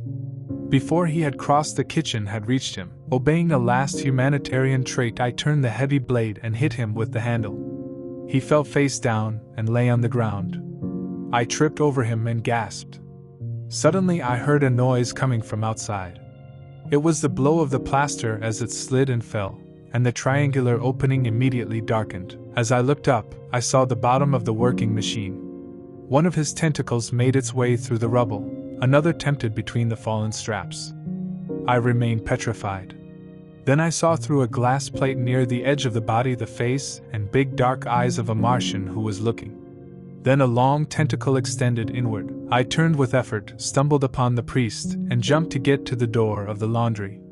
The tentacle had already entered 2 meters into the enclosure and moved from side to side with somewhat sudden movements.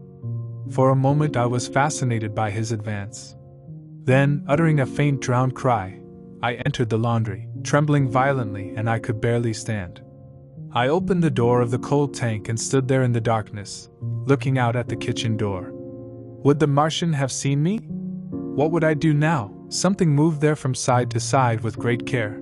At times it struck the wall, or made a sudden movement accompanied by a slight tinkling of metal, like the movements of a key on a keychain.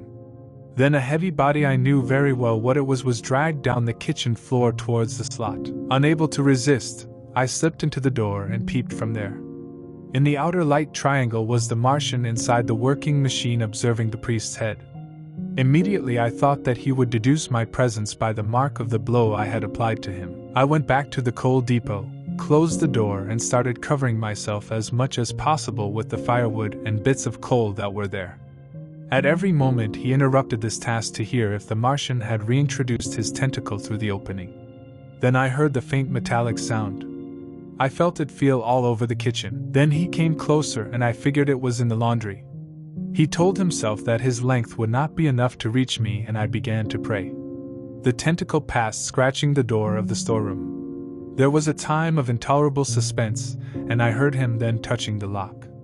I had found the door, and the Martians knew how to open it. He tried to close for a minute, and finally opened it. I could see the tentacle, which looked like an elephant's trunk. He serpentined toward me and touched the walls, the coals, the wood, and the roof. It was like a black worm waving its blind head from one side to the other. He touched the heel of my shoe once. I was about to scream, and I held back, biting my hand. For a moment, silence reigned.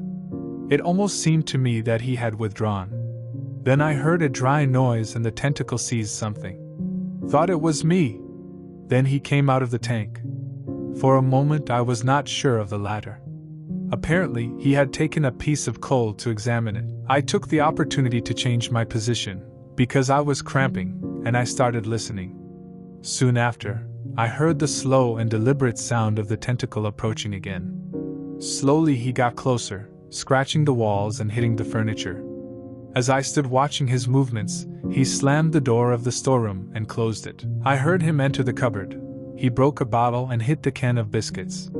Then a loud bang against the warehouse door, and then silence. Would it have gone? At last I said yes. He did not enter the wash house again, but I was there all the 10th day, almost entirely covered by coal and wood, without daring to go out even to quench my thirst, which tormented me. It was the 11th day when I ventured out of my shelter. 5. silence. The first thing I did before going to the pantry was secure the communication door between the kitchen and the laundry. But the pantry was empty. There was no food left in it. Apparently, the whole Martian had taken it. This discovery really made me desperate for the first time.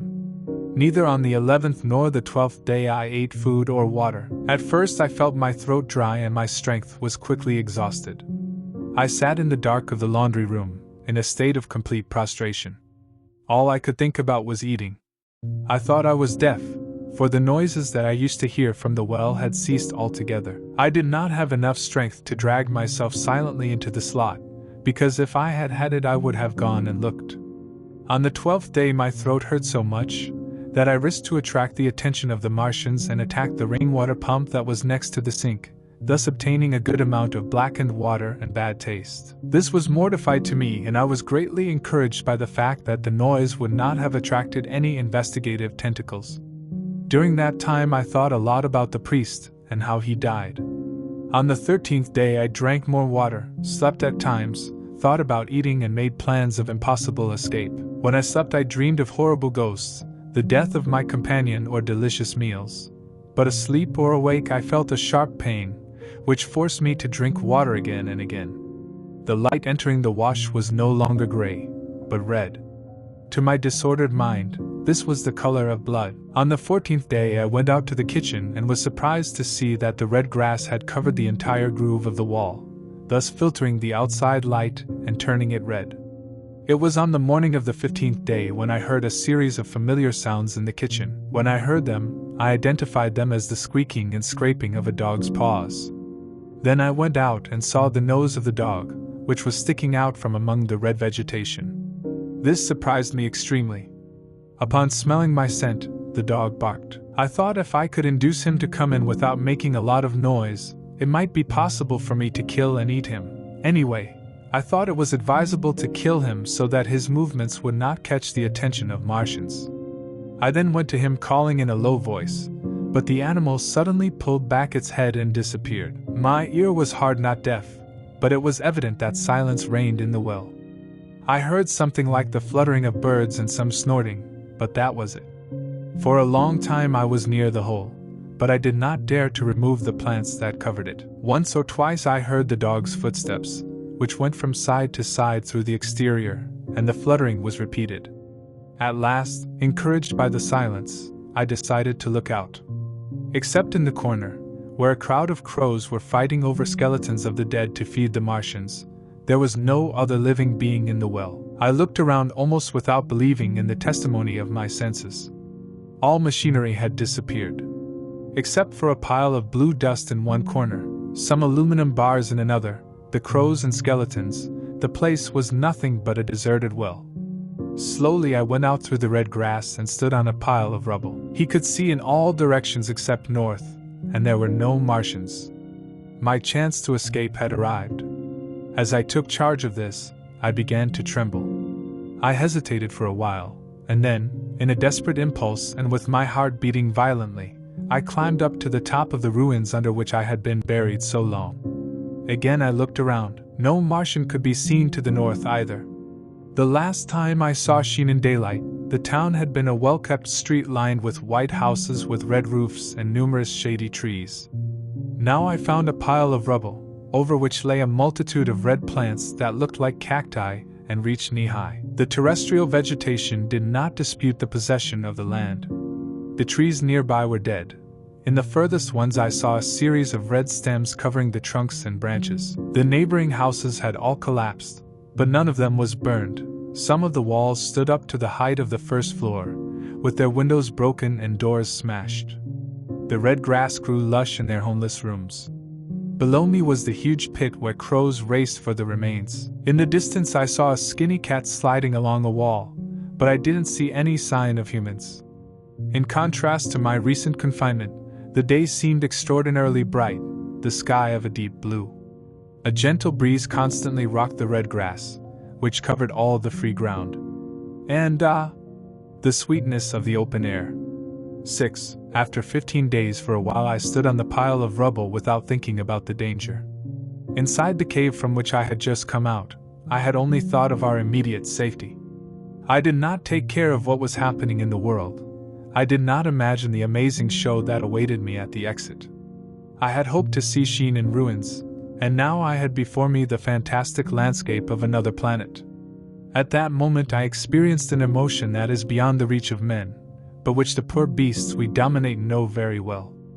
I felt like the rabbit might feel when he returns to his cave and suddenly sees a dozen pawns digging the foundations for a house there. I had the first glimpse of something that soon became clear to my mind, which oppressed me for many days.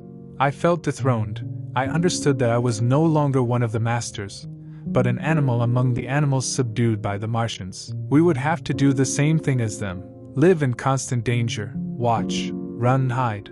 The empire of man had just died. But this strange idea was erased from my mind as soon as it had been presented, and I thought of nothing else but satisfy my hunger for so many days. At a certain distance, on the other side of a red wall, I saw a piece of land uncovered. This gave me an idea, and I walked through the red grass, which in parts reached my neck. The density of strange plants provided me with a safe hiding place. The wall was 1.5 meters high, and when I tried to climb it I found that my forces did not allow me. So I walked a little bit along the side of it, reached a corner, and saw there a pile of rubble, which allowed me to climb up to it and go down to the orchard on the other side. There I found some onions, a couple of gladiolus bulbs, and a number of not fully ripe carrots. I took it all, and saving the ruined wall again, I walked through the scarlet trees towards Q. It was like marching down an avenue flanked by gigantic drops of blood. My main idea was to get more food and move away from the well as far as my legs would allow. At a distance, in a grassy place, there was a cluster of mushrooms, which I devoured, and then I came to a shallow lake on what had been a sown field. These meager foods only served to fuel my hunger. At first I was surprised to see water there at that time of year, but then I discovered that this was due to the tropical exuberance of red grass. When water was found, this extraordinary vegetation became gigantic and acquired a remarkable fecundity. Its seeds reached as far as the way in the Thames, and the titanic plant, which grew so rapidly, immediately drowned both rivers. At Putney, as I found out later, the bridge was completely covered by that grass, and also in Richmond the waters of the Thames were poured into a wide lake, which covered the fields of Hampton and Twickenham. As the waters spread, grass followed them until the ruined villages of the Thames Valley were for a time lost in the midst of a red swamp whose margins I explored, and much of the desolation caused by the Martians was thus hidden. At last, the red grass succumbed as quickly as it spread. It was prey to a disease due to the action of certain bacteria. Now, by the work of natural selection, all terrestrial plants have acquired a special resistance against diseases of that kind. They never die without defense. But the red grass rots like something dead. It loses its color and shrinks and becomes brittle. It broke when touched, and the waters that stimulated its growth took its last vestiges out to sea. Naturally, the first thing I did when I got to the water was satisfy my thirst. I drank a lot, and moved by an impulse, I took to my mouth a handful of the grass. But it was very watery and with an unpleasant metallic taste. I found the lake shallow and could walk there, though the red grass made it difficult to pass. But as the swamp became deeper as I approached the river, I turned back towards Mortlake. I managed to follow the road, looking at the ruins of the villas and the fences and columns of lighting, finally getting out of that place, going up a slope towards Rockhampton and going to the communal field of Putney. There the scene changed. The strange and unfamiliar became the ruin of the known. In some places it seemed to have passed a cyclone, and as I advanced 100 meters I found spaces in perfect condition, houses with their shutters and closed doors, as if their owners had gone away for a day or were sleeping inside. Red grass was less abundant. The trees on the road were free of the Martian vine. I searched the trees for food, but found nothing. I went into a couple of quiet houses, only to find that there had been other looters before. As I was too exhausted to continue walking, rested the rest of the day among the hedges. During all this time I saw no humans or discovered traces of the Martians. I found a couple of hungry dogs, but the two rushed away when I tried to lure them. Near Rockhampton I had seen 2 human skeletons, and in the grove beside which I was I found the crushed bones of several cats and rabbits, as well as that of a sheep. Though I would have gnawed on these bones, I could not satisfy my hunger. After sunset, I continued walking down the road towards Putney, where I think for some reason the Martians used their heat ray. In a garden on the other side of the town, I got a quantity of barely ripe potatoes, which I swallowed with great pleasure. From that orchard you could see Putney and the river. There was desolation, blackened trees, abandoned ruins, and at the foot of the hill the river was red. And above all, the silence hung like a heavy cloak. As I thought of how quickly such a terrifying change had occurred, I felt filled with despair. For a while I thought that humanity had ceased to exist, and that I was the only man left alive. Near the top of Putney Hill I found another human skeleton, with his arms torn out. As I went forward, I became more and more convinced that the extermination of the human race had already been accomplished. I thought the Martians would have followed their march to go elsewhere in search of food. Perhaps they were destroying Paris or Berlin at that time, or perhaps they had gone north. 7. The Man from Putney Hill. That night I spent in the inn on Putney Hill, and for the first time since my flight to Leatherhead I slept in a bed. I will not recount the useless work that forced me to enter the inn after I found out that the front door was unlocked, nor how I searched all the rooms for food until, already about to give up, I found, at last, a bread chewed by rats and 2 cans of canned pineapple. The house had already been ransacked. Then I discovered in the bar some cakes and sandwiches, which had been overlooked by those who were there before me. The sandwiches I couldn't eat, but the cakes were good and I made a generous supply of them. I did not light lamps for fear that some Martian would approach that part of London during the night. Before I went to bed, I had a restless period and walked from window to window, peeking outside in case I saw monsters. I slept little. While I was in bed I could think how I did not do since my last quarrel with the priest. From then until that moment my mental condition had been a rapid succession of vague emotional states, or some kind of stupid denial of intelligence.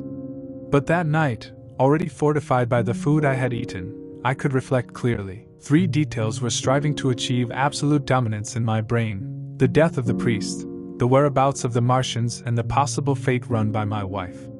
The first did not cause me horror or remorse. I regarded it as simply finished and as an unpleasant memory, but nothing more. I saw then what I see now, taken step by step towards that act of violence, victim of a succession of accidents that led me to the final tragedy. I felt no remorse. However, the memory bothered me. In the silence of night, caught up in that sense of God's nearness we usually experience as silence and darkness reign, I was given the only judgment for that moment of anger and fear. I have mentally reviewed every aspect of our relations from the moment I found him beside me, without paying attention to my thirst and pointing towards the smoke, the flames rising from the ruins of Weybridge. At no time did we understand each other. If I had foreseen what was going to happen, I would have left him in Halliford. But I foresaw nothing, and the crime is to foresee an act. I leave record of this as it was. There were no witnesses. He might well have concealed these things. But I include it in my account, as I have included everything, and let the reader make his own judgment. And when I had left aside the memory of his inert body, I faced the problem of the Martians, and the possible fate of my wife. Concerning the first, I had no report. I could imagine 1,000 things, as with the second. And suddenly, the night seemed terrible. I sat on the bed, my eyes nailed in the dark. I asked heaven that the caloric ray would have killed her suddenly, and without causing her suffering. Since the night of my return from Leatherhead I had not prayed. He had murmured false prayers, he had prayed as the pagans profess incantations in cases of trouble. But now I prayed in reality, with sanity and faith, face to face with the darkness of God. Strange night, and more strange still in this. As soon as the dawn came, I, who had spoken with God, went out of the house furtively, like a rat leaves his cave. It was then an inferior animal, as persecuted as the rodent I have mentioned. It is certain that if this war did not teach us anything else, it made us at least be sympathetic to the beasts we have mastered. It was a magnificent day, and the sky was tinged with pink in the east. On the road from Putney Hill to Wimbledon there were a number of painful traces of the terrified torrent, which must have arrived in London on Sunday evening after the hostilities began. I saw a 2-wheeled cart with an inscription that said Thomas Lobb, greengrocer, New Malden. It had a broken wheel, and beside it was a straw hat embedded in the now dry mud. On top of West Hill I found many stained glass with blood near a downed waterhole. My movements were flabby, my plans very vague. He had the idea of going to Leatherhead, though I was aware that there were very few chances for him to find my wife there. Unless death had suddenly surprised them, it was reasonable to suppose that my cousins had fled, but I thought I might find out from there the direction in which the inhabitants of Surrey had gone. I wanted to find my wife, but I didn't know how.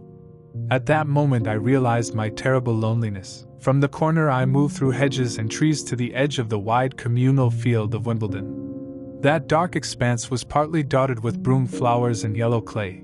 I did not see the red grass, and when I walked from one side to the other, without deciding to go out into the open field, the sun rose up, flooding everything with its light and vitality. Then I discovered a group of frogs very busy feeding in a puddle among the trees. I stopped to look at them, and they gave me a lesson in their firm will to continue living. Soon after I turned with the strange impression that someone was watching me and discovered something tucked in a nearby bush. I stood looking at it. After I took a step in that direction, and from the bush stood a man armed with a machete. I approached slowly while he watched me in silence, and without moving. As I walked along, I realized that he was wearing clothes as dirty as mine. Indeed, it seemed as if he had been dragged down the ditches of the road. His black hair fell on his eyes and his features were dark, dirty and saggy, which is why I did not recognize him at first. He had a reddened cut on the lower part of his face. "Stop!" he shouted at me when I was 10 meters away from him. I stopped immediately. "Where does it come from?" he asked me in a hoarse voice. I thought while examining it carefully. "I come from Mortlake," I said at last. "I was buried near the well that the Martians made around their cylinder. I managed to get out and escaped." "There is no food here," said Dash. "This region is mine. All this hill to the river, and behind it, to Clapham and the edge of the communal field. There is food for only one." "Where is he going?" "I don't know," I answered slowly. Dash. "I was buried in the ruins of a house for 13 or 14 days. I don't know what happened." He looked at me with a hesitant expression and then gave a ricochet, staring at me more attentively. "I do not wish to stay here," I added. "I think I'll go to Leatherhead, for there was my wife." He pointed his finger at me. "It's you," said Dash. "The man from Woking. And didn't they kill him at Weybridge?" I recognized him at the same time. "You're the gunner who came into my garden." "Good luck," he exclaimed. "We are lucky. You held me to the right and I restrained it." Dash. "I got into a drain. And after they left I escaped through the fields towards Walton. But, still not 16 days ago, and you are full of grey hair." He suddenly looked over his shoulder. "It is nothing more than a crow," he added. "These days one learns that even birds make shadow. We are very exposed. Let's get in between those bushes and talk." "Have you seen the Martians?" I asked Dash. "Since I left, they've gone to the other side of London. I think there's a bigger camp there. Over there, on the side of Hampstead, the sky is filled with lights at night. It's like a big city, and in the glow you can see them moving. By day you see nothing. But closer, I haven't seen them," he said, "in 5 days. I saw 2 of them on the other side of Hammersmith. They were carrying something big. And the night before last," he paused and added in a lower voice, "Dash. It was about lights, but there was something in the air. I think they've built a flying machine and are experimenting with it." I stopped on hands and knees. We had already reached the thickets. "Do they fly?" "Yes, they fly back." I slipped under the branches and sat down. "Humanity is lost," I said. Dash. "If you can do that, you'll go around the world." He nodded. "Yes. But it will ease things up a bit here. Also," he looked me in the eye. Dash. "Aren't you convinced that humanity is dead?" "I am. We are defeated." I was looking at him. Strangely enough, I had not come to this conclusion. The fact was perfectly obvious to me when I heard him say it. He still harbored a vague hope, or, rather, retained a way of thinking developed during a lifetime's habit. He repeated with absolute conviction, "We are defeated." He kept silent for a moment. "It's all over," he said later. Dash. "They lost one. Only one. They have taken root on Earth and destroyed the world's greatest power." We were crushed. Weybridge's death was an accident. And these are just the first. They keep coming. Those green stars. I haven't seen any in the last 5 or 6 days, but I'm sure they fall every night somewhere. There's nothing you can do about it. Where we are crushed. Defeated. I did not answer him. I stood with my eyes fixed in the void, trying in vain to think of something that would disprove his claims. This is not a war, the gunner continued. It never was. Nor could ants make war on us. Suddenly I remembered that night of the observatory. After the 3rd shot there was no more. At least, until the first cylinder came. How do you know? He asked. I explained it to him. The cannon must have broken down, he said then. But what does that matter? They'll fix it. And even if there is a delay, the end will be the same. Men against ants. Ants build their cities, live in them and have their wars and revolutions until men want to take them out of the way, and then they disappear. That's what we are, ants. Just, yes, I urged you. We're edible ants. We're staring at each other. And what will they do with us? I said at last. That's what I've been thinking about. After Weybridge, I went south, always thinking. I saw what was going on. Most people would scream and get excited. But I'm not one to shout. I have seen death close once or twice. I am not an ornamental soldier, and death does not frighten me. Well, the one who is saved is the one who thinks. I saw that they were all going south, and I said to myself, on that side the food will not last. And I turned. I went in search of the Martians, as the sparrow seeks men with a wide gesture pointed to the surroundings. Everywhere they starve and trample on each other. He saw my expression and interrupted me for a moment. No doubt, those with money escaped to France, he continued shortly afterwards. Here is food. Canned food in grocery stores, wine, liquor, mineral water, and main sewer pipes and large sewage are empty. Now, I was telling him what I thought. Here are intelligent beings, I said to myself, and it seems that they want us as food. First they will destroy our ships, machines, weapons, cities, and end up with order and organization. All that will disappear. If we were the size of ants, we could save ourselves. But we're not. That's the first security we have, huh? I settled. Yes. I've thought about it. Well, let's go now. For the moment they capture us when they want. A Martian has only to walk a few miles to find a fleeing crowd. And one day I saw one in Wandsworth who was tearing up houses and searching through the ruins. But they will not continue to do that. As soon as they are done with our weapons and ships, destroyed our railways and finished the things they are doing here, they will start hunting us systematically, picking out the best and keeping us in cages. That's what they'll do after a while. God, they haven't started with us yet. Don't you see? Haven't started? I exclaimed. No, what has happened so far is that we have not had the wisdom to stand still and have bothered them with our cannons and nonsense. We also lost our heads and fled in large crowds to places where there was no security other than the places we were. They still don't want to bother us. They are making their own things, all the ones they could not bring with them, and preparing what is necessary for the rest of their race. It is possibly because other cylinders have stopped dropping, for they are undoubtedly afraid to crush those already here. And instead of running blind or collecting dynamite in the hope of flying them, we have to prepare for a new state of things. That's how I think of it. It is not according to what man wants for his species, but it is what circumstances advise. On that principle I based myself to work. The cities, the nations, the civilization, the progress, all that is over. The game ended. We are defeated. But if so, why should we live? The gunner stared at me for a moment. There will be no more concerts for 1 million or more years. There will be no real arts academy and fancy restaurants. If it is amusement that interests you, you can forget about them. If you have delicate manners or dislike eating peas with a knife or saying bad words, it is better to let go of those reservations. They will not serve any purpose. You mean? I mean that men like me are the ones who will continue to live, so that race is not lost. I say that I am firmly willing to live, and if I'm not mistaken, you too will prove your worth and be like me. We will not be exterminated. Nor do I intend to let them capture me, domesticate me and fatten me like a pig or a cow. UF those damn crawling bugs. You don't mean that, yes. I will live under your feet. I have already designed it perfectly. We are defeated. We don't know enough. We must learn to get another chance to succeed. And we have to live and stay independent while we learn. Do you understand?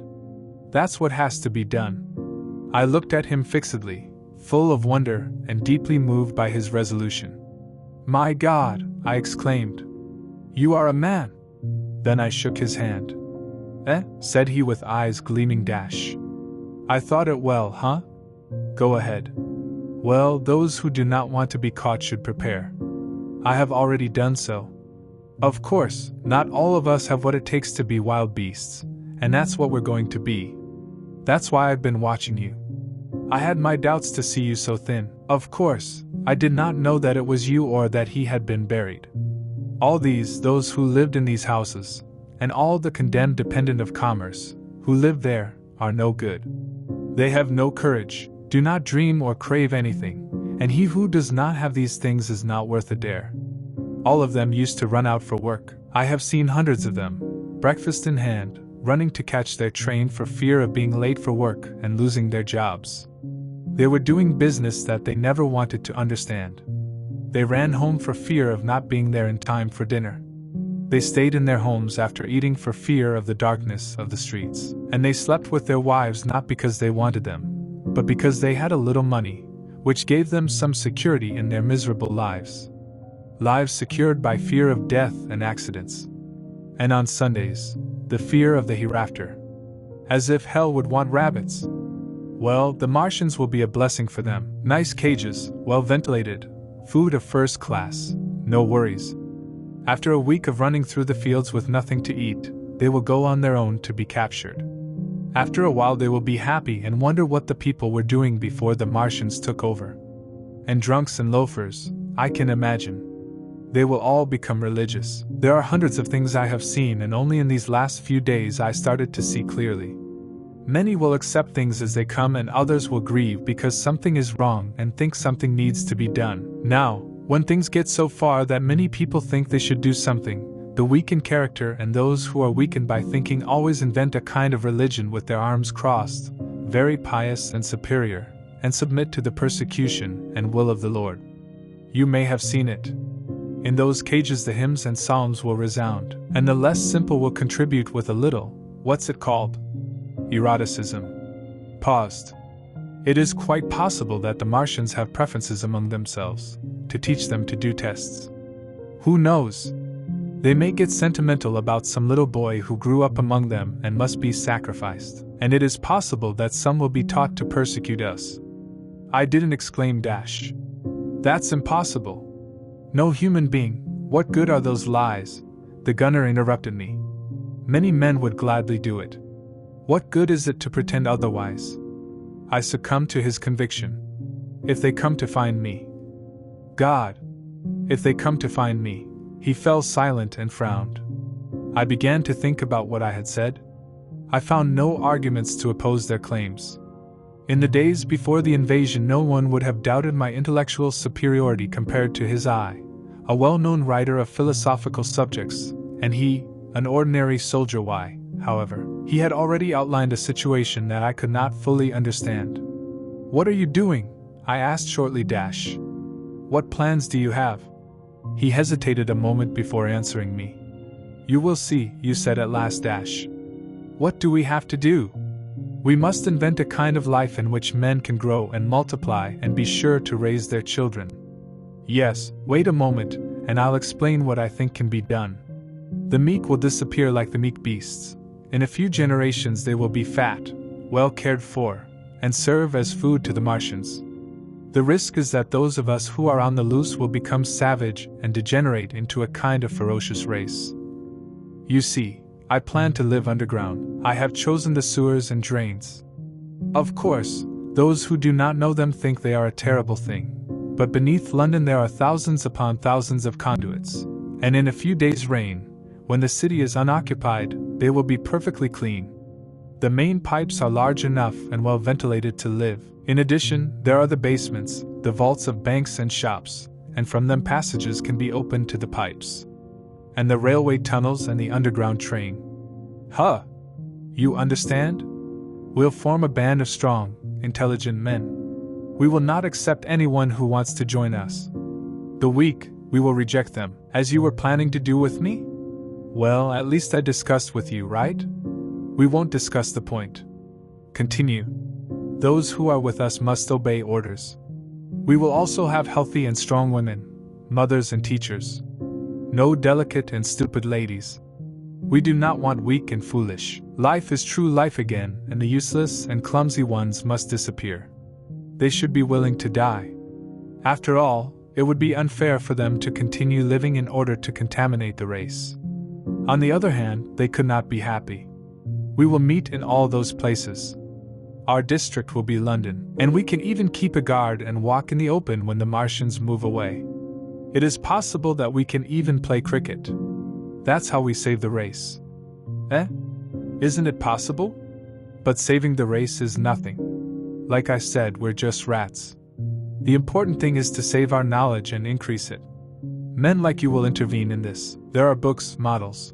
We must make very deep deposits and get all the books we can. No novels and stupid poems, but books of ideas and science. We will go to the British Museum to collect those volumes. In particular, we will have to preserve our science and learn more. We must watch the Martians. Some of us will go as spies. When it's all set, I may go myself and get captured. And the important thing is that we leave the Martians alone. We won't even steal. If we see that we bother them in anything, we'll go. We have to show them that we don't mean them any harm. Yes, I know, but they are intelligent, and will hunt us if they have everything they want, and consider us as harmless vermin. The gunner paused and put a hand on my arm. After all, maybe it's not so much what we have to learn before. Imagine this. 4 or 5 of your war machines suddenly pull away, heat raised to the right and left, and not a single Martian to handle them. Not a Martian, but men who have learned to do so. Perhaps it will be in my time. How nice it would be to have one of those machines and its caloric ray. What a magnificent control. What would it matter if we were finally torn to shreds, if you could just kill a few like that? Then those Martians would open their eyes. Can't you imagine? Don't you see them already crawling towards their other devices? In all of them they would find something broken. And while they were fixing the damage, PAF, the caloric ray arrives and the man recovers his own. For a while the imaginative boldness of the individual and the tone of courage and confidence with which he spoke completely dominated my mind. I believed without any hesitation in his prophecy of human destiny and the possibility of carrying out his amazing plan. And the reader who considers me susceptible and foolish must contrast his position, think about the subject putting in my place, and imagine himself, as I was at that time, snuggled up in the thickets and full of apprehension. We talked this way for part of the morning. And a little later, once we had verified that there were no Martians in the vicinity, we rushed to the house on Putney Hill, where my new companion had set up his den. It was the coal basement, and when I saw the work that he did in a week, a tunnel only 10 meters long, with which he thought he would reach the main sewer of Putney Hill, I had my first suspicion about the gulf between his dreams and his ability to carry them out. A well like this I could have dug in one day, but I believed it enough to help him work that morning until afternoon. We had a wheelbarrow and threw the extracted soil into the kitchen. We refreshed with a can of turtle soup and wine from the neighboring pantry. In this work I found the curious relief of the impression that I took upon myself to find myself in such a strange world. While we were working I thought long about his projects, and, at last, objections and doubts began to arise. But I continued digging there all morning, because I was glad to have something definite to do again. After an hour I began to think about the distance we had to dig before reaching the sewer, and the possibility that we had not to find it. My first objection was that we had to dig a tunnel so long when it was possible to enter the sewer immediately by one of the street outlets, and dig from there into the house. It also seemed to me that my friend had chosen the wrong house and required a too long tunnel. And when I started to take care of these details, the gunner put down his shovel and looked at me. "We're working well," said Dash. "Let's leave it for a while. I think it's time to go explore the surroundings from the roof." I was in favor of continuing, and after slight hesitation he took the shovel again. Suddenly an idea occurred to me and I stopped my work. He imitated me immediately. Why was he walking around the communal field instead of being here? I asked him. He was taking a breath repouso dash. He was coming back. It's less dangerous at night. But what about work? You can't work forever, he said. I immediately saw him as he was. He hesitated for a moment, with the shovel in his hand. Now we should make an examination from above, for if any of them approaches he might hear the noise and take us by surprise, he said. I no longer felt willing to object. Together we went up to the roof and stood on a ladder to spy from the roof door. No Martian was seen and we ventured out. From the parapet we could see almost nothing of Putney because of the thickets, but we dominated the river, which was a mass of red grass, and the lower parts of Lambeth completely flooded. The Martian vine climbed up the trees near the old palace, and dead branches protruded from among the red clusters. It was strange to see how much water was needed for the plants to propagate. Around us either of the two had managed to grow. We looked north, and across Kensington we saw large clouds of dense smoke rising. The gunner began to tell me about the kind of people who were still in London. One night last week some crazy people put the power plants into operation. The whole of Regent Street and the circus suddenly lit up, and there were painted women and drunken men, who danced and screamed until dawn. One man who was there told me, and it seems that on the day they saw a war machine standing near Langham looking at them. God knows how long he'd been there. He went down the road to them and seized about 100, who were too drunk and scared to run away. Grotesque glimpse of an era that no story will ever fully describe. After this, and in response to my questions, he again mentioned his grand plans. He was immediately enthusiastic and spoke so eloquently of the possibility of capturing a machine war, that I almost believed him again. But now, as I began to understand his character, I understood why he insisted that nothing be done hastily. And I noticed that now it was not a matter of him in person capturing or facing the machine. After a while we went down to the basement. Neither of us was willing to continue the work, and when he suggested we eat, I accepted willingly. My companion suddenly became very generous, and when we were eaten he left and returned shortly after bringing some excellent cigars. We lit them, and their optimism reached its climax. He felt inclined to regard my arrival as something extraordinary. There's champagne in the basement, he said. We can dig better if we keep drinking this wine refreshment. No. I'm the host today. We'll have champagne. We'll have champagne. We'll be good God. The task ahead of us is quite great. Let's rest and gather strength while we can. Look at the blisters in my hands. And continuing the idea of taking a day off, we played cards after lunch. He taught me to play euchre, and after dividing London between the two, leaving me with the north part and him with the south, we fought for the different parishes. As grotesque and crazy as this may seem to the sober reader, it is the pure truth, and the most extraordinary thing is that the game turned out to be extremely interesting. How strange is the mind of man, being our species on the verge of death or the worst of degradation, with no clear perspective before us, except that of a horrible death. We could sit there, following the whims of painted cardboard and playing with great enthusiasm. Then he taught me how to play poker, and I won 3 games of chess. When night came we were so interested that we decided to take the risk of lighting a lamp. We had dinner after an endless series of games, and the gunner finished with champagne. We continued smoking the cigars. He was no longer the energetic regenerator of his kind that I would find in the morning. He continued to be optimistic, but his optimism was more reflective and less dynamic. I remember it ended with a toast to my health, expressed in a speech of little variety and many babbling. Then I took a cigar and went up to see the lights he had spoken of, which he said were shining with greenish hues along the Highgate hills. At first I looked towards the London Valley with some surprise. The hills of the north were shrouded in pitch darkness. The fires near Kensington shimmered with reddish reflections, and from time to time a flaming orange rose, which was lost in the dark blue sky. The whole rest of London was in darkness. Then, a little closer, I perceived a strange light, a phosphorescent glow of pale violet color, which flickered at the impulses of the breeze. For a moment I could not identify it, and then I understood that it must be the red grass that caused it.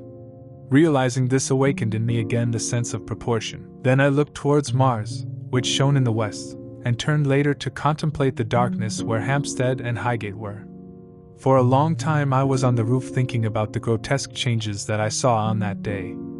I remembered my mental states, from the midnight prayer to the stupid games of cards. I then experienced a sudden repugnance, and remembered that I threw the cigar with some profligate symbolism. Immediately I understood the exaggeration of my madness. I was a traitor to my wife and to my race. I felt full of remorse. I then made a resolution to leave the strange and undisciplined dreamer of great things alone with his drink and food and enter London. I thought that there I would have a better chance of finding out what the Martians and my fellows were doing. I was still on the roof when the moon rose in the sky. 8. The Dead City. After I had separated from the gunner, I went down the hill and took High Street across the bridge to Fulham. The red grass was growing profusely at that time and covered almost the whole bridge, but its leaves were already discolored in many places, victims, no doubt, of the disease which would soon exterminate them. At the corner of the road leading to Putney Bridge Station I found a man lying on the ground. He was completely covered by black dust and alive, but he was completely drunk. I could not get more than curses, and when I approached he wanted to attack me. I think I would have stayed with him if it weren't for the brutal aspect of his factions. There was black dust all the way from the bridge forward, and in Fulham it was even more. The streets were awesomely quiet. I got something to eat at a bakery in the neighborhood. As I headed towards Walham Green, the streets were dust-free, and I passed a group of burning houses. The noise of the fire was pleasant in the midst of so much silence. As I went on to Brompton, the prevailing stillness again depressed me. There I found, once more, the black dust on the streets and on the corpses, of which I saw a dozen all along the length of Fulham Road. They had been dead for days, which is why I hurried away. Black dust covered them all, softening their contours. The dogs had attacked several. Where there was no black dust, the city had the normal appearance of Sundays, with its closed shops, unoccupied houses, and general silence. Looters had been found in some places, but only in the grocery and liquor stores. I saw the broken glass of a jewelry store window, but someone must have interrupted the thief, for there were numerous gold chains and some clocks scattered along the sidewalk. I didn't bother to touch them. Later I found a woman made a ball in a portal. The hand resting on a knee had a wound, which had bled on her dress, and beside it I saw the remains of a bottle of champagne. She seemed asleep, but was dead.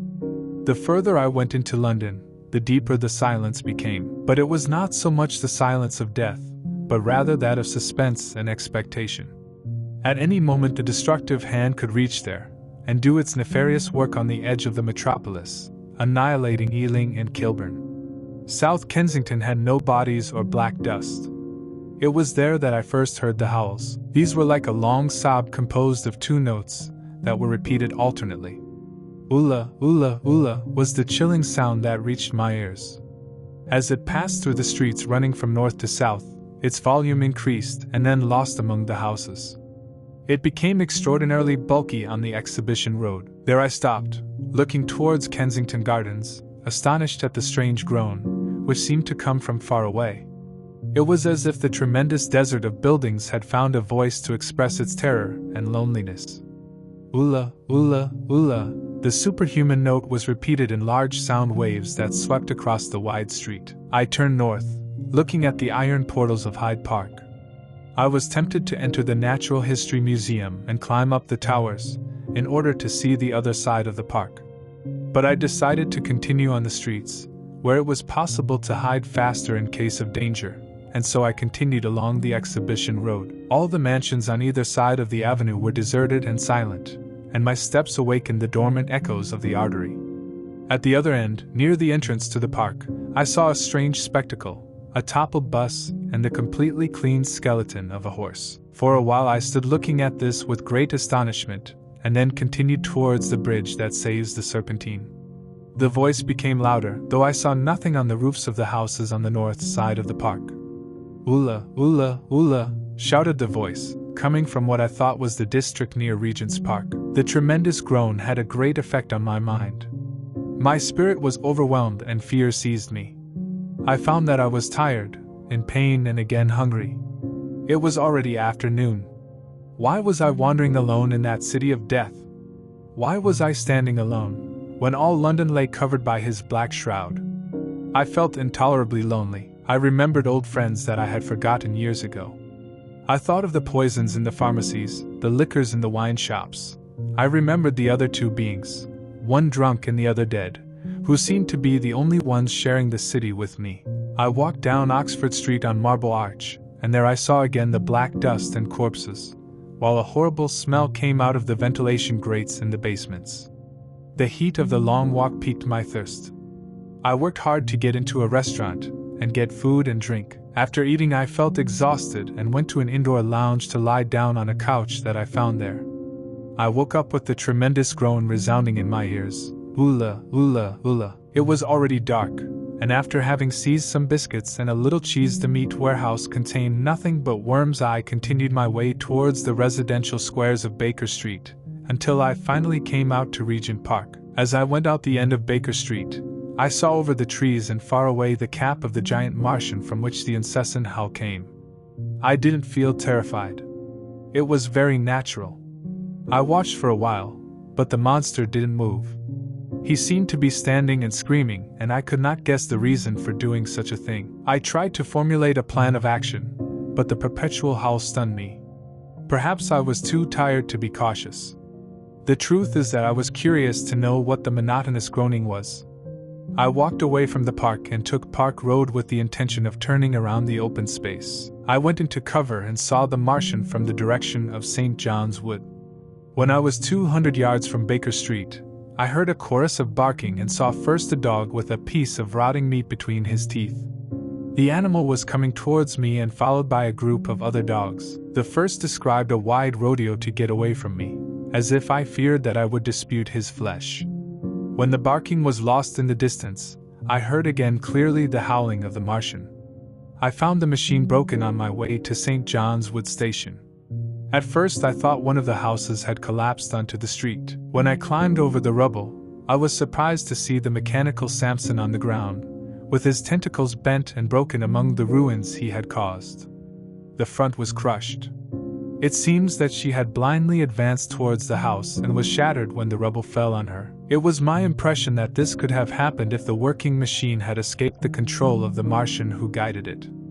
I could not get through the rubble to observe it better, and it was already too dark for me to see the blood that had stained his seat and the remains of the Martian left by the dogs. But still amazed by what I had just seen, I went to Primrose Hill.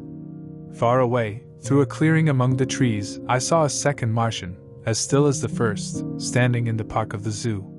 Just beyond the remains of the working machine, I found the red grass again, and saw that the Regent Canal was a spongy mass of crimson vegetation. As I crossed the bridge, the long groaning suddenly ceased.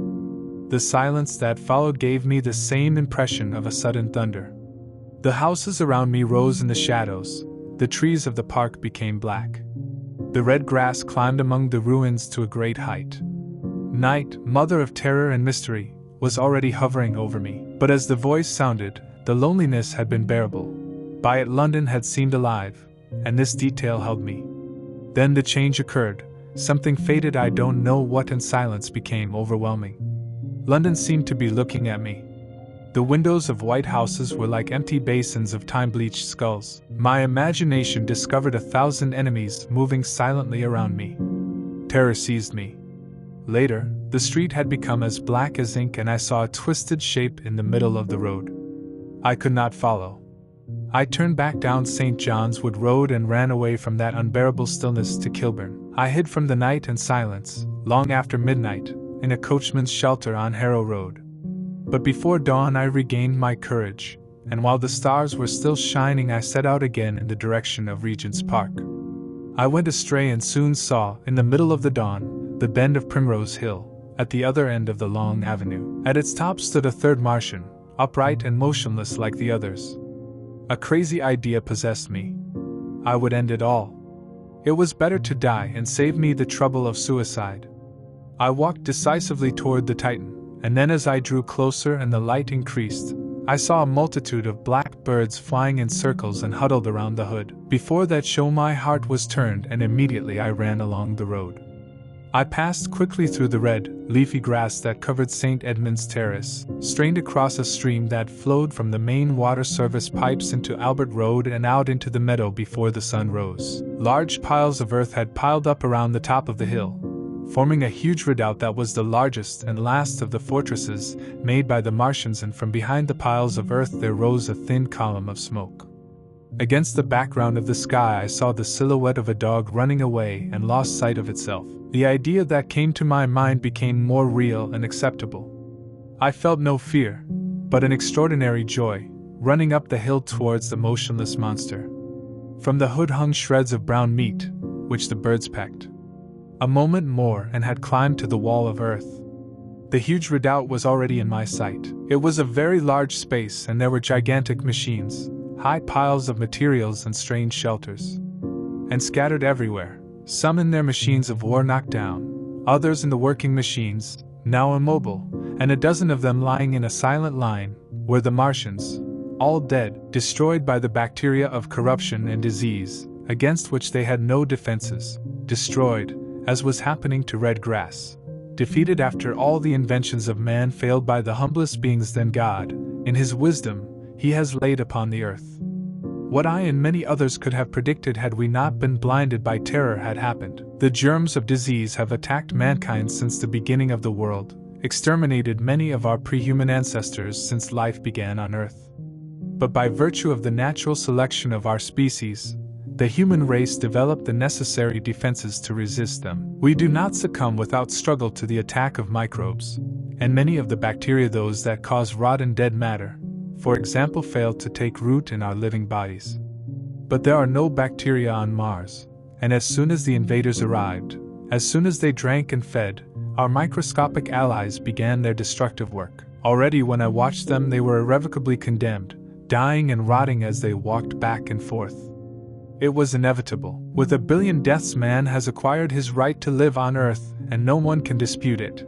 He would not have lost even if the Martians had been 10 times more powerful than they were, because not in vain men live and die. Here and there were scattered about 50, in total, in that last place, surprised by a death which must have seemed incomprehensible to them.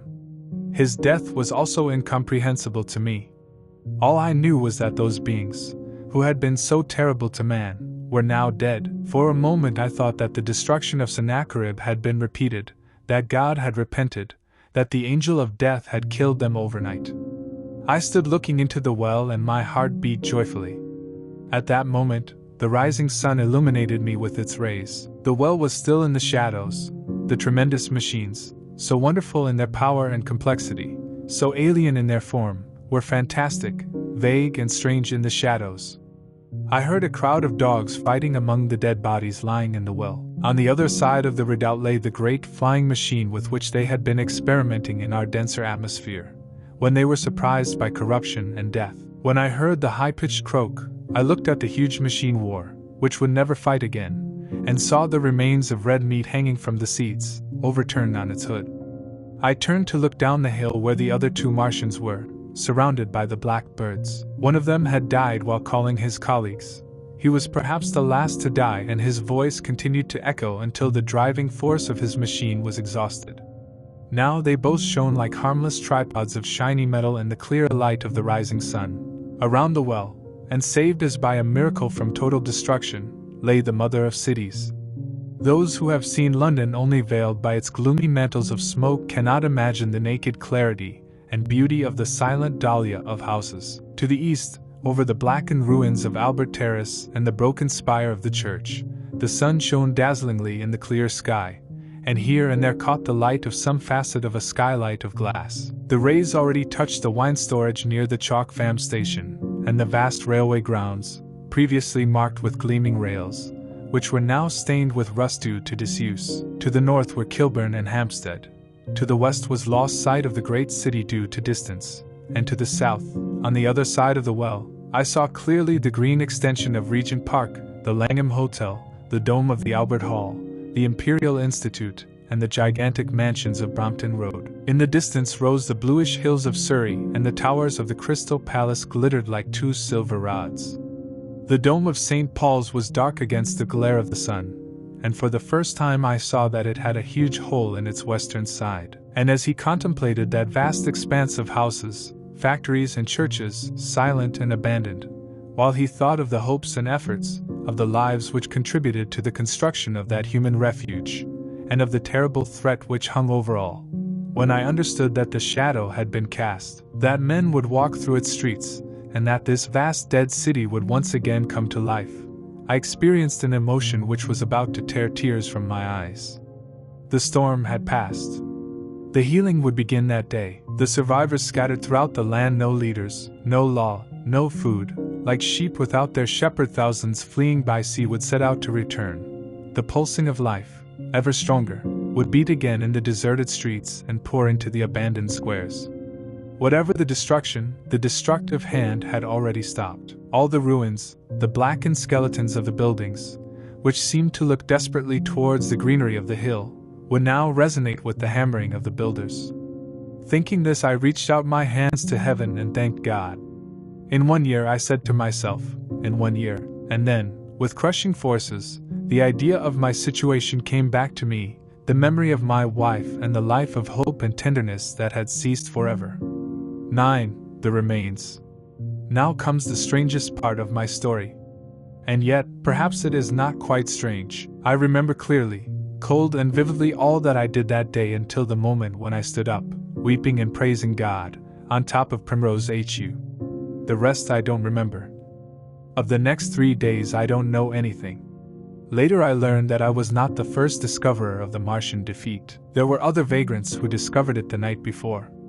A man the first had gone to St. Martin's-le-Grand, and while I was in the coachman's shelter, he managed to telegraph to Paris. The news was broadcast to the world from there. 1,000 cities, trapped by the most terrible apprehension, were suddenly illuminated. They knew it already in Dublin, in Edinburgh, in Manchester, in Birmingham, when I stood at the edge of the well. Already the men, crying with joy, interrupted their work to congratulate and shake hands. Others climbed trains to go to London. The church bells, which had been muffled 15 days earlier, began to ring in flight and resounded throughout England. Men on bicycles, skinny and unkempt, ran all over the streets shouting the news. And food. From the other side of the Channel, from the North Sea and from the Atlantic came already loads of wheat, bread and meat. All the ships of the world seemed to be heading for London in those days. But I remember nothing of this. I wandered mad through the streets. I finally found myself in the home of some kind people, who found me on the 3rd day walking aimlessly, screaming and crying for St. John's Wood. Then they told me that I was singing a song improvised about the last man on earth. Concerned as they were about their own affairs, those people, whom I owe so much and whose kindness I would like to thank, but who I do not know their names, took me in charge and cared for me. Apparently, they heard of fragments of my story during the days I was delirious. When my mind had recovered, I was given with great gentleness the news of the fate run by Leatherhead. 2 days after I was trapped in the dilapidated house, a Martian destroyed that population completely and exterminated all its inhabitants. It seems to have swept away the whole of the site without any provocation, as a boy could crush an anthill on a whim. I was a completely broken man and they were very good to me. I stayed with them for 4 days after I recovered. All that time I felt an immense desire to go and see what was left of that happy life in my past. It was a desperate desire to contemplate my own misery. They talked me out of it and did everything they could to convince me not to. But at last I could not resist the impulse, and promising them that I would return, I parted from them with tears in my eyes and went back to the streets, which I saw for the last time dark and abandoned. They were already full of people coming back. In certain places I saw the shops open and I discovered a drinking fountain already in operation. I remember how beautiful the day looked when I began my melancholy march to Woking's cottage and the large crowd that walked through the streets, now full of life. There were so many people everywhere, it seemed incredible that a large part of the population would have been sacrificed. But then I noticed the pallor of all, the sloppiness of most, the fixity of the looks and the rags of many. The faces were shown with 2 expressions, an extraordinary joy and a resolution sanuda. Except for this detail, London seemed a city of vagabonds. In the churches they distributed the bread sent to us by the French government. The few horses I saw were terribly thin. Thin special agents, with a white bracelet over their sleeve, occupied almost every corner. I saw little of the damage caused by Martians until I arrived at Wellington Street, where I discovered red grass climbing up the walls of Waterloo Bridge. And in the corner of the bridge I saw one of the common contrasts of that grotesque age, a sheet of paper swaying over a scrub of red grass. It was a notice from the first newspaper to restart its activities, the Daily Mail. I bought a copy with a blackened penny that I found in my pocket. Most of the journal was blank, but the lonely editor who composed the issue had enjoyed distributing blanks on the final page. The printed material was pure emotion. The news agencies were not yet operational. I did not learn anything new, except that in the course of a week already amazing results had been achieved with the examination of the Martian mechanisms. Among other things, the article assured what I did not believe at the time, that the secret of flight had been discovered. In Waterloo I found free trains, which brought people home. There were few passengers on the train, for the first contingent is already past. As I was not in the mood to talk, I entered a compartment and looked at the devastation that slid through the window as the train passed. Just as the train left the station, the convoy shook as it passed over the temporary rails, and on both sides of the tracks the houses were blackened ruins. As we reached Clapham Junction, the face of London was soiled with the remains of black smoke, despite the rain which had fallen for 48 hours straight, and at the junction they were repairing the tracks, so that we had to take a detour. Throughout the journey from there on, the country was changed and unknown. Wimbledon had suffered great destruction. Because its forests were not burned, Walton seemed the least damaged of the line's populations. The Wendell, the Mole and all other streams were a mass of red grass, but the forests of Surrey were too dry for the strange vegetation to have taken root. Beyond Wimbledon, in certain planted grounds, the piles of earth were seen to be cleared by the sixth cylinder. Large numbers of people surrounded the well, and a number of sappers worked inside. Our flag was flying high, showing the sun its cheerful colors. The surroundings were covered with crimson vegetation, and its reflections bothered the sight. To relieve myself, I turned my eyes towards the gray of the nearest ashes and the blue of the hills that rose farther east. Before we reached Woking Station, we stopped because they were repairing the tracks, so I went down at Byfleet and started walking on the Maybury Road, passing by where the gunner and I had talked with the hussars. Then I saw the place where the Martian appeared to me during the storm. Moved by curiosity, I went out of the way to look among the red scrub for the broken carriage and the horse's skeleton. For a long time I was contemplating these vestiges. Then I went back through the pine forest, making my way through the red grass, which in some parts reached up to my neck. I learned that the owner of the inn had been buried. I went on and passed through College Arms, arriving at my village. A man standing at the door of a chalet greeted me as he passed, calling my name. I looked at my home with a ray of hope, which immediately vanished. The door had been forced open and opened slowly as I approached. It closed again with force. The curtains of my study were fluttering, coming out of the open window from which the gunner and I saw the dawn come. No one had ever closed it. The hedges, crushed, were just as I had left them a month ago. I walked into the lobby and found the house deserted. The carpet of the staircase was crumpled and discolored in the place where I had curled up when I entered, soaked after the storm on the night of the catastrophe. The tarnished footprint of our steps was still marked on the steps. I went up to my study and saw on the table the sheet of paper left by the evening when the cylinder was opened. For a moment I stared at my abandoned theories. It was an essay on the probable development of moral ideas in relation to the advancement of the civilizing process, and the last sentence was the beginning of a prophecy. He had written, "In 200 years we can expect." The sentence was cut there. Then I remembered my inability to fix my mind on that morning a month ago, and how I had been interrupted to go by the Daily Chronicle. I remembered how I had walked through the garden when I saw the seller arrive, and what he had told me about the men of Mars. I went down to the dining room. There I saw the meat and bread, completely corrupted, and a bottle of beer fallen, just as we left it. My home was deserted. I understood the inadequacy of the hope that would hold so long. And then a strange thing happened. "It's useless," a voice said. "The house is deserted. There has been no one here for a long time. Don't stay here to suffer, only you are saved." I was startled.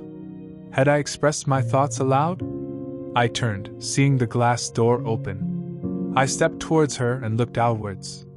And there, astonished and fearful, just as I felt, were my cousin and wife. She threw a drowned scream. Vine said "New. Took a hand to her throat and saw it stagger. From a jump I was by her side taking her in my arms. Thin,